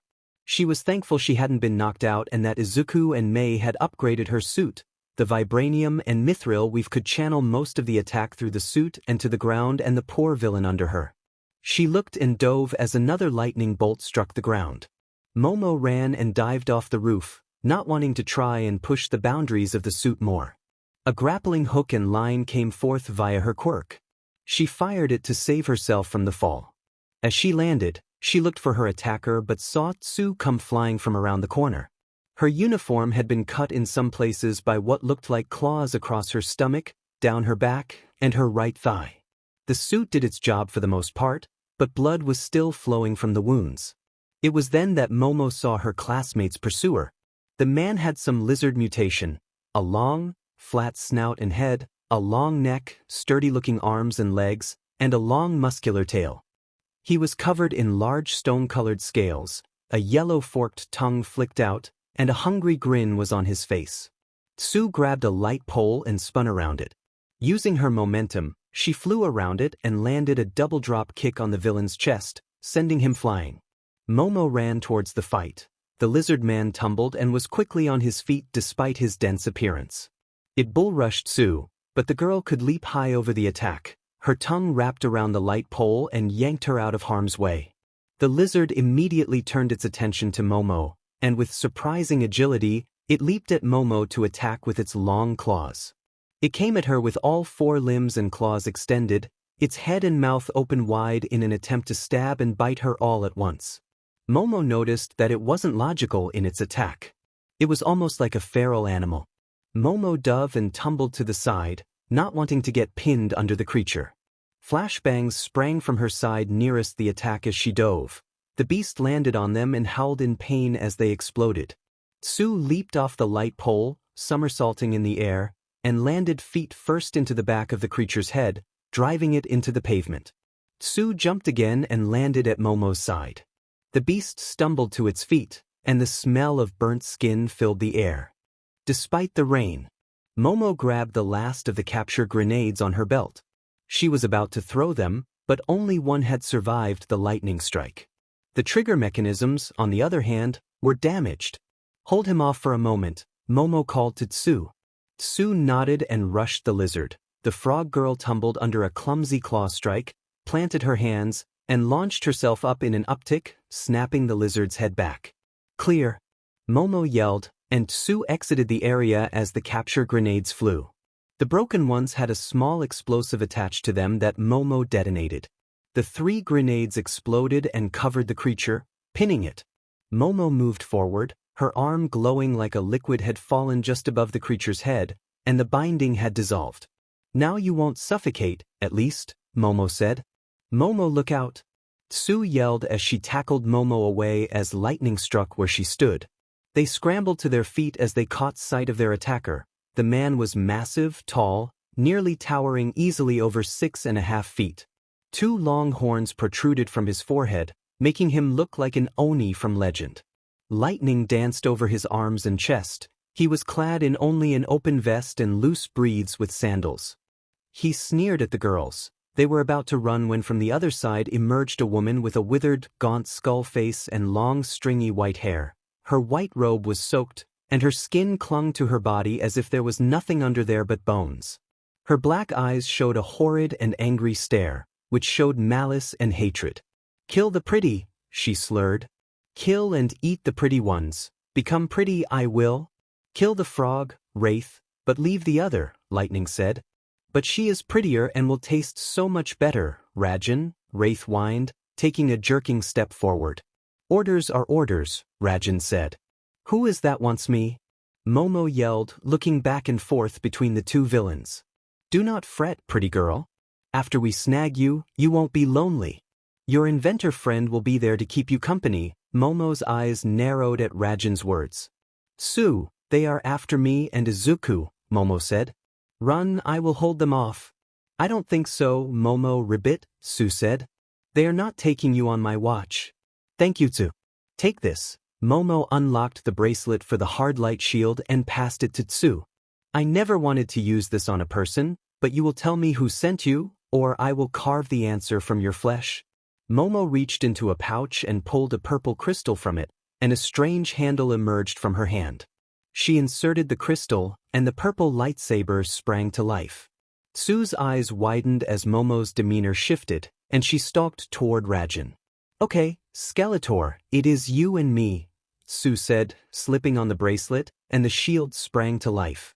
Ruin Zone Toru landed in the remains of a collapsed house. To her left were villains, and to her right were villains. They all turned at the portal, opening the sound of someone landing. One of the villains, a man with sickly pale green skin covered in splotches, reached out hesitantly toward Toru. She slipped under his arm, keeping her movements slow and quiet. She tensed her legs, grabbed his arm, stepped in, and threw him over her shoulder into the duo on her left, sending them down in a heap. The one remaining on her right jumped back near a window and turned their palms up as slick black talons extended from their wrists. Toru didn't hesitate and rushed the villain. The debris shifting at her feet approximated her location. The talons fired out. Toru slipped past them and dove, tackling the villain out the window and onto the street. Toru grabbed the villain by the hair and bounced their head off the concrete, leaving them in a daze. She got to her feet. They were on their hands and knees trying to get up till she punt-kicked them in the head, dropping them. The other villains were coming out of the house, and again, Toru froze. The two men were scanning the area for some sign of her. The woman with them, her eyes shifting colors turned yellow, and she pointed to Toru. She is right there at 3 o'clock from Kisho's head. Toru said as the other two villains came rushing towards her. One had substantial ape-like arms, which suddenly blurred from sight and crashed into Toru, sending her flying. Toru was dazed, but she heard eyes call out her position as Ape leaped into the air to try and land a crushing double-handed smash on Toru. Toru rolled to the side to avoid the attack that spiderwebbed the concrete. Getting to her feet, she grabbed a piece of rubble and hurled it toward the woman, making her dive for cover. The blur moved again. Instead of Toru being sent flying, she jumped back and opened her arms. When the blur collided with her, she grabbed onto him, getting her arms around his neck and yanking him with her. As she suspected, the ape came racing towards them. Toru was on Blur's side. She grabbed his face with one hand and jammed her thumb into his eye, making him scream. As Ape approached, she kicked Blur away, forcing Ape to leap over his comrade. Toru rolled her legs under her and leaped towards Ape's lower body. She hit her target and sent him spinning overhead to the ground. Toru landed, rolled, and was on the ground as Eyes called out her position. But Ape was getting to his feet, and Blur still held his eye. Toru dove and tackled Eyes to the ground. The villain tried to claw at Toru's face, but Toru forced the woman's hand to the side and dropped a forearm to Eyes' nose. The villain screamed, her eyes shut and vision blurred. Toru didn't stop. She posted up and started raining down left and right to the villain's face until Ape grabbed her and threw her away. Toru protected her head, trying to tumble the best she could from the throw. Toru rolled and came into a low crouch as she got a lock on the villains. She saw Blur rushing towards her again. This time, when he disappeared, Toru stayed crouched, protecting her head as he toppled over her. She grabbed a chunk of rubble at her feet and smashed it across his head, sending him down and out. Ape was in the air when a laser blast came out of nowhere, and the villain crumpled to the ground like a light. He who fired the laser, Izuku, fell through the portal. He had not even landed yet when he was being grabbed. Multiple people were trying to restrain him. Izuku struggled as they came into view. They were all garbed in white medical coats with colored medical scrubs, masks, and head coverings. Izuku was strong. All he spent with Daiki working around the junkyard and at the forge had left its mark on him. Then, after the island attack, he started working out more, even training with some of Momo's instructors to get some pointers. He wasn't some combat specialist or genius, but he could brawl. That was what Izuku started to do. He yanked one of the doctors off balance, making them bang into another. One of them was at his legs, trying to come up and help pin his arms. He saw another pulling a syringe and circling toward his head from the corner of his eye. "Hold him down, Jimenez," one called out. "We have to sedate him." "Easy for you to say," another responded. "Little Bithy is strong." One punched Izuku in the face. Izuku tried to turn his head to deflect the blow. "Don't break anything. They want him to be as unharmed as possible," another called out. "A few bruises won't drop the price any," one growled out, punching Izuku again. Another pinned Izuku's left hand, and two others pinned the other. "Just relax, kid. Your little friend will join you. Just play ball, and you both will live," one said. "Don't play, she will wish she was dead, got it?" They were going to take one of the girls, probably Momo, maybe even kill or subject her or the others. She caught movement from the corner of her eye, and something flew towards them. "Izuku, look out!" Toru yelled, grabbing him and diving to cover as a massive chunk of debris crashed where they once stood. Another was coming at them, and Toru tried to cover Izuku to protect him. She felt his arm wrap around her. She saw him raise his left hand, and this red energy blast erupted, destroying the incoming attack. They scrambled as a young man just a little older than them landed in from where the debris had been launched. The young man had black hair and eyes, and he was wearing a skin-tight white shirt that showed off his physique and blue jeans. Izuku and Toru tried to make a run for it when they came around the corner. Toru had to tackle Izuku out of the way as a massive metal ball came crashing where they would have been. The one wielding the weapon was tall, over 6 feet, bare-chested with broad shoulders, breathes, and black boots. "God damn it, Wrecker, we need the guy alive for F's sake," the young man yelled. "Sorry," Wrecker replied, his voice betraying a lack of intelligence. Izuku and Toru were on their feet, eyeing their attackers, when fog began to fill the area. "Relax, Pinnacle," they heard a woman's voice. "I will handle the invisible girl. I am sure you can handle one little inventor." "Shut it, Mist," Pinnacle responded. "We are in trouble, Izuku," Toru said, looking for the woman. "They know my quirk. The first group had someone who could see me as well. This isn't just some random attack," Izuku said. "If they planned for your quirk, I hope the others are all right. We can't let them take us. By now, the emergency signal has been sent. We need to hold them off till backup arrives." "I will protect you," Toru whispered. "That is what heroes do." Landslide Zone Denki struggled to his feet, blood seeping from the wound on his shoulder. Kyoka stood protectively before him, facing their attackers, her face bloodied, her fists raised. Mizo pushed off the rock golem villain as their other attackers regathered for a third assault. They wore wounds from the battle that began as soon as they had landed, and a group of about 10 villains descended upon them in a mob. They were trying to drag them away from each other. Their costumes had been torn in the frenzy that had descended upon them. None of them had been spared in this assault. "You good?" Kyoka said over her shoulder. "Yeah," Denki said, coming to her side. Both had lost their jackets, their shirts torn, and the only thing still protecting Kyoka's modesty was a black sports bra. Mizo tore the shreds of his top off and tossed them aside. Bruises and welts littered his body from his fight with Golem. Cuts, scrapes, and stab wounds covered the hero students. The wild look of manic hunger on their 4 remaining opponents showed they would not be retreating. They felt their prize was at hand. The one to the right eyeing Denki had black hair with parts that were long and others short, with everything in between. Her quirk manifested in her nails. They had grown long and black, razor-sharp as they could all attest. In the middle was a man with dark skin, brown hair and brown eyes, dressed in a long-sleeved, ankle-length garment that was scorched from Denki's electric attack and was bleeding from both his ears from Kyoka. Left was a bare chest, wearing only a pair of shorts. He held one arm next to his broken ribs, and his blonde hair was stained red from a wound on his head. He eyed Mizo, hoping to repay the boy for the wounds he had suffered. The one at the back was the most disturbing, not for his appearance but for his actions during the melee.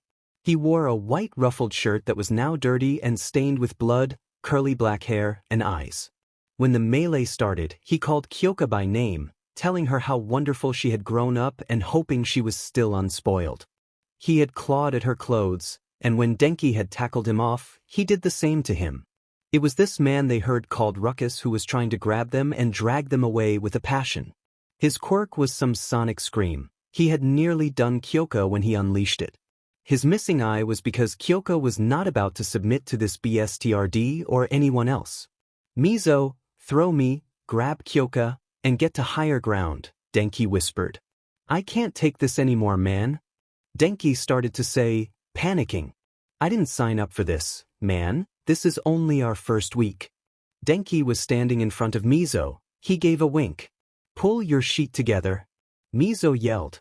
The villain stepped forward, and Mizo grabbed Denki from under his arms and threw him back. Denki smiled, opening his arms as if performing a trust fall. Mizo turned, grabbed Kyoka, and jumped up the mountain. 1.5 million indiscriminate shock. "You motherfuckers!" Denki yelled. Denki unleashed everything he had. The chorus of the villain's screams lulled him into shutdown as the attack overloaded his brain. Mizo and Kyoka let out a yell as part of the attack still hit them. But they were still up. The villains lay on the ground smoking from the attack. Denki laid on his back. "Denki?" Kyoka yelled. He raised his arms in the air and gave a thumbs up. "W." They heard him yell back. Mizo and Kyoka scrambled down the hillside to get to their classmate when suddenly the ground exploded underneath them, sending them cartwheeling. Kyoka and Mizo pushed themselves up as the dirt and dust settled. Standing holding Denki was a man with all sorts of strange electronics on his body. There was a razor blade in his hand, and he was holding Denki's throat. Next to him was another man dressed in brown breathes and a multi-pouched vest. His hair and eyes matched the color of the dirt around them. He made a sweeping motion with his hand, and several earth spikes formed and faced the students. "Give it up or your friend is dead," Electronic called out, pushing the razor harder to draw some blood. Mizo looked at Kyoka, but Kyoka just shook her head. They needed a plan and needed it fast. Flood Zone Mineta was small in stature, but this did not lead him towards athletic prowess. It did make it so that when he was dropped into the flood zone he had to swim for his life, even more so than an average person. Thankfully, his quirk pop off once he removed them, so armed with 2 of the orbs in his hand, it was helping him. What was not helping him was being attacked by water-based villains. Mineta never expected to be involved in a water battle for his life, yet that was where he found himself. He didn't see the first attack, but he felt it when the child-sized piranha quirk villain bit his leg. It was a lucky kick from Mineta that dislocated his attacker. It was not brief or a test bite. This villain had gone deep and hard. Mineta started to try to move towards the boat, his leg bleeding. When he found out this wasn't a lone villain, he had friends. Panic crept at the back of Mineta's mind. He was at a severe disadvantage. The next bite went to his arm. He grabbed an orb, slammed it on the creature's eye, and yanked as hard as he could. The eyelid and eyeball tore free. The next one went for his stomach, instead got an orb in its mouth first. Mineta was bleeding when he saw the remaining 3 come circling. Back at him, murder in their eyes. That was when he was yanked from the water by Dark Shadow and pulled on deck. He landed and immediately went to his pouch, scrambling for gauze. He was at Fumi's feet, doing the same as Dark Shadow, and went back into the water.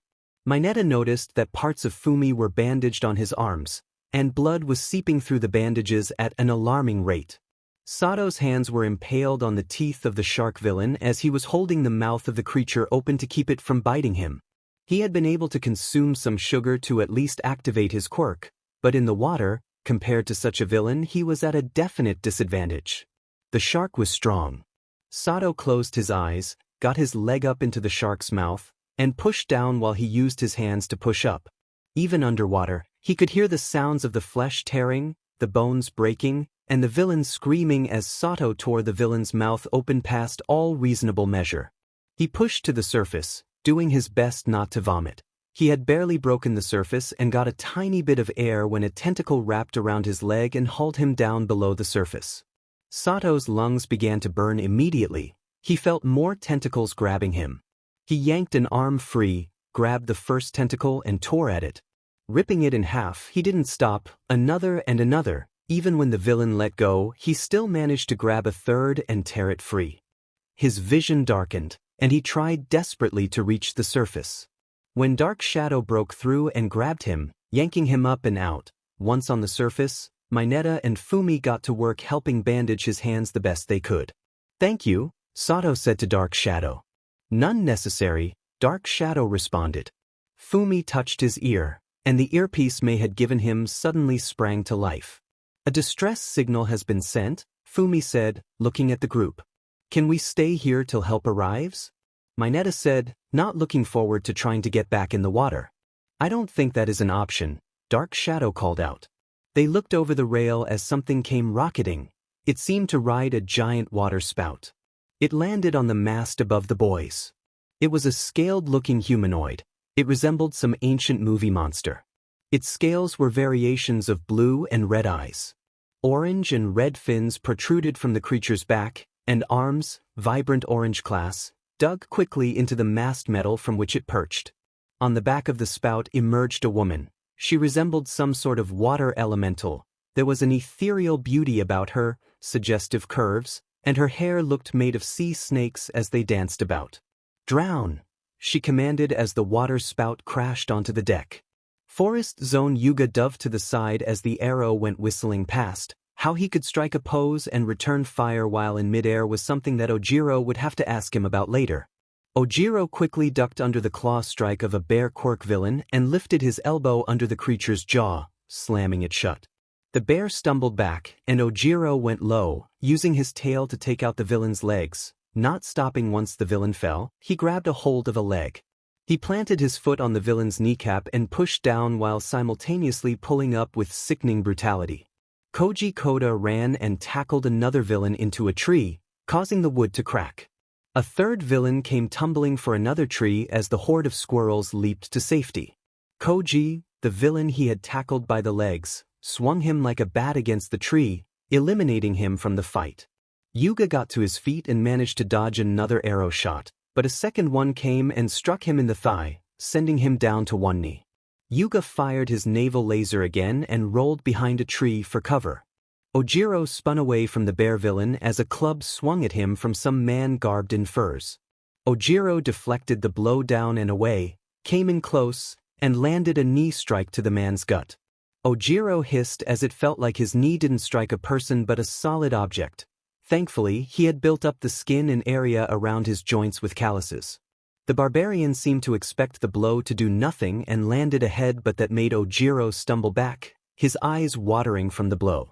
The club came after cracking Ojiro in the ribs. Ojiro fired off a punch, and again, it collided but seemed to have no effect. Ojiro pulled his hand back and slipped under a wild swing, but he was met by the barbarian. Ojiro grabbed the man's arm and flipped him over his shoulder before he stepped back, holding his ribs. Koji turned in time to get his arms up to block an attack from a large, muscular villain. He resembled a satyr with long goat horns and legs, but his face was nothing like that of charming fairy tales. It seemed twisted, more bestial in shape. Koji swung back but hit nothing as the satyr leaned back and then kicked Koji, sending him crashing through a tree. Koji was dazed, and the woodland creatures rushed his attacker. As Koji got to his feet, he saw the satyr grab one of the squirrels and tear it in half, then stomp another. Koji roared and ran, delivering a layout drop kick that sent the satyr tumbling, but that didn't stop Koji. He was up in an instant. He dived and landed on the satyr in a blind rage, punching and clawing at the villain. Yuga peeked out from behind the tree. He saw the others fighting. He took a deep breath and rushed from cover, diving to avoid another shot. He peeked out and fired, dashing again to try and get closer. His leg buckled and he fell and tumbled into the bush. He tried to get to his feet, his legs screaming in pain. Suddenly, his hair was grabbed, and he was yanked violently free and thrown into a clearing. Yuga sat up as an arrow whizzed past his head. He saw a blonde girl step out. She had an arrow notched, and her magenta eyes sparkled. "Got you, little brother," the woman said in French. Out of the bush stomped a massive specimen of a human being, a vast muscular frame. His eyes wide and solid black, long black hair hung to the small of the man's back. Dressed in a black polo shirt and matching jeans, 2 large teeth stuck out from his lower jaw. "Did you have to grab me by the hair, ogre?" Yuga said, rubbing his head. "That hurt." "Only for appearances," Ogre responded with a smirk that said the opposite. "Quit your belly aching," the girl said. "You did shoot me in the leg, Joan," Yuga responded. "I could have used my quirk instead if you like." Joan responded. An arrow of white and gold energy formed in her hand. "No, I am good," Yuga said quickly. He reached into a pouch and pulled out a flash drive. "Here is the information I was able to get from the computers. The girl is quirkless. It all comes from the suit. 2 first years made it, Izuku Midoriya and Mei Hatsum. I couldn't get much on them, different class and all." "Well, little brother, shall we continue the charade?" Joan said with a smile. "Yes, let's," Yuga said, getting to his feet. Plaza Aizawa was doing his best to fight through the swarm of villains when he saw Kurogiri appear next to Shigaraki and the monster at his side. The two hadn't moved since the beginning of the fight. More villains had been dropped into the area after Kurogiri had reappeared, and the backup seemed much more capable than the initial attackers.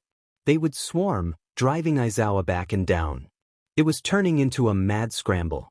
Izuku was nearly swarmed when spheres came crashing into his attackers, using hard light shields as battering rams. Izuku got to his feet as the monster.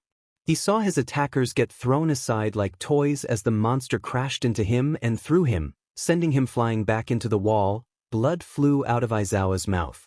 The monster first rocketed towards Izuku when two spheres dropped in between their shields deployed. The monster's fist hit, then pushed through and destroyed the machines. Suddenly, the monster looked to the sky, and the area above the plaza darkened as a robotic swarm had arrived. The darkened sky above the U.A froze the fighting in the plaza as it commanded everyone's attention. The insidious buzzing sound that it carried sent fear racing through some of the lesser villains, and those who were not afraid felt the mental scream to flee. "Halt, villains!" A hollow voice boomed from somewhere within the swarm. "Resistance is futile. Surrender now. Extreme force has been authorized." A villain with sandy brown hair and a panicked-stricken face trembled. Then with a guttural scream of fear, he raised his hand to the sky and fired off a blast of energy towards the swirling mass above him. The black and white-tipped energy tore loose, and the swarm parted, letting it pass harmlessly. "Your answer has been registered and received," the swarm responded. Then suddenly, it descended upon the villains, their screams of terror and pain intermixed in the mechanical buzz with terrifying effect. Izuku was in a momentary state of shock as the swarm descended, and the chaos of the situation was ratcheted to 11. He saw the monster go to move only to swarm the creature. Now screams escaped the monster's beak, but Izuku saw the swarm functioning as one as it yanked the creature's arms back and attempted to secure it only for the thing to tear free and grab at its attackers. This was not part of the report. Shigaraki yelled as the swarm came at him and Kurogiri. A portal opened, diverting the first attack, but quickly, the swarm diverted around the portal to reach its target. A second portal was utterly ineffective. Shigaraki got his hand up, activating his quirk. He was able to destroy the swarm that contacted him with his hands, but like the portal, they began to divert and tear into him, driving him back. "This is bullshit. I want who is responsible for this," Shigaraki yelled as he batted desperately at the swarm. Kurogiri grabbed him and leaped through a portal to get them out of being surrounded. The portal user's wounds, though hidden by his mist, were amassing at an alarming rate. They tumbled free at the outer edge of the plaza, their army engulfed, screams filling the U.S. The tide of the battle was slipping through his fingers. "Kurogiri, get these pests out of here," Shigaraki sneered. "Yes." Kurogiri rushed towards the swarm, ready to fulfill his MSDR's orders. Izuku saw the beast turn and leap into the swarm. He noticed that wounds on the creature were closing nearly as fast as they were being made. The swarm obscured where the monster was. He saw it turn to him and readied himself to run. "Showed Izuku, the royal guard is en route. We will secure the plaza. Those on the platform above you are in danger, as are the others scattered throughout the USJ. The creators have prioritized your safety and those of the other students." "Who are you?" Izuku said. "My creators named me Hephaestus." "Now go, Mei Hatsum is in danger," the swarm said. Izuku nodded and raced up the stairs to where his students were engaged in battle. Front doors. Tenya slipped past the claw strike from the green fin, planted his foot, and spun to land a rocketed boosted kick to the villain's exposed ribs when he felt a force grab him and yank him off balance, sending him tumbling towards the gray woman.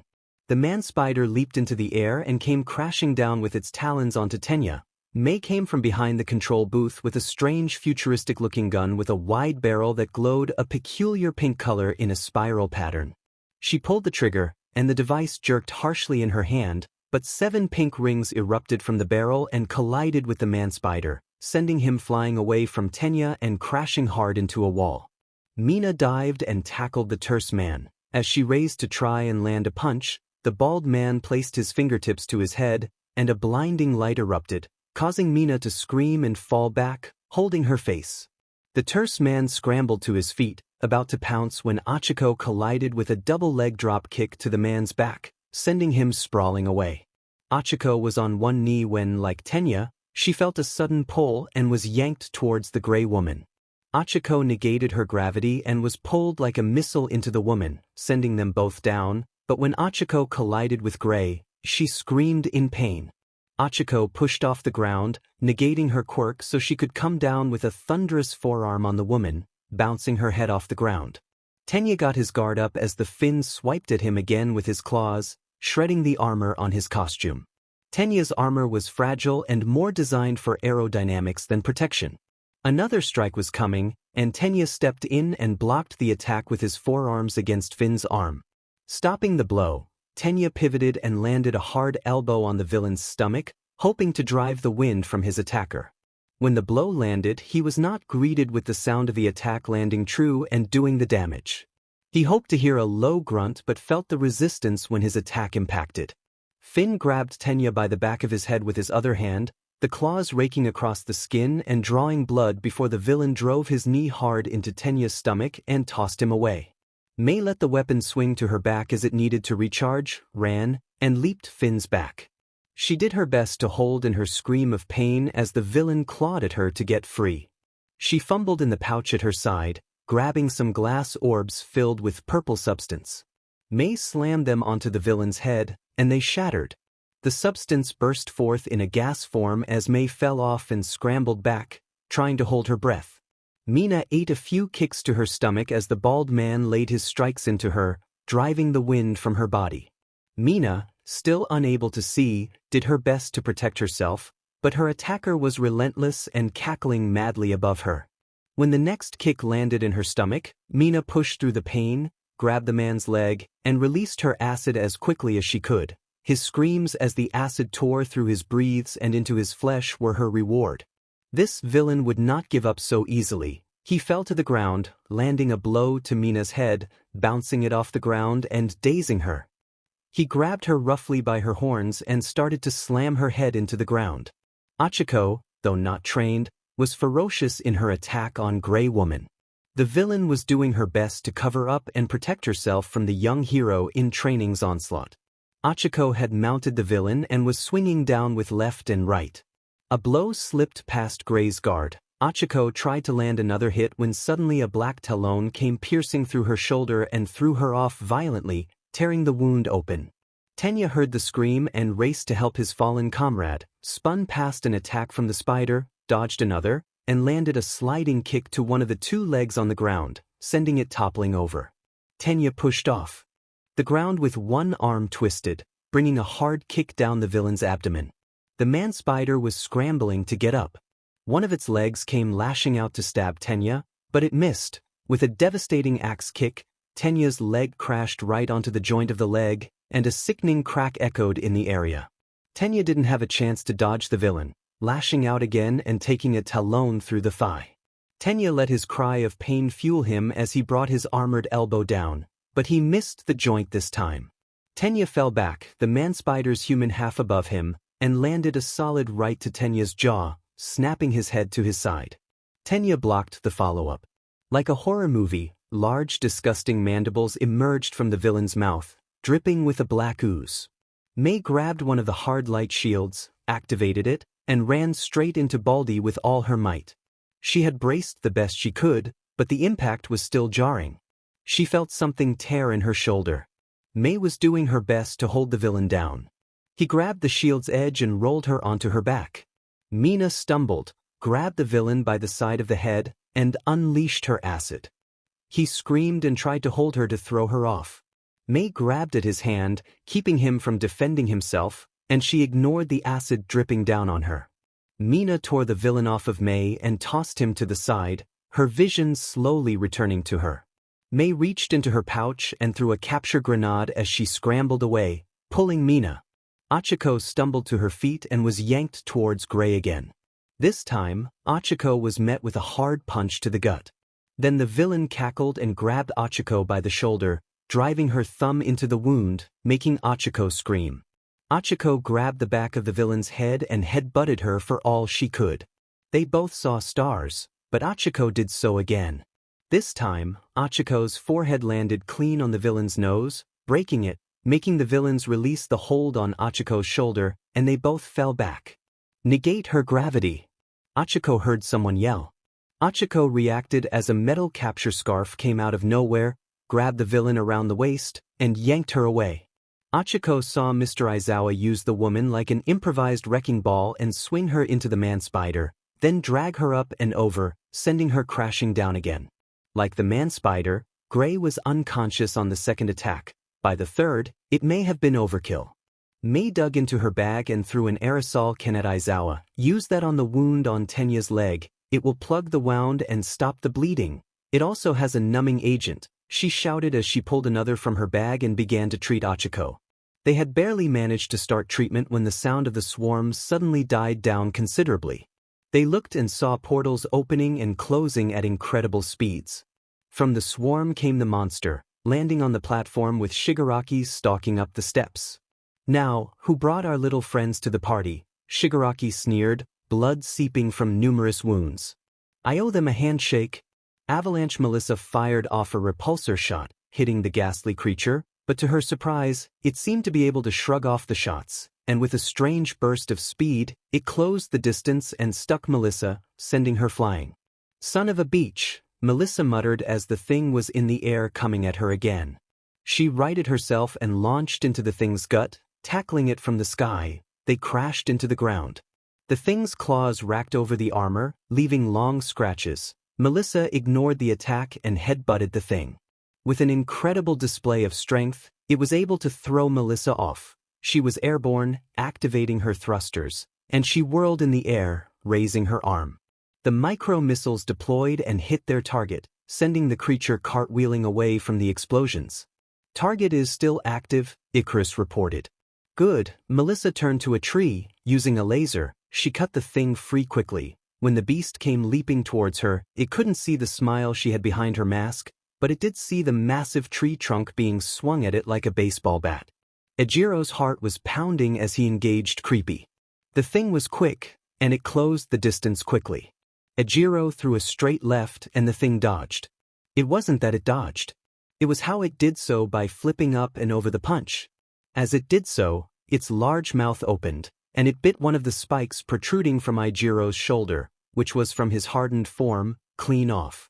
Ejiro turned as the thing was now behind him. Creepy dove at him, its mouth wide, looking to take another chunk. Despite the snow, Ejiro jumped back as the thing arced before him. He punched at the top of the thing's head, sending it crashing into the snow. Like some strange snow shark, it came up and out so quickly that Ejiro fell back from its bite attempt.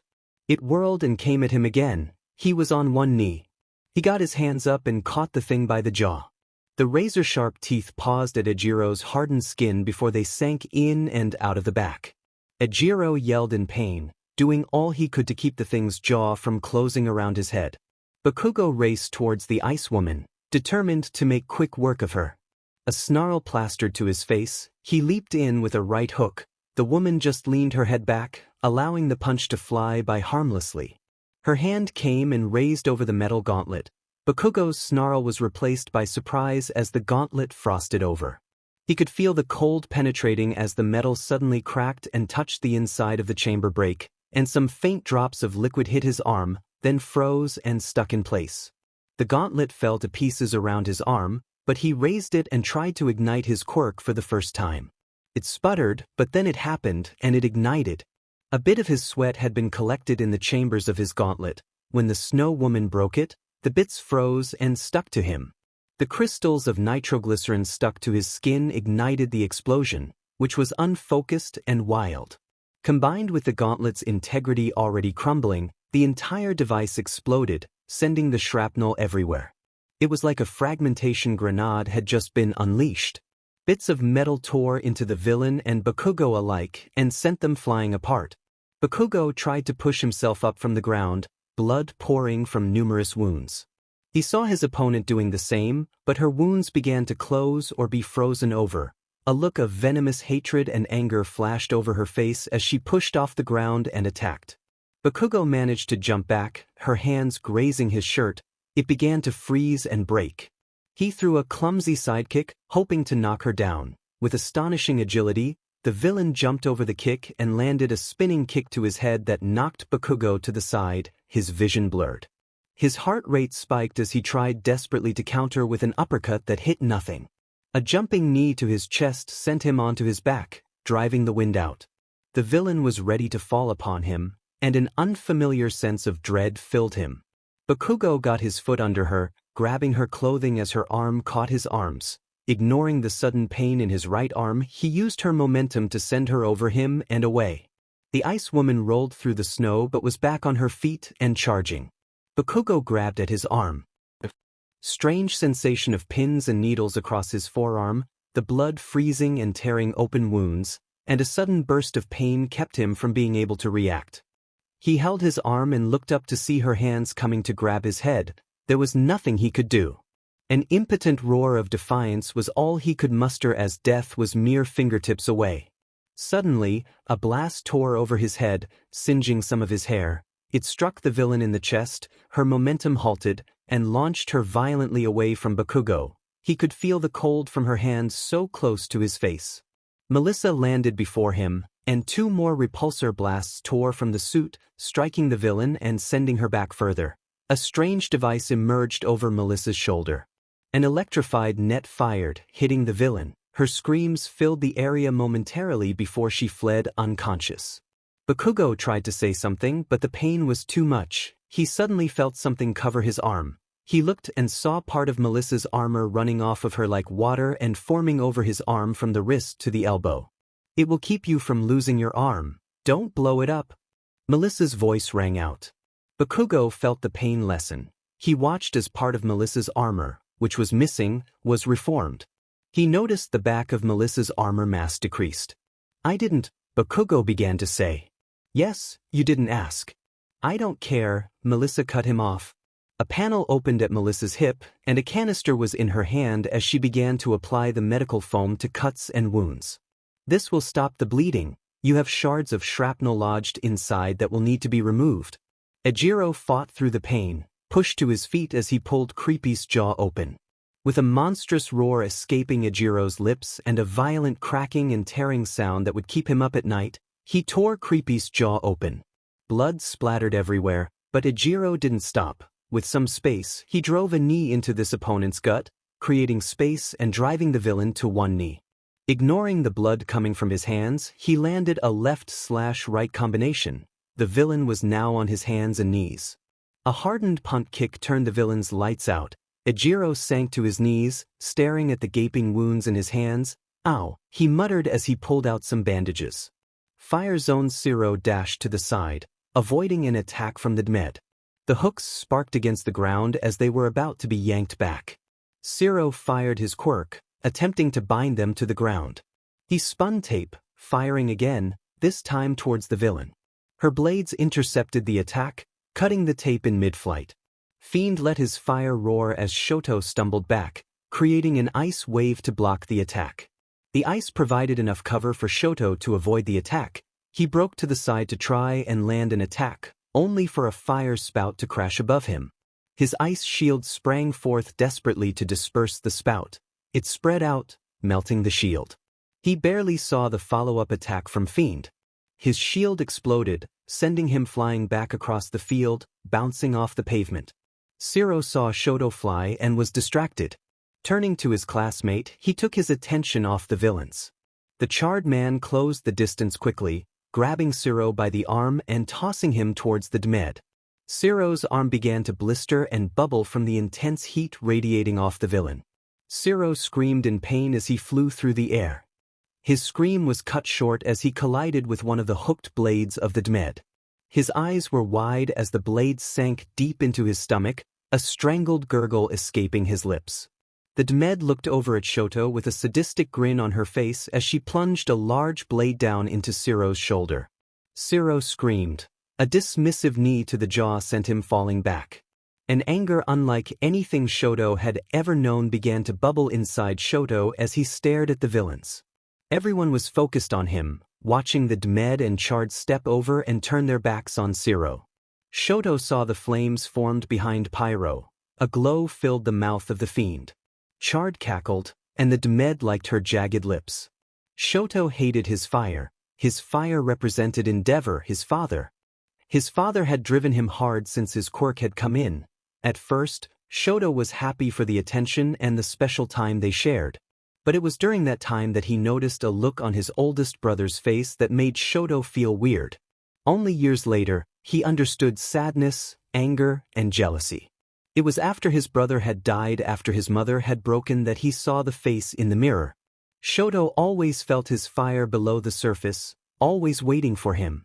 It would bubble whenever he laid eyes on Endeavor.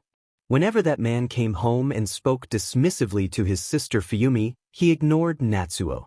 Fuyumi cared for him, a mother and a sister, a gentle touch to fill his life with love. Natsuo was quiet, but he was a good brother. They would sit for hours playing video games, and after, Natsuo would help him with his homework. But the fire was always below the surface whenever he got. Shoto just nodded his head as the swarm descended. In a scene that could have been from a horror movie, he began to plug the holes in Siro's body. Storm Zone Tsu crouched low as the strange woman drew near, her body loose and ready to react.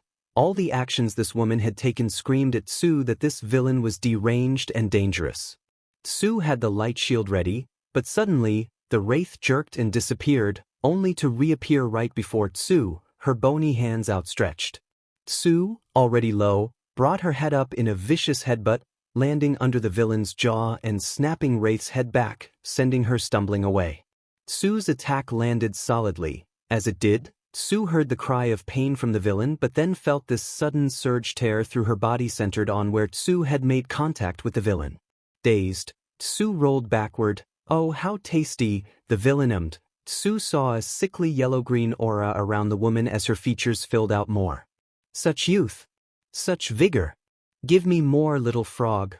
Let me devour you." With a lightsaber, Momo moved towards the lightning villain, Raijin. "Tell me who sent you, and I will let you walk away. Fail to tell me, and I will carve the answer from your flesh, and you may live to walk again someday." Such big words from a sheltered little princess, Raijin sneered. "You think your glowing little trinket is going to save you? You will find yourself on your knees before long." Momo's eyes narrowed as the villain raised his hand to the air. The lightning flashed above them. Bolts raced toward Momo with excellent agility. She dove from her spot at the last moment, planted, and was airborne, leaping in with her lightsaber.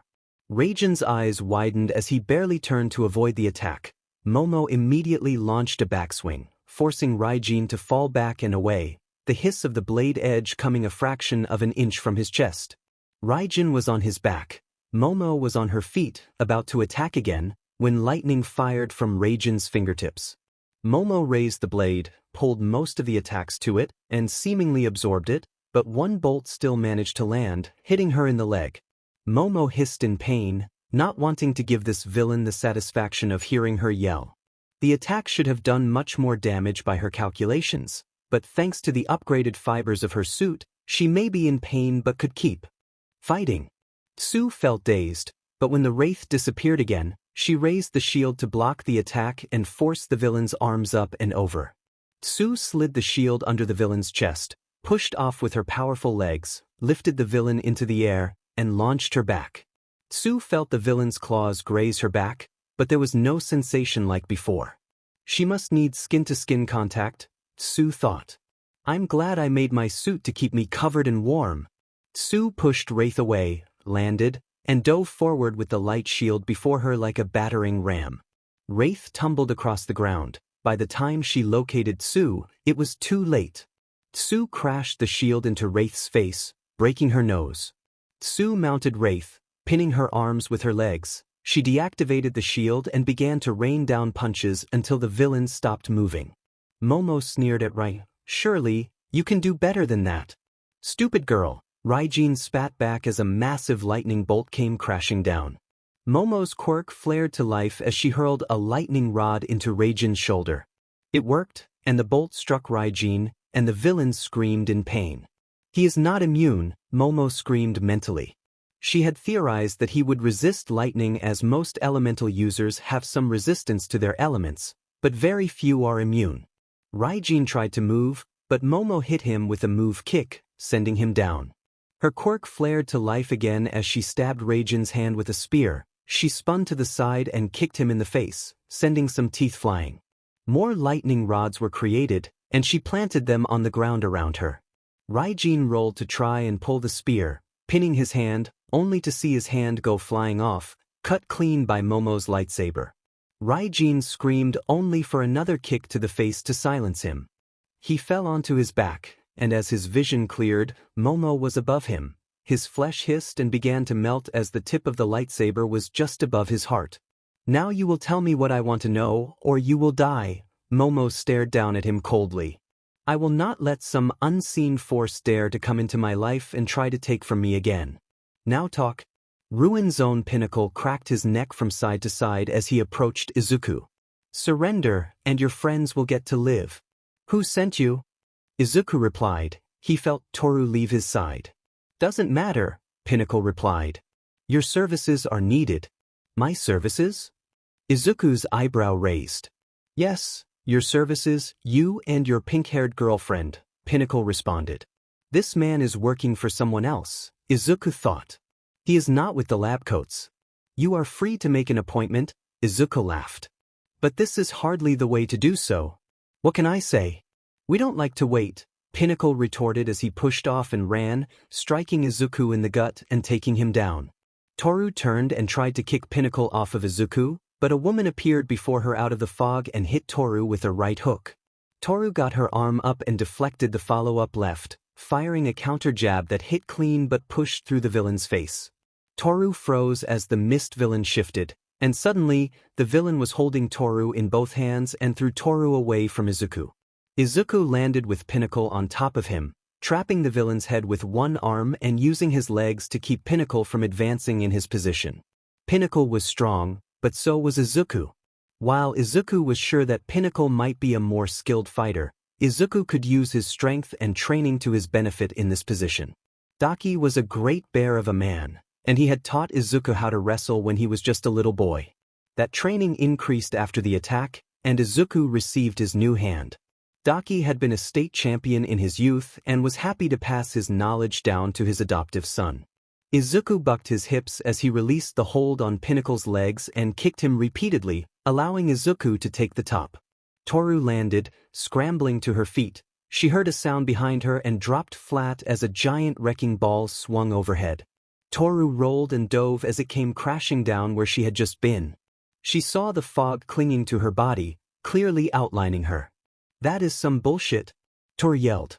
She saw Wrecker yank the ball up and was ready to attack again. Toru dove forward past his attack as it was another downward smash. Wrecker was bent over, Toru under him. She pushed up with a jumping uppercut, snapping the villain's head back. She spun to the side and landed a sidekick to Wrecker's left knee. She was about to follow up with a knee to the face when Mist appeared and landed a sidekick to Toru's gut, and Wrecker sent her flying with a backhand that drew blood. Pinnacle and Izuku were grappling for position. As soon as it became clear that Pinnacle was at a disadvantage on the ground, it became a scramble drill for the villain to try and get to his feet. He had broken free, but Izuku grabbed his leg and took him down again. Izuku was on top, landing punches to Pinnacle's ribs with his robotic hand. Pinnacle felt a rib crack. He got a hold of Izuku's face and pressed his thumb into Izuku's eye. Izuku went to defend, allowing Pinnacle to push Izuku off and get to his feet. Izuku was on one knee trying to clear his vision. He saw Pinnacle come in with a running knee strike. He raised his arm to block the blow, but the force sent him toppling back. Izuku pushed to his hands and knees and took a kick to his ribs for his effort, sending him down, followed by another. Then the third came, and Izuku was on his side. He did his best to absorb the blow, trapping Pinnacle's foot. Pinnacle tried to free himself. Izuku placed the robotic hand against Pinnacle's thigh. The red crystal came to life, and Izuku severed Pinnacle's leg. Pinnacle screamed as he fell to the ground. "No more games," Izuku growled. "Who sent you?" Izuku heard his name shouted. He turned and saw a wrecking ball swing at him. Izuku couldn't move, and the ball hit him in the chest, bending his body around it and sending him crashing into a wall, blood flying from his mouth as he crumbled to the ground. "You are done now," Wrecker bellowed as he came tearing from the fog. Toru screamed Izuku's name and raced towards him, only to get tackled by Mist. Toru tried to push Mist off of her. She would feel a moment of resistance, and then her hands would move through the villain. "Let me go!" Toru screamed as she fought to break free. Toru saw Wrecker swing again, and Izuku managed to stumble away barely. Blood was everywhere. Izuku drew his blaster and fired, but he missed, and the wrecking ball flew again. Mist punched Toru as she tried to block and get free. Izuku ducked under another attack that crashed into the wall behind him. Pieces of rubble fell all around him. He was down on one knee and he raised his hand. The red crystal flared to life and fired a blast. Toru saw Wrecker's arm and shoulder be sheared clean off as the villain fell to his knees before toppling over. Mist froze. Toru tried again to free herself. She felt the resistance, and when she did, she tried to focus on that. She pushed with all her might against that. She could see Izuku crawling, blood falling from his mouth. "Get off!" Toru screamed. She felt something, that resistance. She felt like she could grab it. Toru grabbed and pushed it away. The mist was thrown violently away as an invisible force around Toru exploded, sending her flying. Toru scrambled to her feet and raced towards Izuku. Her knees caught him and he fell over. "Izuku!" Izuku coughed and blood was dribbling out of his mouth. She could hear his breath rattling as if it were filling with liquid. The fog suddenly surrounded them, and Toru was kicked in the back. Toru didn't let Izuku go. She covered his body with her own as more blows rained down. Then, a strange noise enveloped them like the sound of hundreds of insects. Toru felt a sudden heat, and then she heard Mist screaming in pain. Toru looked around and saw all these insects around. Their bodies were glowing, radiating immense heat, dissipating the fog and burning mist. "Hephaestus," Izuku managed to say. "Analyze and treat." Toru heard a strange voice from the swarm. "As you command, father." "You, one of his creations, hurry. He needs help," Toru yelled, laying Izuku down. "Yes, we are Hephaestus, Toru Hagakure," the swarm answered. A sphere came racing down from the sky and quickly scanned Izuku. "Toru Hagakure, we need your help. If you do not act, then Izuku Midoriya will die." "Oh God," Toru said. "What do I do?" "First, remove his left hand," the swarm said. "What?" Toru shouted, and then she saw some insects land on Izuku's arm. As they did, she saw the hand's metal nature again, and it disconnected. "Take the hand, remove the Kyber crystal from the center, and place the hand over his face." A very calm woman's voice came from the sphere. "Please hurry, Toru Hagakure." Toru watched as more robotic insects landed on the hand, and they began to break down. "Toru Hagakure, please hold open his mouth." But Toru started to protest. "Time is of the essence," the sphere responded. "The royal guard will not be able to extract him in time for proper medical care. He is dying." Toru held open Izuku's mouth, and suddenly, the hand and parts of the swarm broke down and poured into Izuku's mouth. "What are you doing?" "We are breaking down the hand to its nanobot components and will use them to repair the internal damage that has been done," the sphere responded. "With this, Izuku Midoriya will live." Toru watched as the machines went to work. She was almost numb when she heard a grunt and heard something behind her. She turned and saw Wrecker on his feet, missing an arm, swing his weapon down on them. It all moved in slow motion. Toru felt the urge to move to save herself, but Izuku would be done for, which was not what heroes do. Again, she felt that strange surge all over her body, the feeling of something lying on her skin. "No!" Toru screamed. She raised her hands and pushed against that layer, the feeling of resistance she had felt fighting Mist.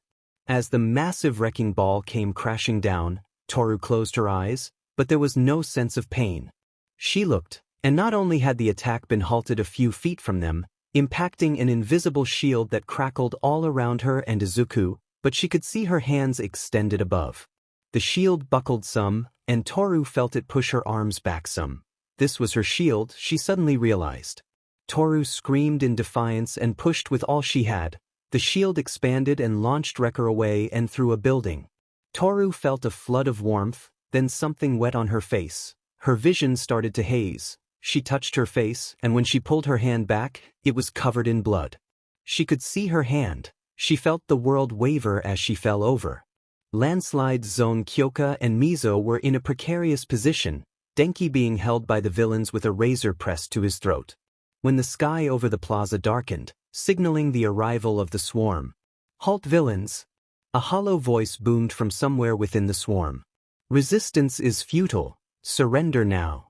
Extreme force has been authorized." The voice could be heard over the landslide zone. It gave Kyoka and Mizo the needed distraction. They both burst forward. Mizo raced toward the Earth Quirk user, smashing 2 of his spikes and shoulder-blocking him to the ground. Hot on his heels, Kyoka set her jacks out to yank the razor blade away from the villain holding Denki. Electronic, startled by both the surprise arrival of the swarm and the student's attack, went to slice Denki's throat, only for him to get stopped by Kyoka's jacks wrapping around his wrist and yanking it away.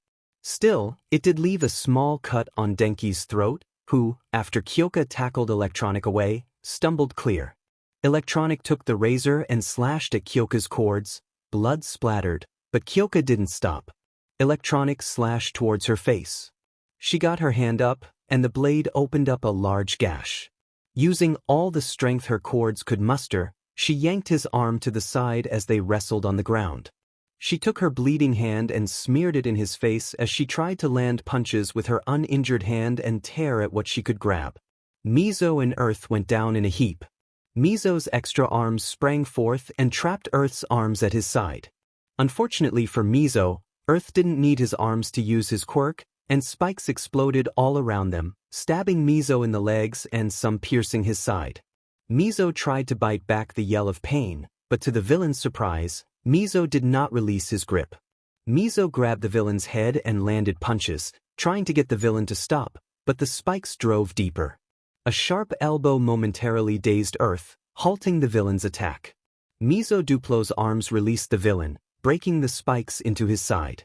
Earth was about to say something, but a series of headbutts silenced his taunt. Until Earth fell limp, the spikes attempting to skewer Mizo crumbled and fell. Kyoka was in a frenzy as she attacked Electronic. She managed to maneuver her knee between his legs, landing a crushing blow. Kyoka used the opening to tear the headphones off the villain, which may have been connected somehow by the splatter of blood that accompanied it, but Kyoka did not stop. She jammed her jacks into his ears and pumped her racing heartbeat directly into his brain, shutting the villain down. Kyoka sat up and grabbed more electronics, tearing them away. Mizo yelled her name as some of the villains from the previous fight that Denki's all-out attack had not downed were on their feet and charging them. The shouts of their attackers were suddenly drowned out by the strangest sound Kyoka had ever heard. It was this roar, a nearly primal scream of hundreds if not thousands of tiny voices united. She grabbed her ears as the swarm raced past her and enveloped their attackers. She was thankful the swarm could drown out the sound of the villain's screams. Flood Zone Mineta tore an orb from his head, stuck it to the deck, and held on for dear life. Dark Shadow grabbed Fumi and the railing, holding on for dear life. Sato was slammed back and nearly through the back railing, but thankfully, it held. Sato collapsed to the deck. He had regained enough of his senses and saw the creature come leaping off the mast, red claws extended towards them. Sato went low toward the attack, got under the claw strike, and came up with an overhead right, catching the creature in the chest. The combined momentum sent the creature flying past them and crashing into the metal wall of the cabin. Mineta spat out water and was on one knee when a water tendril lashed out from the elemental's hand, striking him in the stomach and sending him tumbling away, gasping for air. Dark Shadow sprang into action. The elemental seemed to ignore the attack until Dark Shadow's claw tore through the villain, and a strange muffled scream escaped her lips. Dark Shadow went to attack again. She shifted and flowed around his attack. The snakes atop her head lashed out, biting deep and earning a yell from the sentient quirk. Fumi tried to rush to Dark Shadow's aid, only for a water tendril to sweep from the villain across the deck, catching Fumi in the chest and sending him flying back and nearly over the edge. By luck or skill, Fumi could grab onto the top railing and keep himself from being sent overboard, but it yanked his shoulder out of the socket as he flipped over and banged against the ship. The creature let out a guttural growl as it charged at Sato.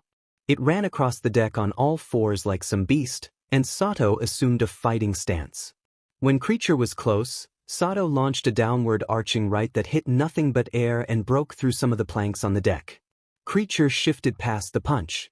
Its claws flashed and tore a huge gash out of Sato's thigh, sending him down to one leg. Creature slid past, planted its claws into the deck, leaving long gashes, and rocketed back in to attack again. Mineta stumbled to his feet, grabbed a piece of broken wood near him, spun, and threw it towards the would-have-been rather intimidating water elemental. He watched as it spun through the air and hit elemental. It seemed to have no effect as it caught the villain in the side and passed through. Elemental glared at him, raised her arm, which grew into a massive water tendril, and came crashing down to crush Mineta. He dove to the side, narrowly avoiding being hit. Mineta saw Elemental struggle momentarily to lift the Fumi fired and hit creature in the stomach. Sato charged and move-kicked creature, sending it through the railing and into the water below. Dark Shadow saw the purple orbs swirling inside the elemental, and then it noticed them collecting in an area deep in the spout. "There you are," Dark Shadow growled. It cut a few more snakes, ignored the bites, and plunged its claws deep into the orbs, where it felt them hit something solid. Dark Shadow grabbed and yanked a sickly, slender woman out of the water. The water around her fell away as Dark Shadow slammed her to the deck. The woman would have bounced off the Mineta's orbs attached to her and stuck her to the deck. Not missing a beat, Mineta ran and kicked the villain in the side of the head, knocking her out. "Good work," Dark Shadow said. "Thanks," Mineta replied, noticing the blood pouring from Sato. "Try to find more bandages." Mineta ran to Sato, trying to use the bandages he had left to help his classmate. They heard a clamor on the ship's side as the villains from the water began to swarm out. "Incoming!" Dark Shadow roared, taking up a defensive position. Mineta looked up, fear creeping in. He bit his lip and returned to treating Sato. "Hold them off," Mineta said. Fumi took position next to his brother. "You will have the time you need." The villains leaped over the railing when the swarm came out of nowhere, consuming their attackers and sending them back into the water. "Treat your wounded, and we will see you are kept safe," said the swarm. Forest Zone Koji and the satyr tumbled across the ground in a tangle of limbs.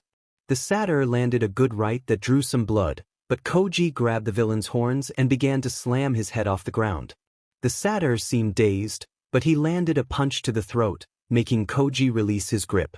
As Koji was gasping for air, the villain got its power legs under Koji. Placing its hooves on his chest, it launched Koji away, sending the student crashing hard into a tree and splintering the bark. The satyr got to its feet, trying to ignore the swarm of squirrels biting and clawing at it. It grabbed them, throwing them aside. The satyr saw Koji getting to his feet. It pawed the ground once, lowered its head, and charged. Koji heard the squeaks of the squirrels. He saw the charging villain and managed to get out of the way at the last second as the satyr crashed through the tree, toppling it. Ojiro jumped over the bear villain, spun in the air, and brought his tail crashing across the villain's back. As he landed, he ducked under a club swing from the barbarian. He was about to fire off a punch to the villain's gut, but he stopped and shoved instead, using his hands and tail for leverage, sending the villain skidding back. Bear was still moving but struggling to get up. Ojiro couldn't press his advantage, and Barbarian quickly re-engaged. Ojiro knew he could not strike at the villain but could manipulate and toss him around. That seemed to cause some damage at least. He pondered if it was some field around the villain but was absorbing the blows. If that was the case, then maybe it was tight to the body but not skin-tight. If he could rattle the man inside the field, hitting his barrier would cause enough damage to subdue him. Like shaking something in the side of a shell, Koji caught the satyr by the horns as the villain charged again, sending him skidding across the ground. Koji did his best to plant his feet, twisted his hips and the horns, and yanked the villain off balance and to the ground. It was similar to wrestling a steer to the ground, an experience Koji was not fond of, but now he was thankful for the experience. His girlfriend would be happy to hear it had saved his life. Koji got his knee across Satyr's throat, choking the villain and landing hammer fists on his face. The satyr tried to get him off, but Koji used the villain's horns to put pressure on his throat. Squirrels and field mice began to swarm, biting and clawing at the villain. Ojiro slipped to the side of a wild downward club swing, grabbed the barbarian's wrist, twisted, and yanked. He heard the barbarian yell and release the club. Ojiro was hit with a clubbing blow that sent him stumbling away, but he had disarmed the villain. Bear was up and attempted a double claw strike and fell back, managing to avoid most of it, but it still shredded his GI and drew blood. Using his tail, he rolled back onto his feet, swung the club one-handed, and cracked Bear across the jaw, snapping the villain's head to the side. The barbarian tried to catch Ojiro off guard again with another wild swing. The villain was untrained, Ojiro noted, simply relying on his quirk to keep him safe. If the man had bothered to train in fighting, he could be incredibly dangerous. Not that he wasn't dangerous now, but even more so. He grabbed the barbarian's legs and yanked him to the ground using his tail. A sudden flash of brilliance flared in Ojiro. Ojiro used the club to hit Bear again, then dropped it and yanked the barbarian towards him. He grabbed the villain by the legs and, using all his strength, spun and used the villain like a weapon against his friend. Bear stumbled and went to attack back, but suddenly, the villain's eyes drooped, and its shoulders slumped. Ojiro didn't stop. He swung his barbarian club with all his might overhead and crashed it down on the bear's head, knocking him out. Ojiro grabbed Barbarian and repeatedly crashed the villain's head against a rock. Ojiro noticed the villain's eyes getting glassy. With a wicked grin, Ojiro didn't stop until the villain stopped moving. Koda stumbled over to Ojiro. They both looked and scanned the forest, searching for Yuga. They could hear the sounds of battle not too far away and began to run towards it when Yuga came flying through a thick cluster of bushes. He was bleeding from a head wound, an arrow sticking out of his shoulder, and a few more broken S sticking from different places. Saw a massive man carrying an unconscious woman fleeing further into the forest. He saw burn marks on the man's body, and he was limping badly. Yuga looked at his friends, his eyes glassy. "Nice to see you again," he managed to say before passing out. "What should we do?" Koji asked, pulling some medical supplies. "I want to go after them, but we can't leave Yuga behind," Ojiro responded. "They are on the run. Let's get him bandaged, and we need to get out of here before these villains start waking up." "Agreed," Koji said, doing his best to stop the blood coming from the head wound. Front door Aizawa took position in front of his students, facing the two villains. Mina, her sight returned, blinked a few times but did her best to smile at Shigaraki. Achiko grunted as she stumbled to her feet. Tenya sighed. "Well, I guess our rest PRD between rounds is over." Mei heard the hum of the gun on her back spring to life, signaling it was recharged. "I would consider shaking your hand, but you first seriously need some moisturizer, and you seem to have a bit of a hand FTSH, not something I am familiar with. I have read about foot fetishes, but Izuku and Melissa are not into feet." Izuku has this one thing. A look from Aizawa caused Mei to stop talking. Mei slipped her into her pocket and typed in a command, and the remaining orbs slowly descended towards them. "Nomu, break their legs," Shigaraki commanded. The Nomu blurred. This time, Aizawa dived to the side, immediately avoiding the attack. Mina slipped sideways, sending a spray of acid at Shigaraki, who managed to dodge out of the way before he burst forward to attack Mina. Tenya's quirk flared to life as he raced in and intercepted Shigaraki, landing a sidekick to the villain's gut, sending the leader of the league flying back and crashing into the guardrail. The Nomu pivoted and rushed Tenya. 3 spheres dropped and hard light shields interlocked and deployed. The Nomu's thunderous punch slammed into the shields, but they held. "Eat pink rings," Mei yelled, firing her rifle again. The rings hit the Nomu and seemed to have little effect, but it did knock the Nomu off balance and send it a few feet away. "It has some sort of kinetic resistance but not nullification," Mei called out. The Nomu charged again, only to be blocked by spheres. Achiko sprang into action and tagged the Nomu. Aizawa grabbed the Nomu with his capture scarf around the arm and yanked with all his strength, sending the thing flying out over the plaza. "Mei, get it out of here," Aizawa shouted. "Spheres remove the floating hostile from the USJ," Mei said. The spheres sprang into action, flying up and using their shields under the Nomu and pushing it up. Shigaraki rolled out of the way of Tenya's dropping axe kick that left a dent in the ground. Shigaraki attempted to tag Tenya's leg, but he got it out of the way barely in time. Mina's acid came flying in and hit Shigaraki's arm and the strange hand that was there as part of his costume. The acid hissed and began to eat through shirt, hand, and onto his arm.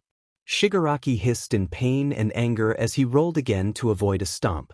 Shigaraki spun off one hand and attempted to sweep Tenya's legs, but Tenya jumped to avoid the maneuver. When he descended, a portal opened underneath him, ready to swallow him. Izawa used his capture scarf and yanked Tenya back, barely out of range of the portal that snapped shut. Unfortunately, Tenya landed on his back. Shigaraki made some manic yell as he dived for Tenya, only to be intercepted by Mei, who came in swinging the rifle like a bat.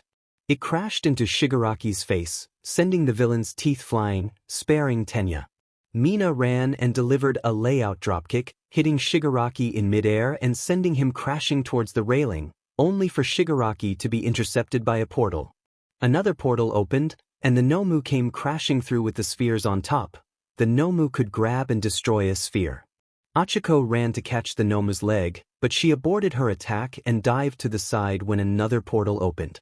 Izawa turned and spied Kurogyri and activated his quirk, targeting the Nomu, Kurogyri, and Shigaraki and negating their quirks. Kurogyri stumbled, grabbing his head. The Nomu whirled, pushed off the ground, and launched towards Izawa. The two remaining spheres knocked the Nomu off course, sending it sideways and crashing into a wall. Shigaraki was on his feet, in a panic. He didn't see the punch from Tenya that snapped his head back, and Mina followed with a kick to his injured ribs. Shigaraki managed to deflect Tenya's next attack, then grabbed Tenya's arm, expecting Tenya to start ashing, but nothing happened. "Stupid Ursurhead!" Shigaraki growled. Tenya grabbed his arm and flipped him over his shoulder, slamming him to the ground. Tenya wrenched Shigaraki's shoulder and dislocated it. "Tenya, move. I have to blink." Izawa yelled. "May capture Grenade?" Tenya moved away. "I am out." May called out. Shigaraki rolled and scrambled to his feet. Izawa fell through a portal as Kurogyri landed behind Achiko, grabbing her around the neck. Achiko struggled, but Kurogyri, whose clothing was torn from his encounter with the swarm, took his free arm and dug into the foam in Achiko's wound, eliciting a gutter scream of pain from her before she passed out from all the pain. Shigaraki checked Mina's kick, slipped past Tenya's punch, and grabbed Tenya's helmet. It ashed almost instantly. Mina grabbed Shigaraki and yanked him away so he couldn't touch Tenya's face. Tenya went to act, only for the Nomu to land before him and backhand him away, sending him crashing into a wall, blood flying from his mouth. Mina stumbled from the impact of the Nomu landing. She saw Shigaraki's hand coming for her face. Izawa came running in and punched Kurogyri away from Achiko. His hair rose into the air, and Kurogyri was rocked. Izawa didn't stop. He landed a quick combination, took Kurogyri's legs out, and pinned the villain to the ground. He rose and landed punches, and some mist fell away with each punch. "Shoda?" Izawa froze and looked down. Light blue hair and blue eyes were staring up at him. "Oboro?" Izawa whispered like a prayer. The Nomu was there snatching Izawa by the hair. It slammed Izawa overhead before throwing him away like a rag doll. Mina tried to scramble away. Shigaraki sneered. His fingertips were just a few inches away when Mei came crashing into Shigaraki with her hard light shield, knocking him to the ground. Mina got her feet and fired her acid, forcing Shigaraki to roll to his back. He yelped as the acid burned his skin. The Nomu's head snapped towards them, blurred. Mei got the shield up, and the Nomu's fist collided with the shield. It cracked and shattered, sending Mei flying away, her arm broken. The Nomu went to follow up. Mina sprayed the creature's face with acid and ran over to Mei to try and get her to safety. Mina hoisted Mei up. They watched as the melted flesh of the creature regenerated. As the eye reformed, it locked on the duo. The doors of the USJ were torn open. A laser shot came ripping from the opening, striking Shigaraki in the shoulder and sending him down. From the opening, a heavily armored knight clad in ornate, shining white and gold armor burst forth. The armor features intricate patterns, including a prominent golden cross-like emblem on the chest plate. The knight is wearing a helmet with a pointed crest and angular design, and the face is obscured by shadow or fabric. A flowing white cape is draped over the shoulders, adding to the majestic and heroic appearance. The overall design suggests a holy or divine theme, with the color palette and symbols evoking purity and righteousness. A large, complex, light shield shaped like a kite on one arm and a glowing sword on the other raced across the battlefield and crashed into the Nomu, lifting it off its feet and knocking it to the plaza below. Kurogyri was on his feet, a portal opened under the night, and thrusters fired from its back, moving it away. A tall, slender, athletic woman came flying in dressed in a Gothic-inspired combat dress with intricate embroidery and a high neckline. The dress has long sleeves with flared cuffs and a short flared skirt with sheer fabric underneath. Thigh-high black stockings and heeled combat boots. Her arms are covered in gloves up to her biceps. Her silvery white, chin-length hair with a side-swept bang flew behind her as she was on Kurogyri in a moment. Her eyes were concealed by a sleek, black Bielefeld-like visor. A sword flashed to her hand.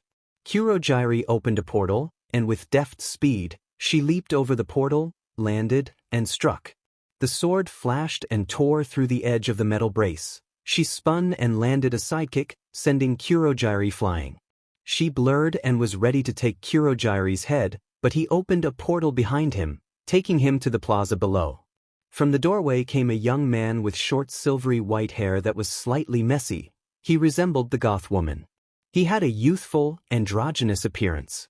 He wore a black double-breasted uniform with gold buttons and black breathes, giving him a formal yet military look. The jacket included a high-collared one with decorative embroidery, cuffs, and black boots. He had a black BLNDFLD visor like his counterpart. He had a laser rifle in his hands as he scanned the area, moving towards where Izuku was down, checking his vitals. Two more knights, slenderer than the one who had engaged with the Nomu. They looked to be a fusion of medieval armor and advanced technology resembling Melissa's armor, but instead of blue and gold, one was trimmed in red and the other black. The helmet was a sleek, high-tech knight helm. One knight broke towards Ida, and the other came to Mei with a large pack on its back. The red knight pulled a half-cuff from the pack and set it on Mei's arm. It sprang out, covering Mei's arm and stabilizing it. "Did you bring it?" Mei said as the cuff covered her arm and the painkillers kicked in. She took a deep breath. "As ordered, Mother," Red Knight responded. It pulled the good-sized case from the pack, a large handle folded out. Shigaraki was pulled to his feet by Kurogyri. "Young and we should retreat. The situation continues to grow out of our control. The swarm will return soon. Our forces are dwindling. A bunch of NPCs will not defeat me," Shigaraki bellowed. "Nomu, kill all of them, tear them limb from limb." The Nomu leaped high over the railing, ready to answer its MSDR's command. Mei was on her feet. Mina watched as she hoisted the case onto her shoulder, holding the handle like a trigger. The case began to morph and shimmer as it changed into a massive gleaming black and gold cannon. Aichas formed on Mei's chest. A targeting reticle flipped into place. Mina stepped back as stabilizing arms fired from the chest piece, locking Mei in place, and gold cables fired from the cannon did the same. The Nomu was in mid-flight, and the 8-foot-long, 3.5-foot-wide cannon barrel lit up. "Boom baby," Mei said, a wicked smile on her lips. The cannon fired with such force that Mina would have been thrown to the ground, but the Red Knight caught her. The deep tum of the shot. Had some wrecking and towing, warning. Hostile intruders detected. The call rang out in the bunker. The parents all turned from the vitals readout to the security monitors as the sounds of battle began. An armored vehicle came crashing through the main gate when the secondary security barrier deployed and halted it in its track with a thunderous crash of metal on metal. Sensors detected more intruders coming over the fences. They were all dressed in black with cloaks trimmed in gold and silver. The only identifying mark was a strange layered star pattern over their left BRST. The vehicle had the same markings as the back of the truck exploded out, and armored versions of the intruders sprang forth. The armored versions had cannons on their arms glowing a sickly green color. They fired strange ball of energy at the barricade. The ball impacted and began to spin faster before they exploded, taking the barrier with them. Autocannons came to life on the counter-assault. "What the hell was that?" Hannah exclaimed. "Something that cannot be good," Daiki said as he tried to call out to the police. Only to be met with silence. "Communications are being jammed," the bunker answered the unspoken question. "Emergency response will be alerted due to noise. Protection detail is engaging. Remain calm. We will protect you." The parents watched as the invaders did not seem to be employing quirks. Instead, they were all using technology to assault the compound. They watched as the invaders tried to make their way towards the house, only for more security barriers to be put in place. Then, the counterattack began. The Ravager units came from nowhere, taking down the armored units. The sounds of ripped and torn metal filled the audio pickups. The parents were in shock as cannons emerged from the top of the units, and the Ravagers returned fire with their red laser weapons. The group that came over the wall was trying to flank when the flock of laser beaks came ripping from the sky, their metal talons sinking efficiently into flesh as they carried their victims away like birds of prey. The parents watched as they would fly up and then throw the intruders away, sending them over the fence and crashing to the ground. The Iron Giant's chest opened, and a large cannon emerged. A large blue sphere formed at the end.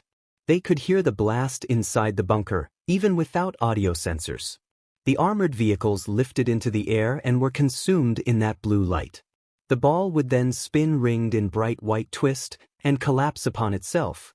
It made this strange and frightening buzzing electrical noise as it did so. When the armored vehicles were destroyed, they saw the giant bend backward like a contortionist, and the gun fired again, tearing off into the sky. The armored intruders were being torn apart by the Ravager units when a green sphere appeared, crackling with energy. When it faded, the strange robotic animals were there, some hideous cybernetic bears like something from a nightmare. They charged the Ravagers, and then they saw the EVA units emerge. With a casual efficiency, their arms morphed into cannons, and her quasar ion cannons tore the beasts to shreds. Those that made it were swarmed under by the Ravagers and laser beaks working in perfect union. The parents saw the Wally units rolling out, deploying capture grenades on the down villains. Inko turned to the monitors, her heart in her chest as the readout of the children was coming through, but of course, Izuku's was the problem. The sound of her strangled scream alerted Daiki and Hana. They turned and watched as the reports on Izuku came flooding in, the severe internal bleeding and broken bones. Treatment is being applied, nanobots are being introduced to the bloodstream, and repairs will commence immediately, the bunker reported. Izuku Midoriya will live. The assault has been contained. We recommend staying in the bunker till emergency response arrives. The lieutenant of the Royal Guard came racing to Mei, where Melissa and Momo had joined her, cradling Izuku in one arm and Toru over her shoulder. The girls saw that Izuku's hand was gone, and parts of his arms were missing, leaving it looking shredded. "Lieutenant! Report!" Mei ordered. Momo's hands flew to her mouth. Father has suffered severe internal damage due to forcible impact from a large object. To stabilize and heal his hands, components were used to break down and infiltrate his body to begin the repair process. To do so, all current nanobots had to be conscripted, Gothic reported. You need to authorize the creation of the Bacta tanks immediately, Mother. We must get him into treatment. Creation authorized, Mei responded. Set Toru down, Melissa? Give him to me, Melissa said, taking Izuku from Gothic. Her helmet snapped shut as she rocketed out of the USJ, ignoring the calls from the staff. She was heading out as All Might was coming in. Talk to him, she shouted as she tore off towards the lab. Icarus began to relay all the information about Izuku's wounds, treatment, and odds of survival. Is he going to be okay? Momo said, taking Mei's hand and staring at where Melissa had flown out. He still may need recovery, girl, but between the nanites and the Bacta tank, he will be. Mei squeezed Momo's hand before she suddenly turned and wrapped Momo in a big hug and began to sob. Momo held Mei tight as they slowly sank to their knees, Mei letting her emotions flow. The staff was hesitant around the Royal Guard, but they didn't say anything as they saw them dispersing about the USJ, getting to students and getting them to the front door. They would bring them to where one of the surviving spheres was so they could be scanned and reports could be given on injuries. The captain was near Mei and Momo, standing guard and directing his troops. The swarm gathered and exited through the top of the USJ. All Might got the report from Nizu before he joined in rounding up the villains and securing the students. Emergency medical had already begun transporting the critically injured to medical bay in the UA. Those that weren't critical were being loaded on the bus for transport back to the UA. Their statements would be sought after Recovery Girl fully cleared them. Once May had composed herself, the captain spoke. "Mother, there was an attack on the parental units." "What?" May exclaimed. An unknown force launched a surprise assault on the parental units while the attack on the USJ was occurring, the captain responded. The parental units had already been evacuated to the bunker, and countermeasures were already on alert due to orders from Hephaestus. This meant they were safe and away from the fighting. All enemy units were dealt with, as was an orbiting satellite being used to coordinate and watch the attack. We have identified the group as the Void Engineers. Emergency services and heroes are now on hand, taking them into custody. May took a deep breath. Some of the villains were after Izuku and I, Momo said. May looked at her in shock. The villain Raijin was sent to retrieve us under the orders of someone called Keaton. He was connected to the attack on the island as well. Motherfucker, May muttered. Captain, get all the information on this Keaton, recall the Royal Guard. I want to go home. Yes, Mother. The captain gave a crisp salute, leaving to carry out her orders. My parents, Momo said suddenly. The two girls ran towards Nizu after hearing that Hatsum and Inko had also been attacked. He handed over his phone to Momo, who quickly called her parents. Momo, are you okay? Gao's voice rang out. Yes, father. Are you and mother okay? Momo said back, her voice full of concern. Yes, a group of intruders attempted to infiltrate the estate, but they were rebuffed, Gao said, trying to soothe his daughter. You will be alerted soon, but U.A was attacked. I am fine. Izuku was injured, but he will recover. One of the villains who attacked the school was ordered to take Izuku and me to someone named Keaton, Momo reported. Aoi was able to get the name Void Engineers from one of the attackers, but that is all, Gao said. Momo, this may not be over. Stay vigilant. We will see you soon. I will, and thank you, father, Momo said. That is the same group that attacked your parents? May nodded. Nizu raised an eyebrow. There will be time to unpack this situation later, Nizu said, taking back his phone. Please see the emergency services so we may get you back to the main campus. The two girls nodded, exiting the USJ. The other students looked relieved when the last two boarded, and the bus began to rumble back to the main campus. So, do you always have a swarm of robots ready at your disposal? Mineta asked, slumped in his seat, staring out the window. No, today was an exception though, May replied, resting her head on Momo's shoulder. Medical Wing May was annoyed that she was not going to be released due to the break in her arm and some torn ligaments. The whole area was in a state of controlled chaos as some of the students had been seriously injured, which didn't include the damage 13 and Aizawa had suffered as well. Only a few of Class 1A were going to be cleared to go home tonight. May was in bed when Chio came in. May, we need to get some artificial organs created. Essie. One of the students won't make it without them. May pushed herself to a sitting position. Hephaestus, send Gunner to the medical wing to retrieve a DNA sample. Get the organ tank prepped. Recovery Girl will be sending you orders for what she needs. May said into her earpiece before handing it over to Recovery Girl. I need stomach, liver, and the large intestine. Recovery Girl said understood. Hephaestus replied. We have also created the nanobot connectors as well. Send them, Recovery Girl said, some relief coming to her voice. How long? 2 hours. I can keep the patient stable till then, Recovery Girl said, returning the earpiece to May. Thank you, May. Of course, May said, offering a smile. Recovery Girl pulled her mask down and kissed May on the forehead, activating her quirk. Wow, that is pretty cool, May said, yawning. It would be a long day and night for the old pro, but she wasn't about to let one of these poor children slip through her fingers. Momo sat with Sue. Both had been cleared to leave, but it didn't feel right to leave the rest of their class behind. Sue asked about Izuku, and Momo gave what information she could. It was the same for the other students. Those who had been cleared were having difficulty leaving those still recovering. It took the staff nearly forcing them to go to the dorms to sleep to get them to move. Momo, instead of going to the dorms, went to join Melissa, who was watching over Izuku, as she knew that the last thing her girlfriend needed to do was be left alone.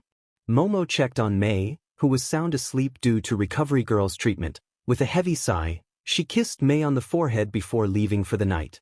Melissa sat staring at the computer screen in the lab.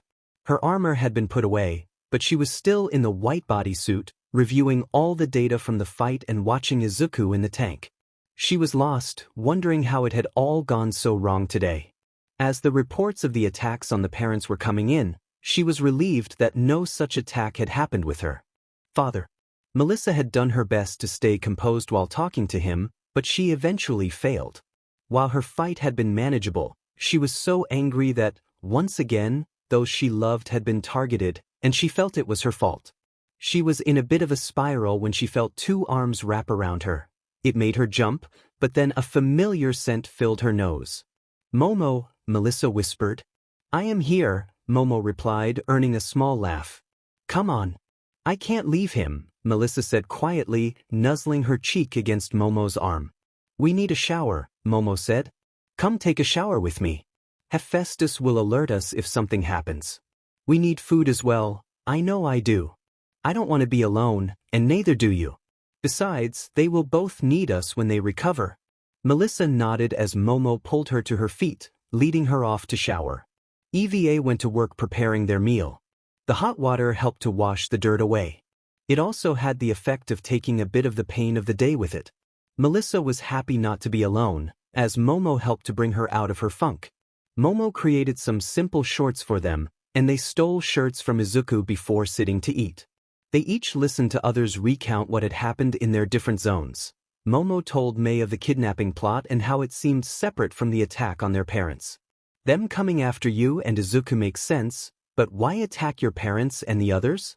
Melissa said, grabbing another slice of the pizza. I don't know, Momo said. If they were after some technology, why not attack the lab?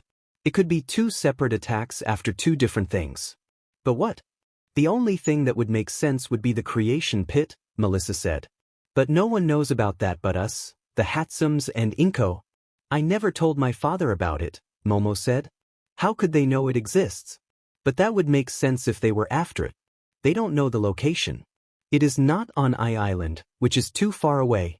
What if they were after the unstable molecules or the artificial organ tanks? Melissa said after a drink of her soda. The unstable molecules are still not registered, but the organs are getting ready to go through testing for government approval soon. They could be after the plans for EVA and Wally, Momo wondered aloud, but buying one and reverse engineering would make more sense. Same with the tricorder. So if no one knows about the pit, they were after something else, Melissa said. We know nothing of these void engineers or this Keaton. They could be after the armor, but I am not sure, Momo added, leaning back in her chair. I think that would be Keaton's target, and the void engineers were after something different. Something they thought they could find at the other locations. Junkyard Support's only official location is Mei's parents. We do nearly all our business with your parents, Melissa said, leaning forward. They wouldn't know about this place unless there is a mole in the UA and all UA has the basic structure that Seminitos put up. Not what Izuku and Mei did afterward. So then we can assume that the knowledge of the creation pit is still secure, Momo said, and that this was about something else. I think so, Melissa said. If the pit was known, I think they would have come after it harder, as in all those villains would have been after the pit and not whatever nonsense that Shigaraki guy was spouting. I think you are right, Momo said, taking Melissa's hand. Let's go to bed, we need rest. I am sure that Izuku and Mei will need us tomorrow. Sounds good, Melissa said, letting Momo lead her to bed. It didn't take long after they snuggled in close for sleep to claim them. Melissa was awoken by Momo crying in her sleep. Melissa just pulled her in tighter and whispered that it would all be okay. Izuku Midoriya usually, when he felt as if he was floating, it meant he was still dreaming, but being wet and floating was a new experience. His eyes opened, and a blue haze filtered everything. Thankfully, his quirk supplied the answers like a liquid had drained from the vat. The door of the vat opened, and he saw Melissa and Momo, who stepped in to support him. Melissa gently removed his mask, offering him a smile. What happened? And is everyone okay? Where is Mei and Toru? Izuku said that once the mask was removed. Momo wiped his face with a towel. You were hurt, Hephaestus. Put nanobots into your body to save your life. They put you in a Bacta tank. Mei and Toru are at the UA medical wing. Mei had a broken arm and torn ligaments. Toru overused her quirk somehow, Aside from some cuts and bruises, she is fine. Some of 1A were seriously injured, others are doing well. Momo and I are fine, like the others. There are some scrapes and bruises, but nothing major, Melissa said. You lost your hand again and all the connections in your arm, so it looks like a mess. That is why I am not letting you see it. That makes sense, Izuku sighed. Hephaestus, is a replacement ready? Yes, Izuku, Hephaestus responded. I took the liberty of creating version 2 for you. Thank you. Momo, would you retrieve that for me? Izuku said. Momo walked over to the pit and retrieved the hand that was present. She noticed that this one seemed to look more like the vibranium than the other. They took it and brought it over. Melissa led Izuku to bed and helped him lay down. Izuku caught a glimpse of his arm and turned away. That is very gross. Momo set the hand in place, and they watched as it went through the proof of attaching. It seemed to go much faster than last time, but they saw that most of his forearm was filled in with the connections as his arm retook a regular shape. Unlike the other, this was black with golden threads coursing through it before the skin came in. Izuku sat up, stared at his arm, and then looked at the readouts. Well, less painful than the first time, but I lost more than just my hand. You can't keep losing parts of yourself, Momo whispered, kissing him tenderly. I agree, Melissa said, kissing him as well.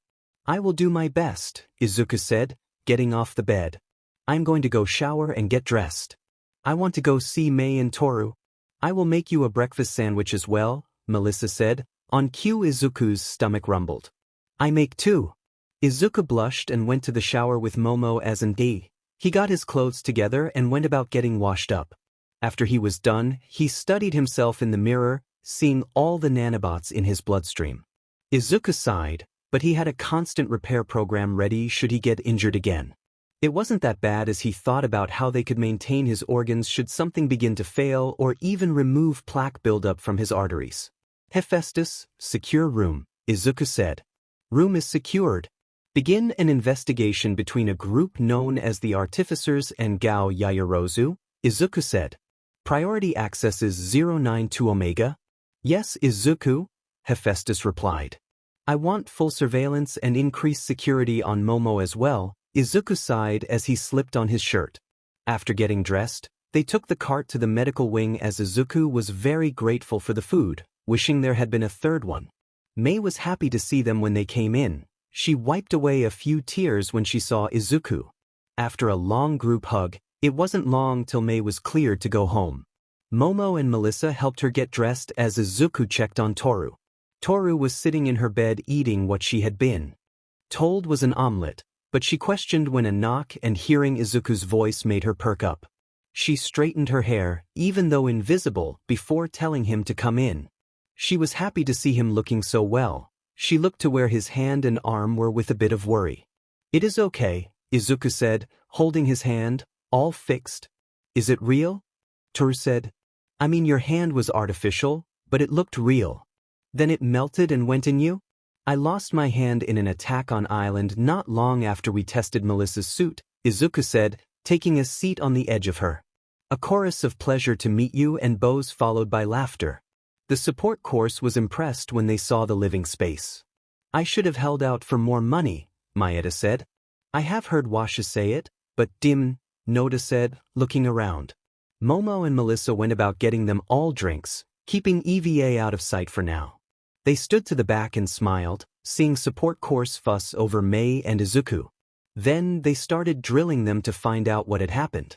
What they found funny was how Washu was telling them that is what they got for playing around in the hero course, even as she made sure they were okay. During this conversation, they found out that word of the attack was online, and there were all sorts of rumors as the UA had not released any statement other than to confirm the attack and that all the students were expected to recover fully. After a sanitized retelling of what happened to Izuku and Mei, the left-out names, and such, the support course all shuddered. That is why I am in support and not the hero course, Meina said, hugging herself. Are you two okay? She turned to look at Melissa and Momo, who nodded. Not an experience I would ever care to repeat, but yes, we are, Melissa said. That is good, Meina said. Did you two at least get to test whatever you were there to test? Tao asked. Not really, but kind of, May said. We got data but not in the capacity we were there to get. So it will be helpful, but, she shrugged. Got to run it back, Louis said, laughing. I hate that. Try not to get attacked next time, Tao said. The support course visited for about an hour before they left now that they knew their classmates were okay. That was nice of them, Melissa said as they cleaned up. They are good people, May said as she pulled her phone from her pocket. Parents are en route. Momo nodded. Would you mind if my parents met me here? No, that is fine, Izuku said. Momo smiled, sending a message. Excuse me for a moment. Izuku walked to the lab. I want you to hack their phones, Izuku said to Hephaestus, and get that satellite ready. I don't want to wait. Understood, Hephaestus replied. Izuku returned. Before they get here, I must tell you something. The girls all stopped and listened as he recounted his encounter with the lab coats and their organization, the artificers. He left out the mention of Gao. He wanted to find proof first, not wanting to damage Momo's relationship with her father with baseless accusations. You could have said something earlier, Melissa sighed.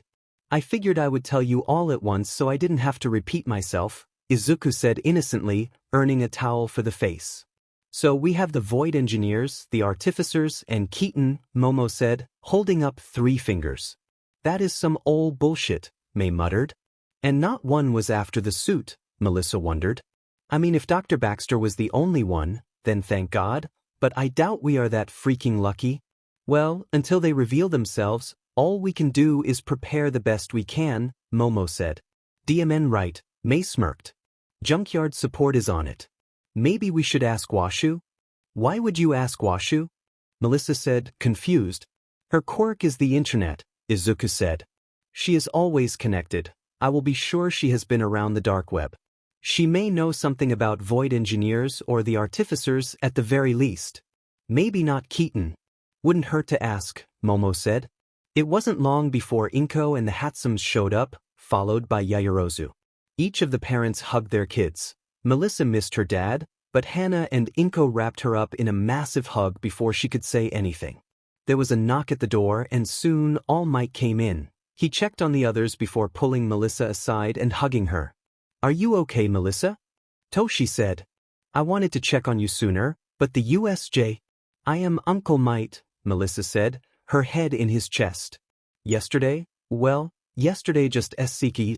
I understand, my dear, Toshi whispered, rubbing her back. I also have a favor to ask of you. Anything, Uncle Might, Melissa said, stepping back. I want you and the others to analyze the bridge collapse yesterday, Toshi said. Something about that whole event is not sitting right with me. Of course, Uncle, Melissa smiled. I need to talk to you also. Can we have dinner tonight? I would love to, Toshi said before puffing up his chest and bidding everyone goodbye, using the pretense of checking on Melissa for David's sake. After he left, Momo and Melissa sat with Momo's parents while Izuku and May were outside with theirs, talking about the attack on the house. Inko told them they should have told them about all the defenses they had put up, but she was happy they cared so much. May and Izuku told them vaguely about the attack on the USJ, not wanting to upset them, but Daiki pulled Izuku aside and got more of the story, including the part about the lab coats. Daiki hugged Izuku tight and told him how proud he was of how hard Izuku fought. After all, they talked about the attack by the Void Engineers, wondering what they were after. Izuku and May talked about upgrading the defenses with some of the things they had developed for school, such as the hard light shields and the upgrade to the windows with glass steel. They talked about upgrades when the detectives were investigating the USJ attack, and some faculty members came to take their statements about the attack.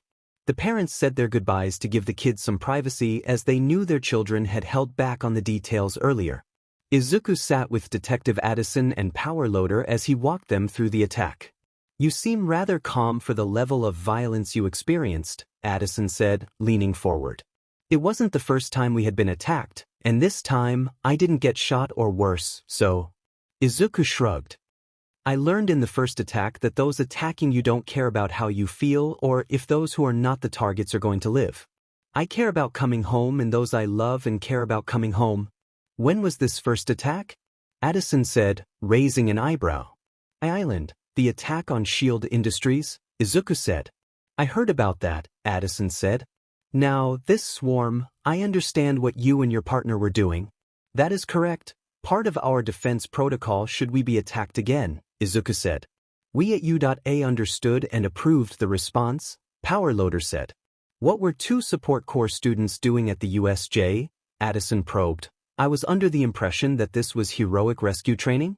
Mr. Midoriya and Ms. Hatsum had obtained a waiver to run a trial on a new invention, Powerloader said. They approached me with the details, and I approved them. This place is pretty fancy, Addison said, looking around. How can two first years afford such a place? Izuku raised an eyebrow. My partners and I are the owners of Junkyard. Support. We created the Sunshine Laundry units and the capture grenades. I know both of those, Addison said, seemingly absently tapping his cheek with his pen. You must be brilliant, so does the UA provide all this? No, Detective, Powerloader said. Our rules allow students that have achieved certain benchmarks to request their workplace. These two meet those requirements and were granted the basic structure. It is their responsibility to furnish it as they see fit. And these lab coats, Addison said, a steel gaze in his eyes, was it necessary to use such lethal force? At the moment, sir, everything was happening so fast, Izuku said, meeting his gaze. When it became apparent that they were going to try and take me against my will, I did all I could to resist and come home safe. And this laser gun?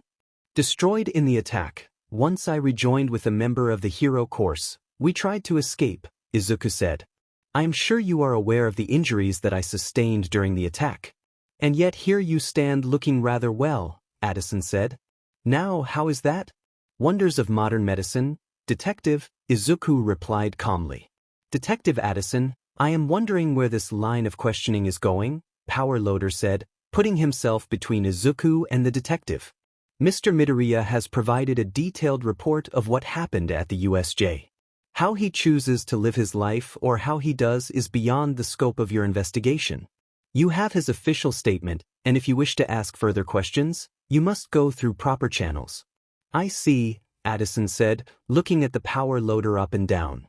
Thank you for your cooperation, Mr. Midoriya. We will be in touch if we have any further questions. They watched as the detective left. I am very sorry about that, Powerloader said to his student.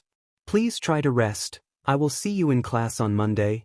Yes, sir, Izuku said, watching Powerloader talk to Mei briefly before leaving. Hephaestus, I want you to monitor who pokes around the company. Yes, sir, Hephaestus replied. Also, I have accessed Mr. Yaoyorose's phone and downloaded the contents. I will begin analysis now. Good, let me know what turns up, Izuku said before walking back inside. Once everyone had finished, the group settled down, and Melissa left to get changed for dinner with Toshi, though she promised she would come back here to sleep that night. Melissa was walking out when she heard Mei say, Izuku, let's build a hot tub so we can relax tonight. Yes, Mei, Izuku said, walking back outside to lay it out. Do you want a pool as well? Mei looked at Momo. I mean, why stop at just a hot tub? Momo said, Yes, please. Mei yelled. Go help him design it right so we can have fun. Mei nudged Momo with her shoulder. Maybe we can set a time to sit and talk through just the two of us? Momo looked at Mei. She took Mei's hand and gave it a gentle squeeze. I think I would like that, Mei. Mei smiled. You handle the pool. I will see about dinner. I mean, tell EVA what we want. Momo looked relieved. I was sent to help you with the design, Momo said, stepping outside. She walked to him, taking his hand. What is going on, Izuku? Nothing, just designing a pool and hot tub, Izuku replied. No, my darling, there is something else, Momo said, placing her other hand on his cheek. I can see it in your eyes. The last thing I expected was for the USJ to be attacked, Izuku said, leaning into the warmth of her hand. Then, on top of that, with everyone being separated, they were after us. I was dropped right in the middle of the lab coats. How did they know Mei and I were going to be there? And that Raijin guy was after you directly. I knew that after the island, we may have to deal with that again, but now, so dim and soon. Izuku paused as his breath hitched. They attacked our parents, Momo.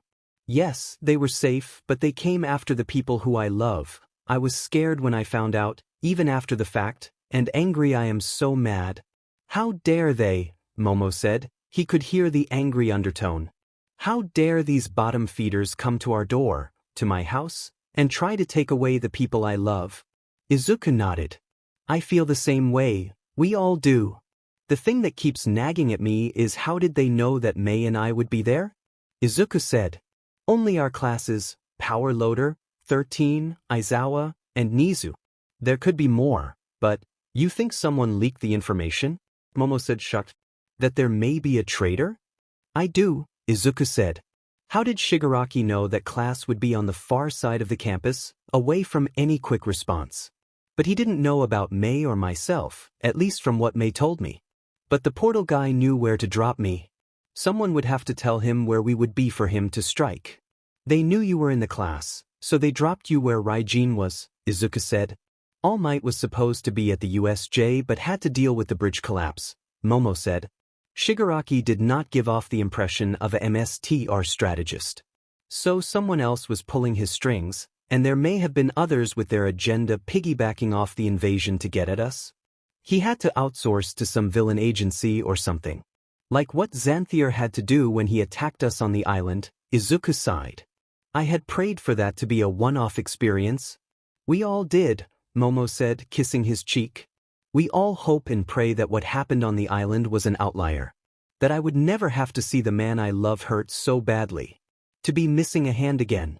Melissa's and my job is to defend you. I know we weren't in the same zone, but once again, we nearly lost you, and I couldn't do anything about it. Her determination to protect him was palpable. A few tears ran down Momo's cheeks. Izuku wrapped his arms around her. I love you too, Momo. I didn't think about that part. They sat there holding each other till they regained control of their emotions. Tonight is for all of us, Momo said, capturing his gaze. But tomorrow night, I want for just you and me. Momo, Izuku whispered. Once was too much, twice was nearly more than I can bear. I will not waste another night to be unable to share myself with you. I want to share this with you no matter what the future may bring. Momo whispered back as their lips met. I am not worthy of you, of any of you, but I am honored to have your love, Izuku said when they broke apart. His acceptance of Momo's love was evident in his words and actions. Now about this pool. Hephaestus, Zero Edge Infinity, Olympic size, Arctic blue tiles for depth of color, diving rock at the northwest corner, with grotto. Give me wood-treated wood decking? Momo said, walking off and making different locations. Why so big? Izuku said. You think that once the others find out you have a pool and hot tub, they will not want to come over? Momo said, raising an eyebrow. Her vision for the pool was clear and exciting. The diving rock at that location will help provide privacy, as will the grotto until you can order more trees for the backline. We should create a true patio with an outdoor eating area, kitchen, and fire pit. Izuku just smiled. Go wild, my love. Mei walked out. What is she doing? The backyard, Izuku smirked. Am I getting my pool and hot tub? Mei retorted, and Izuku nodded. Then let Momo do her thing. I think there is a rooster or two in the henhouse, Mei said. I do as well. We need to find them, Izuku replied. How much longer till dinner? A few hours. Why? Mei said. Izuku pulled out his phone, showing Mei that Toru wanted to know if he could meet her parents. Go on, Casanova, Mei said playfully, kissing his cheek. Toru to say that when Toru's parents arrived to see their little girl, it was an intensely emotional event would be nearly an understatement. Her parents, Yoshizumi and Kirara, until their daughter had sent them a picture a few days ago, had not truly seen their daughter shortly after her 4th birthday when her quirk started to come in. Seeing that photo had brought them to tears, and then knowing that some boy had swooped in to bestow such a precious gift with zero expectation and complete refusal of any compensation, they were filled with unconditional love and support for their daughter. Their emotional journey, from the initial shock to the overwhelming love, was a testament to their bond with Toru. Then, the news of the attack on the USJ and the thought that one lone photograph would be all that they had struck a chord of terror in them. They had trouble sleeping the night before they made their visit to the campus. When they arrived, all the other parents were also there, anxious to see their children. There was a crowd of people in the common room, and then they all seemed to part, and there Toru was. Their relief was palpable, and it washed over the room like a soothing balm. Everything seemed to fade away as they moved towards their daughter and wrapped her into a crushing embrace. Silent tears felt immediately as they pulled back, stared at her, then hugged and kissed her.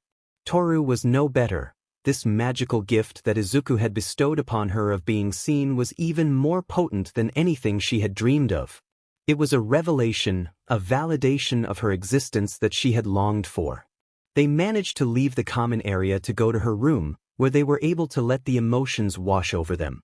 They sat on her bed, wrapped in each other's arms for an hour before speaking was even possible. Then it became about Toru's health and recovery from the attack. They listened to her recount a sanitized version of the events, mainly for her mother's sake, before there were more hugs and kisses. Then, they were able to talk about the bracelet and Izuku Midoriya. Toru is not accustomed to hiding her facial expressions, so she clarifies to her parents that she is very smitten with the young man. She told her parents how he had seen her costume and had come to see Mr. Aizawa about correcting the problem without anyone telling him to. Having to tell your parents that you were running into battle naked was not a good time either. Her parents had assumed that UA had an answer for that. Then, Izuku stayed up all night, walked into class, and slapped the bracelet on her wrist, asking for nothing. Toru fidgeted and blushed, saying how it had just overwhelmed her, and she kissed him in the middle of class. Toru then went on to explain that she had signed a contract with his company to develop her costume more and provide higher levels of protection. Something neither parent could find fault with, and that it wouldn't cost anything until their daughter went pro. They thought this whole situation might be strange, but this was UA, after all, and her parents knew nothing about the world of heroics, let alone support gear. The Hagakures sat and talked, taking well over 100 photos together before they asked if they could meet this young man and thank him themselves.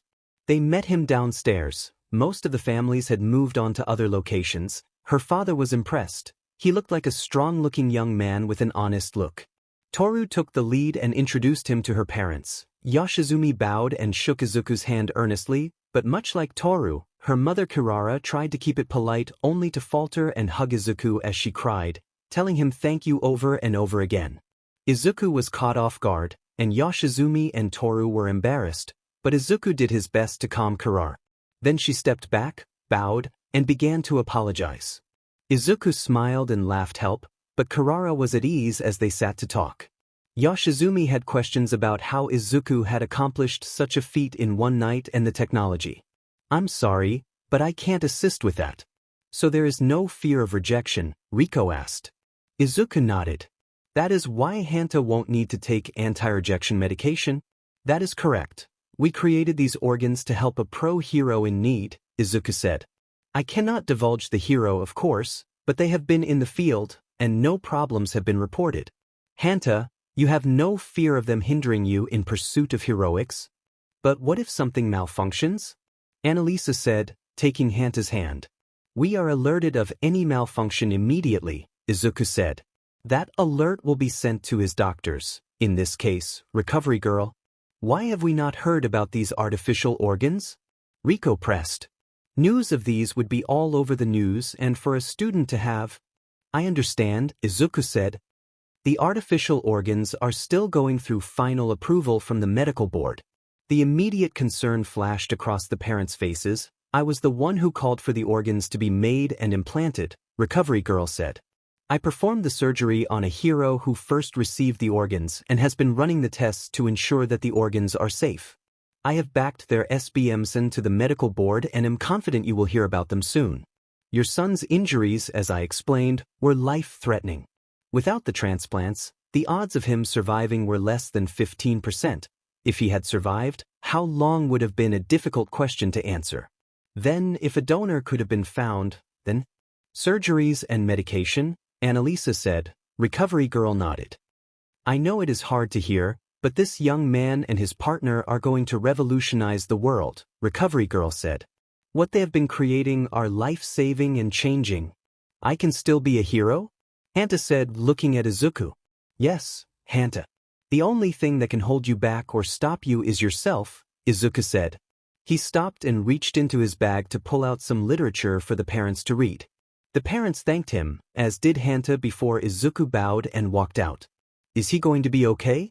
Shoto said, looking at his hands resting on his lap. He will make a full physical recovery, anything after that is up to him and those around him, Izuku responded. What do you mean? Shoto said, looking at Izuku.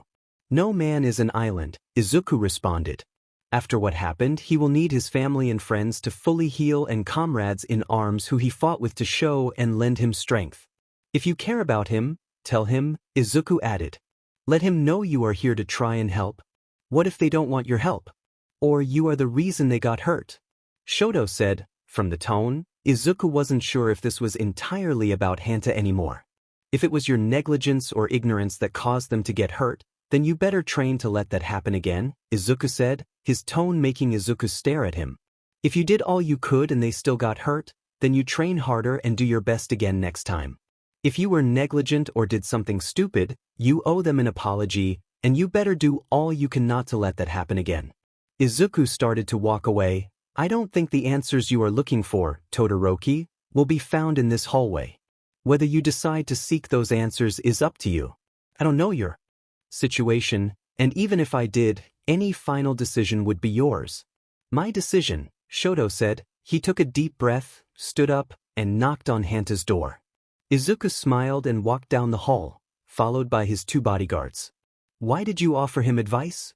Gothic said. He needed it. All I did was tell him to make his own choice, Izuku said. Is that the right choice? Gothic pressed. I don't know, but that is part of growing and learning, Izuku responded. Interesting, Gothic said. What if you fail? What if the mission fails because of this choice you make? Gunner said. Then you learn and don't make that mistake again, Izuku said. You will fail at some point. No matter what the numbers or analytics say, you will fail. What are the odds that an assassin is waiting for us outside? Less than 2%, Gunner responded. But not 100%, Izuku said. Sometimes that 2% is what gets you in the end. Nizu looked across the table at Power Loader. Thank you for bringing this to my attention, Nizu said. This Detective Addison was very aggressive towards Midoriya, Power Loader said. Unfortunately, he isn't the only one, Nizu said. The investigators who are in charge of the attack on their parents are up in arms over the defenses that were deployed at the site of the attack. Thankfully, that location is listed and insured as a research and development site for Junkyard support.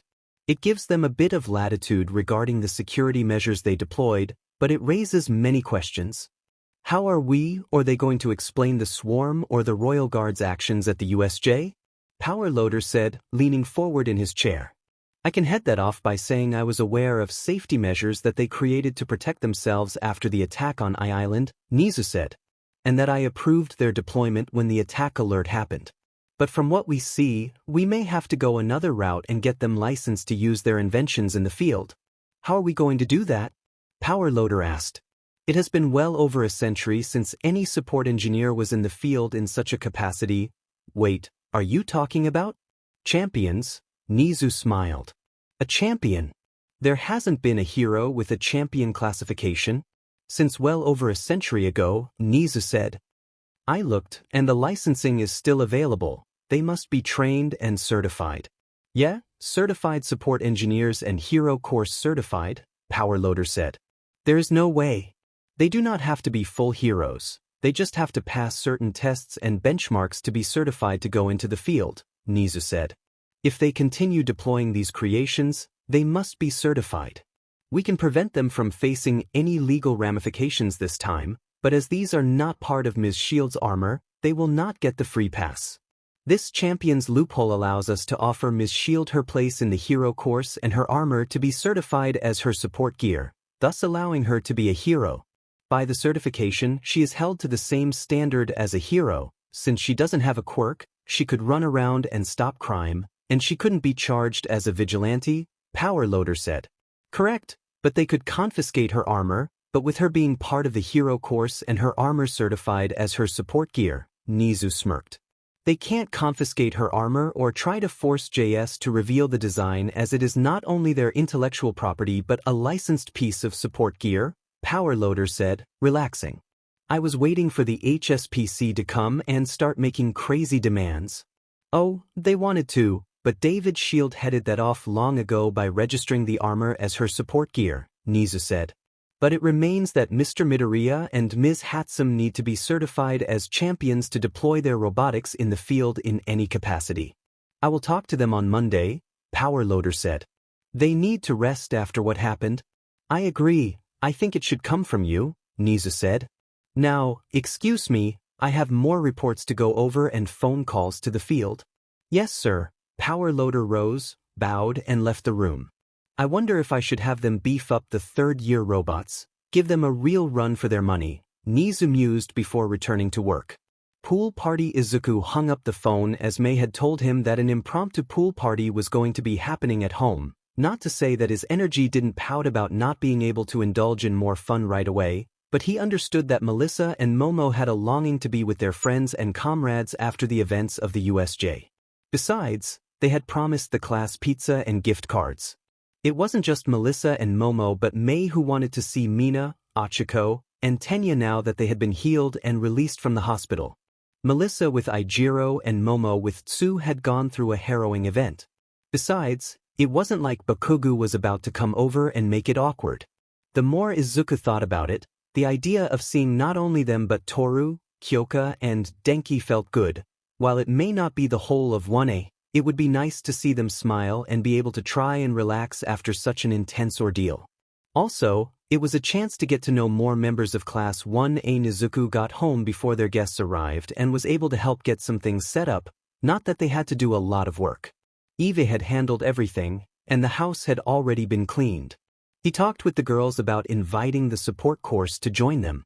Mei was excited as she wanted to introduce Maeda to Mina, as that was who she had in mind when she went to him for a commission. After a mass text, it turned into a quiet gathering with many questions about how they had gotten a pool overnight. The answer: U.A. Of course, the promise of seeing the opposite or even the same gender depending on their preference in possible bathing suits didn't hurt in not making the guests ask too many questions. Izuku couldn't help but smile about how excited Toru was to be seen in a bathing suit or how it made her blush when she removed her wrap. She caught Izuku looking over. At first, the classes and some groups were separate, but as soon as Mina and Maeda were introduced like a force of nature, they started to pull others in. Then Quirks came up, and it was off and running. The support course was curious about the USJ, but they kept it to themselves, not pushing the topic beyond asking if who they were talking to had recovered. This helped the hero course relax quite a bit, as the support course seemed more interested in their quirks and what kind of gear they used. Mei and Izuku laughed as they saw their classmates looking to make something for a hero course member and maybe get their own lab. Denki was talking to Louie and Washu.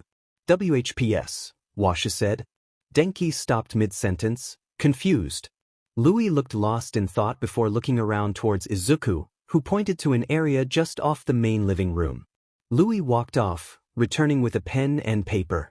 I would make you metal WHPS that you can coil or retract around your arms, Washa said, drinking her smoothie. You can direct the current through the WHP to your target? Exactly, Louis said quickly. With some work, we can make them fire out like a hook shot to grab onto things to add to your maneuverability. That would require some exoskeleton up the arms and around the shoulders, Washa said, looking at Louis. Yeah, but we are going to have to reinforce his arms. The extra won't be that cumbersome, but think of how much more versatile he will be. But, Denki said, only for Washu to hush him. We could even add a taser cable to the top that he can fire as well, Washu said to Louis, squibbing furiously.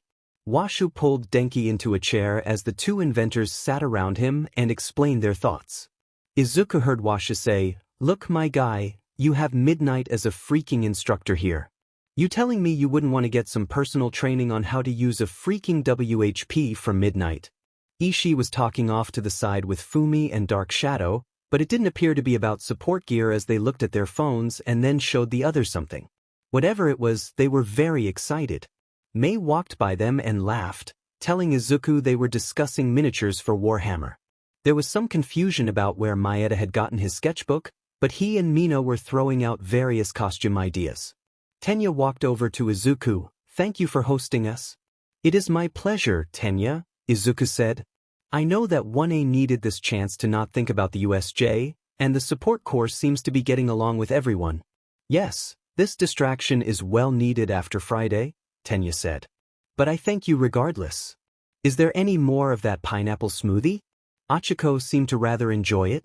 Yes, in the kitchen, help yourself, Izuku grinned. The party lasted relatively late before things began to end. Class 1A and the support course cleaned up the best they could before being chased out of the house and to their dorms by the group. We will do some cleanup. Why don't you two head to the bedroom? Melissa told Momo and Izuku. Yeah, we got this, Mei smirked, but save some for us. Momo took Izuku's hand. Take me to bed, my knight. I have been aching for you all day, Momo said, leading him off to bed. Returned to school sadly, with the return to school called, they could only indulge a little, not to say that Izuku wasn't more than satisfied. The morning had a bit of chaotic fun as they all rushed to prepare for school. They all agreed it was nice to wake up in the same bed. They sadly didn't get to walk together for very long as their classes were not in the same direction. With kisses and some blushing, they went their separate ways. The support course Izuku and Mei found their seats, and the class was still lively after last night's party, with them more than happy to run it back whenever the duo wanted. As the bell rang, Power Loader came walking in. He smiled, seeing his class so lively. They all settled down, giving him their attention. As many of you are aware, the UA was attacked on Friday by an unknown group of villains. Power Loader began. 2 of our own were caught in the attack, but as you can see, they are fine. After some debate, it has been decided that the USA will continue with the sports festival as planned.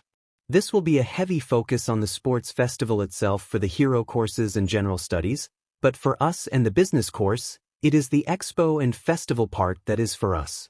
This will be a time for each of you to create and present something to various support companies who will be here scouting new talent. So we will focus on your SBMs, demonstrations, and presentations for your booth at the expo.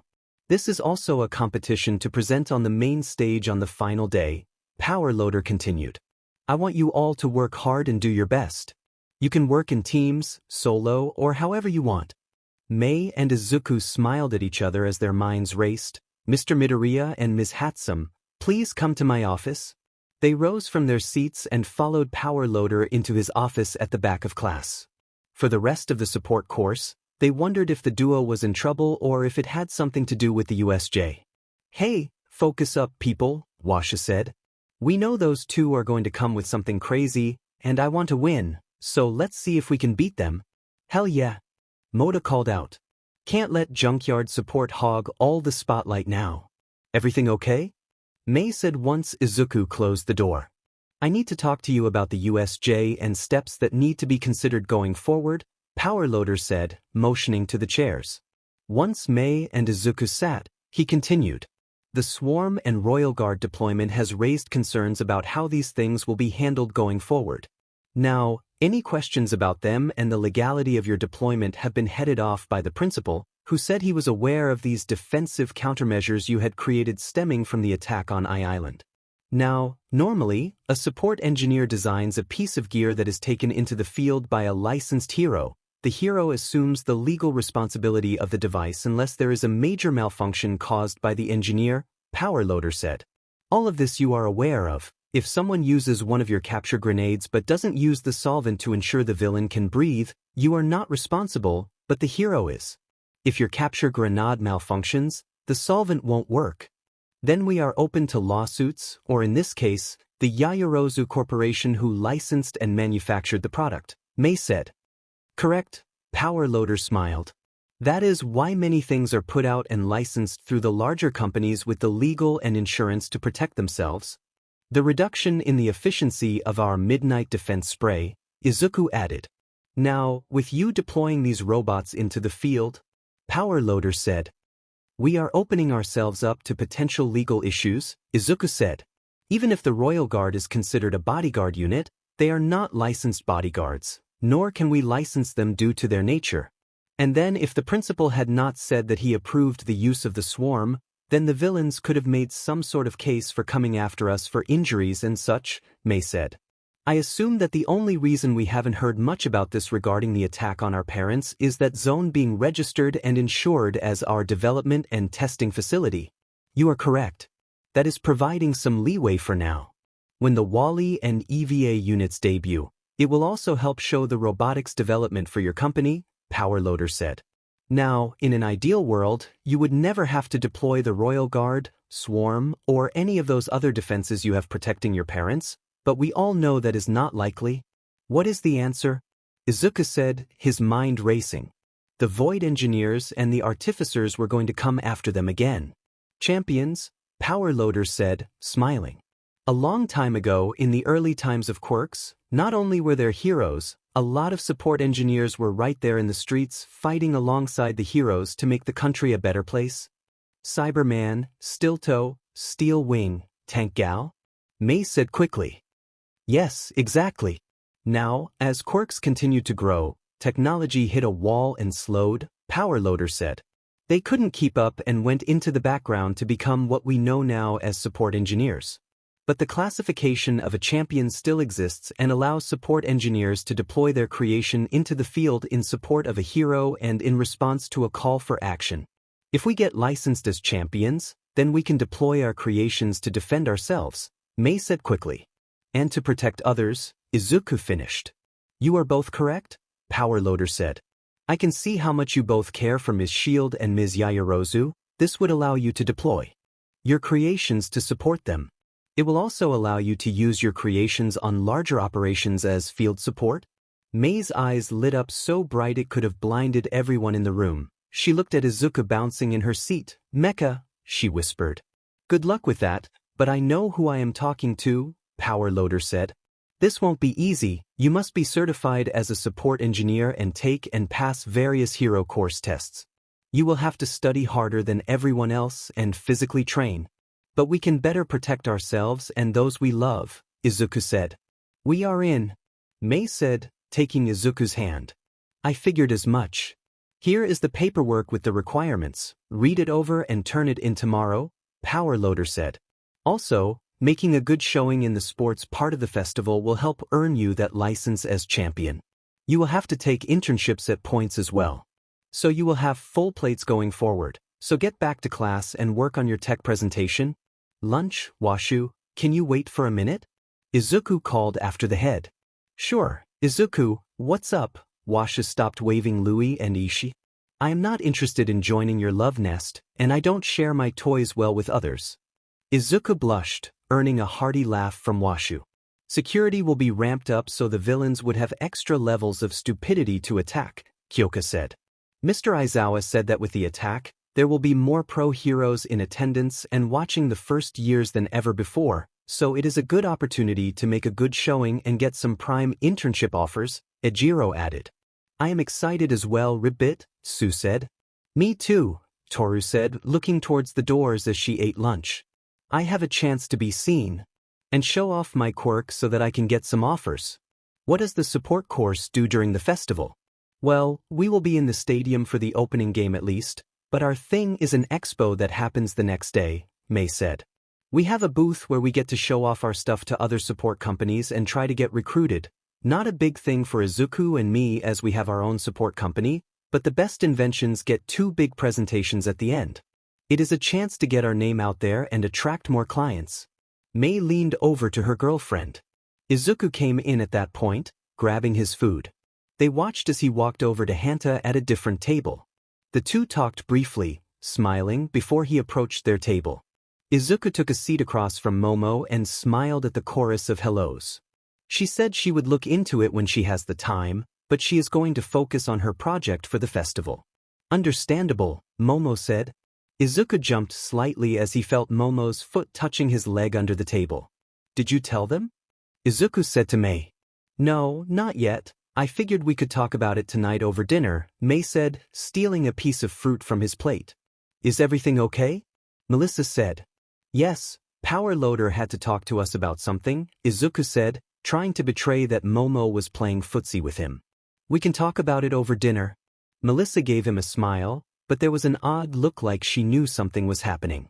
Excuse me, a voice said, grabbing their attention. The table saw a girl with a girl about their age, average height, with large upturned dusky green eyes and pointed teeth. She had dark moss green hair that reached just below her shoulders. "Oh, hello, Setsuna," Izuku said. "First, glad to see you all are okay," Setsuna said to 1A. "Of course, we heard what happened on Friday." "Second, same to you, Broccoli Head, you got caught up in the whole CRP show." "And third, I want to take you up on the offer for the costume. When can we get together to go over the contract, do the fitting and everything? I am pretty busy today, but can we do it tomorrow after class?" Izuku responded. "Sounds good to me." Setsuna pulled out her phone, and they exchanged contacts. "I will message you later to lock down a time." Setsuna turned to 1A. "I really am glad to see you all doing okay." She smiled and walked away. Katsuki Bakugo, it was bad enough having to deal with the hag and old man fussing over him. They even tried to get him to come home for the weekend after he was released from the medical wing on Saturday. The thing that kept gnawing at him was the fact that the old woman recovery girl kept telling him that he was lucky that the cosplayer had been sent to the same zone as him, as her actions had saved his arm. When that stupid metal bracer had been removed, and he had been treated from the attack by that walking popsicle, some were scared from the frostbite. Now he had to look at his arm, see the scars, and know that the only reason he wasn't looking at a stump was that quirkless person. Seeing how others were all rallying around her, some stupid party they went to at Deku's lab. At least Deku had enough sense to get his butt kicked by some villains, but from what Bakugo had heard, it was pretty serious, but he was nowhere in the medical wing, so it couldn't have been that bad. On top of that, at lunch, Aizawa had the nerve to tell him that he would be serving a week's detention for his actions on the bus, and any further actions would result in him not being allowed to participate in the sports festival. The sports festival was his chance, his opportunity to correct this part of his story and ascend to his rightful spot before the whole nation. Bakugo wasn't a praying man, but he offered some prayers that he would get his hands on her in the third round. Then he could show she didn't belong, show Deku that his suit wasn't nothing more than tin foil before the might of a real Quirk. All he could think about was setting things right, how this was all going wrong, and how it would all be right again in one day. He would be standing at the top, and there would be no doubt about who the next #1 hero was. And he would get to put some pebbles in their place. The sports festival was where everything would be put right. He just needed to crush some pebbles. 1B, they are hogging all the limelight. They are nothing but a bunch of glory hogs. They take down a peg and show them that 1B is the superior class. Nito Minoma was declaring before the class. "No, we are not going to do this," Setsuna said, standing up. "What?" Nito said, a bit stunned. "I'm not going to let you spin this into somehow 1A is afraid of 1B, or how they are glory hogs or some stupid stuff," Setsuna said. "You have been saying something like this since the first day in the dorms." "Because I am right," Nito said. "All you have to do is see what is happening here. They are not issuing statements, walking around all proud. It is the freaking press," Setsuna said. "I saw them at lunch. They are just happy to be doing something normal. I will not let you rile up the class and do something stupid like declare war or issue some challenge." "I wasn't," Nito started to say. "Everyone listen," Setsuna called to the class. "Is 1A getting all the attention right now? Is it their fault? They were attacked by villains on campus. It was so bad that our rescue training has been pushed back 2 weeks. None of the heroes will send us a single internship." Tetsu called out. "Only if we lose," Setsuna said. "Look, this will bring much attention to the sports festival, just like Vlad King said. What does it matter if they are looking at 1A if we are the ones that win in the end? If you want to use this limelight to our advantage, work hard and win. Don't go down the hall and be a bunch of jerks just because we weren't the ones who had to fight for our lives." "Language," Ibarra said. "Sorry, Ibarra," Setsuna said with a smile. "How do we know they even had to fight that hard?" Nito whined. "It could all be exaggerated." "What if it isn't?" Itsuka said, standing up. "What if it was us? And we had to fight for our lives then?" On the first day, they came over talking that same line of CRP. "How it wasn't that bad. How were you making it up? Milking it for the glory?" "I would be upset," Toguru said. "We don't know what truly happened," Niran said. "Whether it was minor or something major, Do we want to be the heroes that taunt and mock people who had been attacked? We are not training to be that hero. I am not. I don't think any of you are either. Then what is the plan? Awaze called out. We train hard and take all the top spots, Setsuna said. With all eyes on the sports festival, we ensure that all they see is us. The bell rang and the class all left to make their way to the dorms. 1B was a few steps behind when a group of students from General Studies had stopped 1A and were making some declaration of war, calling them glory hogs. 1B turned and looked at Nito. Glad we didn't do something that dumb, Setsuna said. Hey, back off of them, Izuku yelled. 1A was surprised to see their sister class right there and then backing them up. You don't know what happened. You mess with 1A and 1B. The General Studies, who still had numbers, looked at the combined hero course. The leader, some half-asleep guy with purple hair, stepped forward. It doesn't matter, we are coming for your seats as well. Consider yourselves put on notice. Before he stormed off. Thank you, Momo said, bowing to 1B. You're welcome, Izuku said. Those were a bunch of idiots, but you should watch it. We will take the top spots, so don't slack off. Wouldn't dream of it, Melissa said with a smile.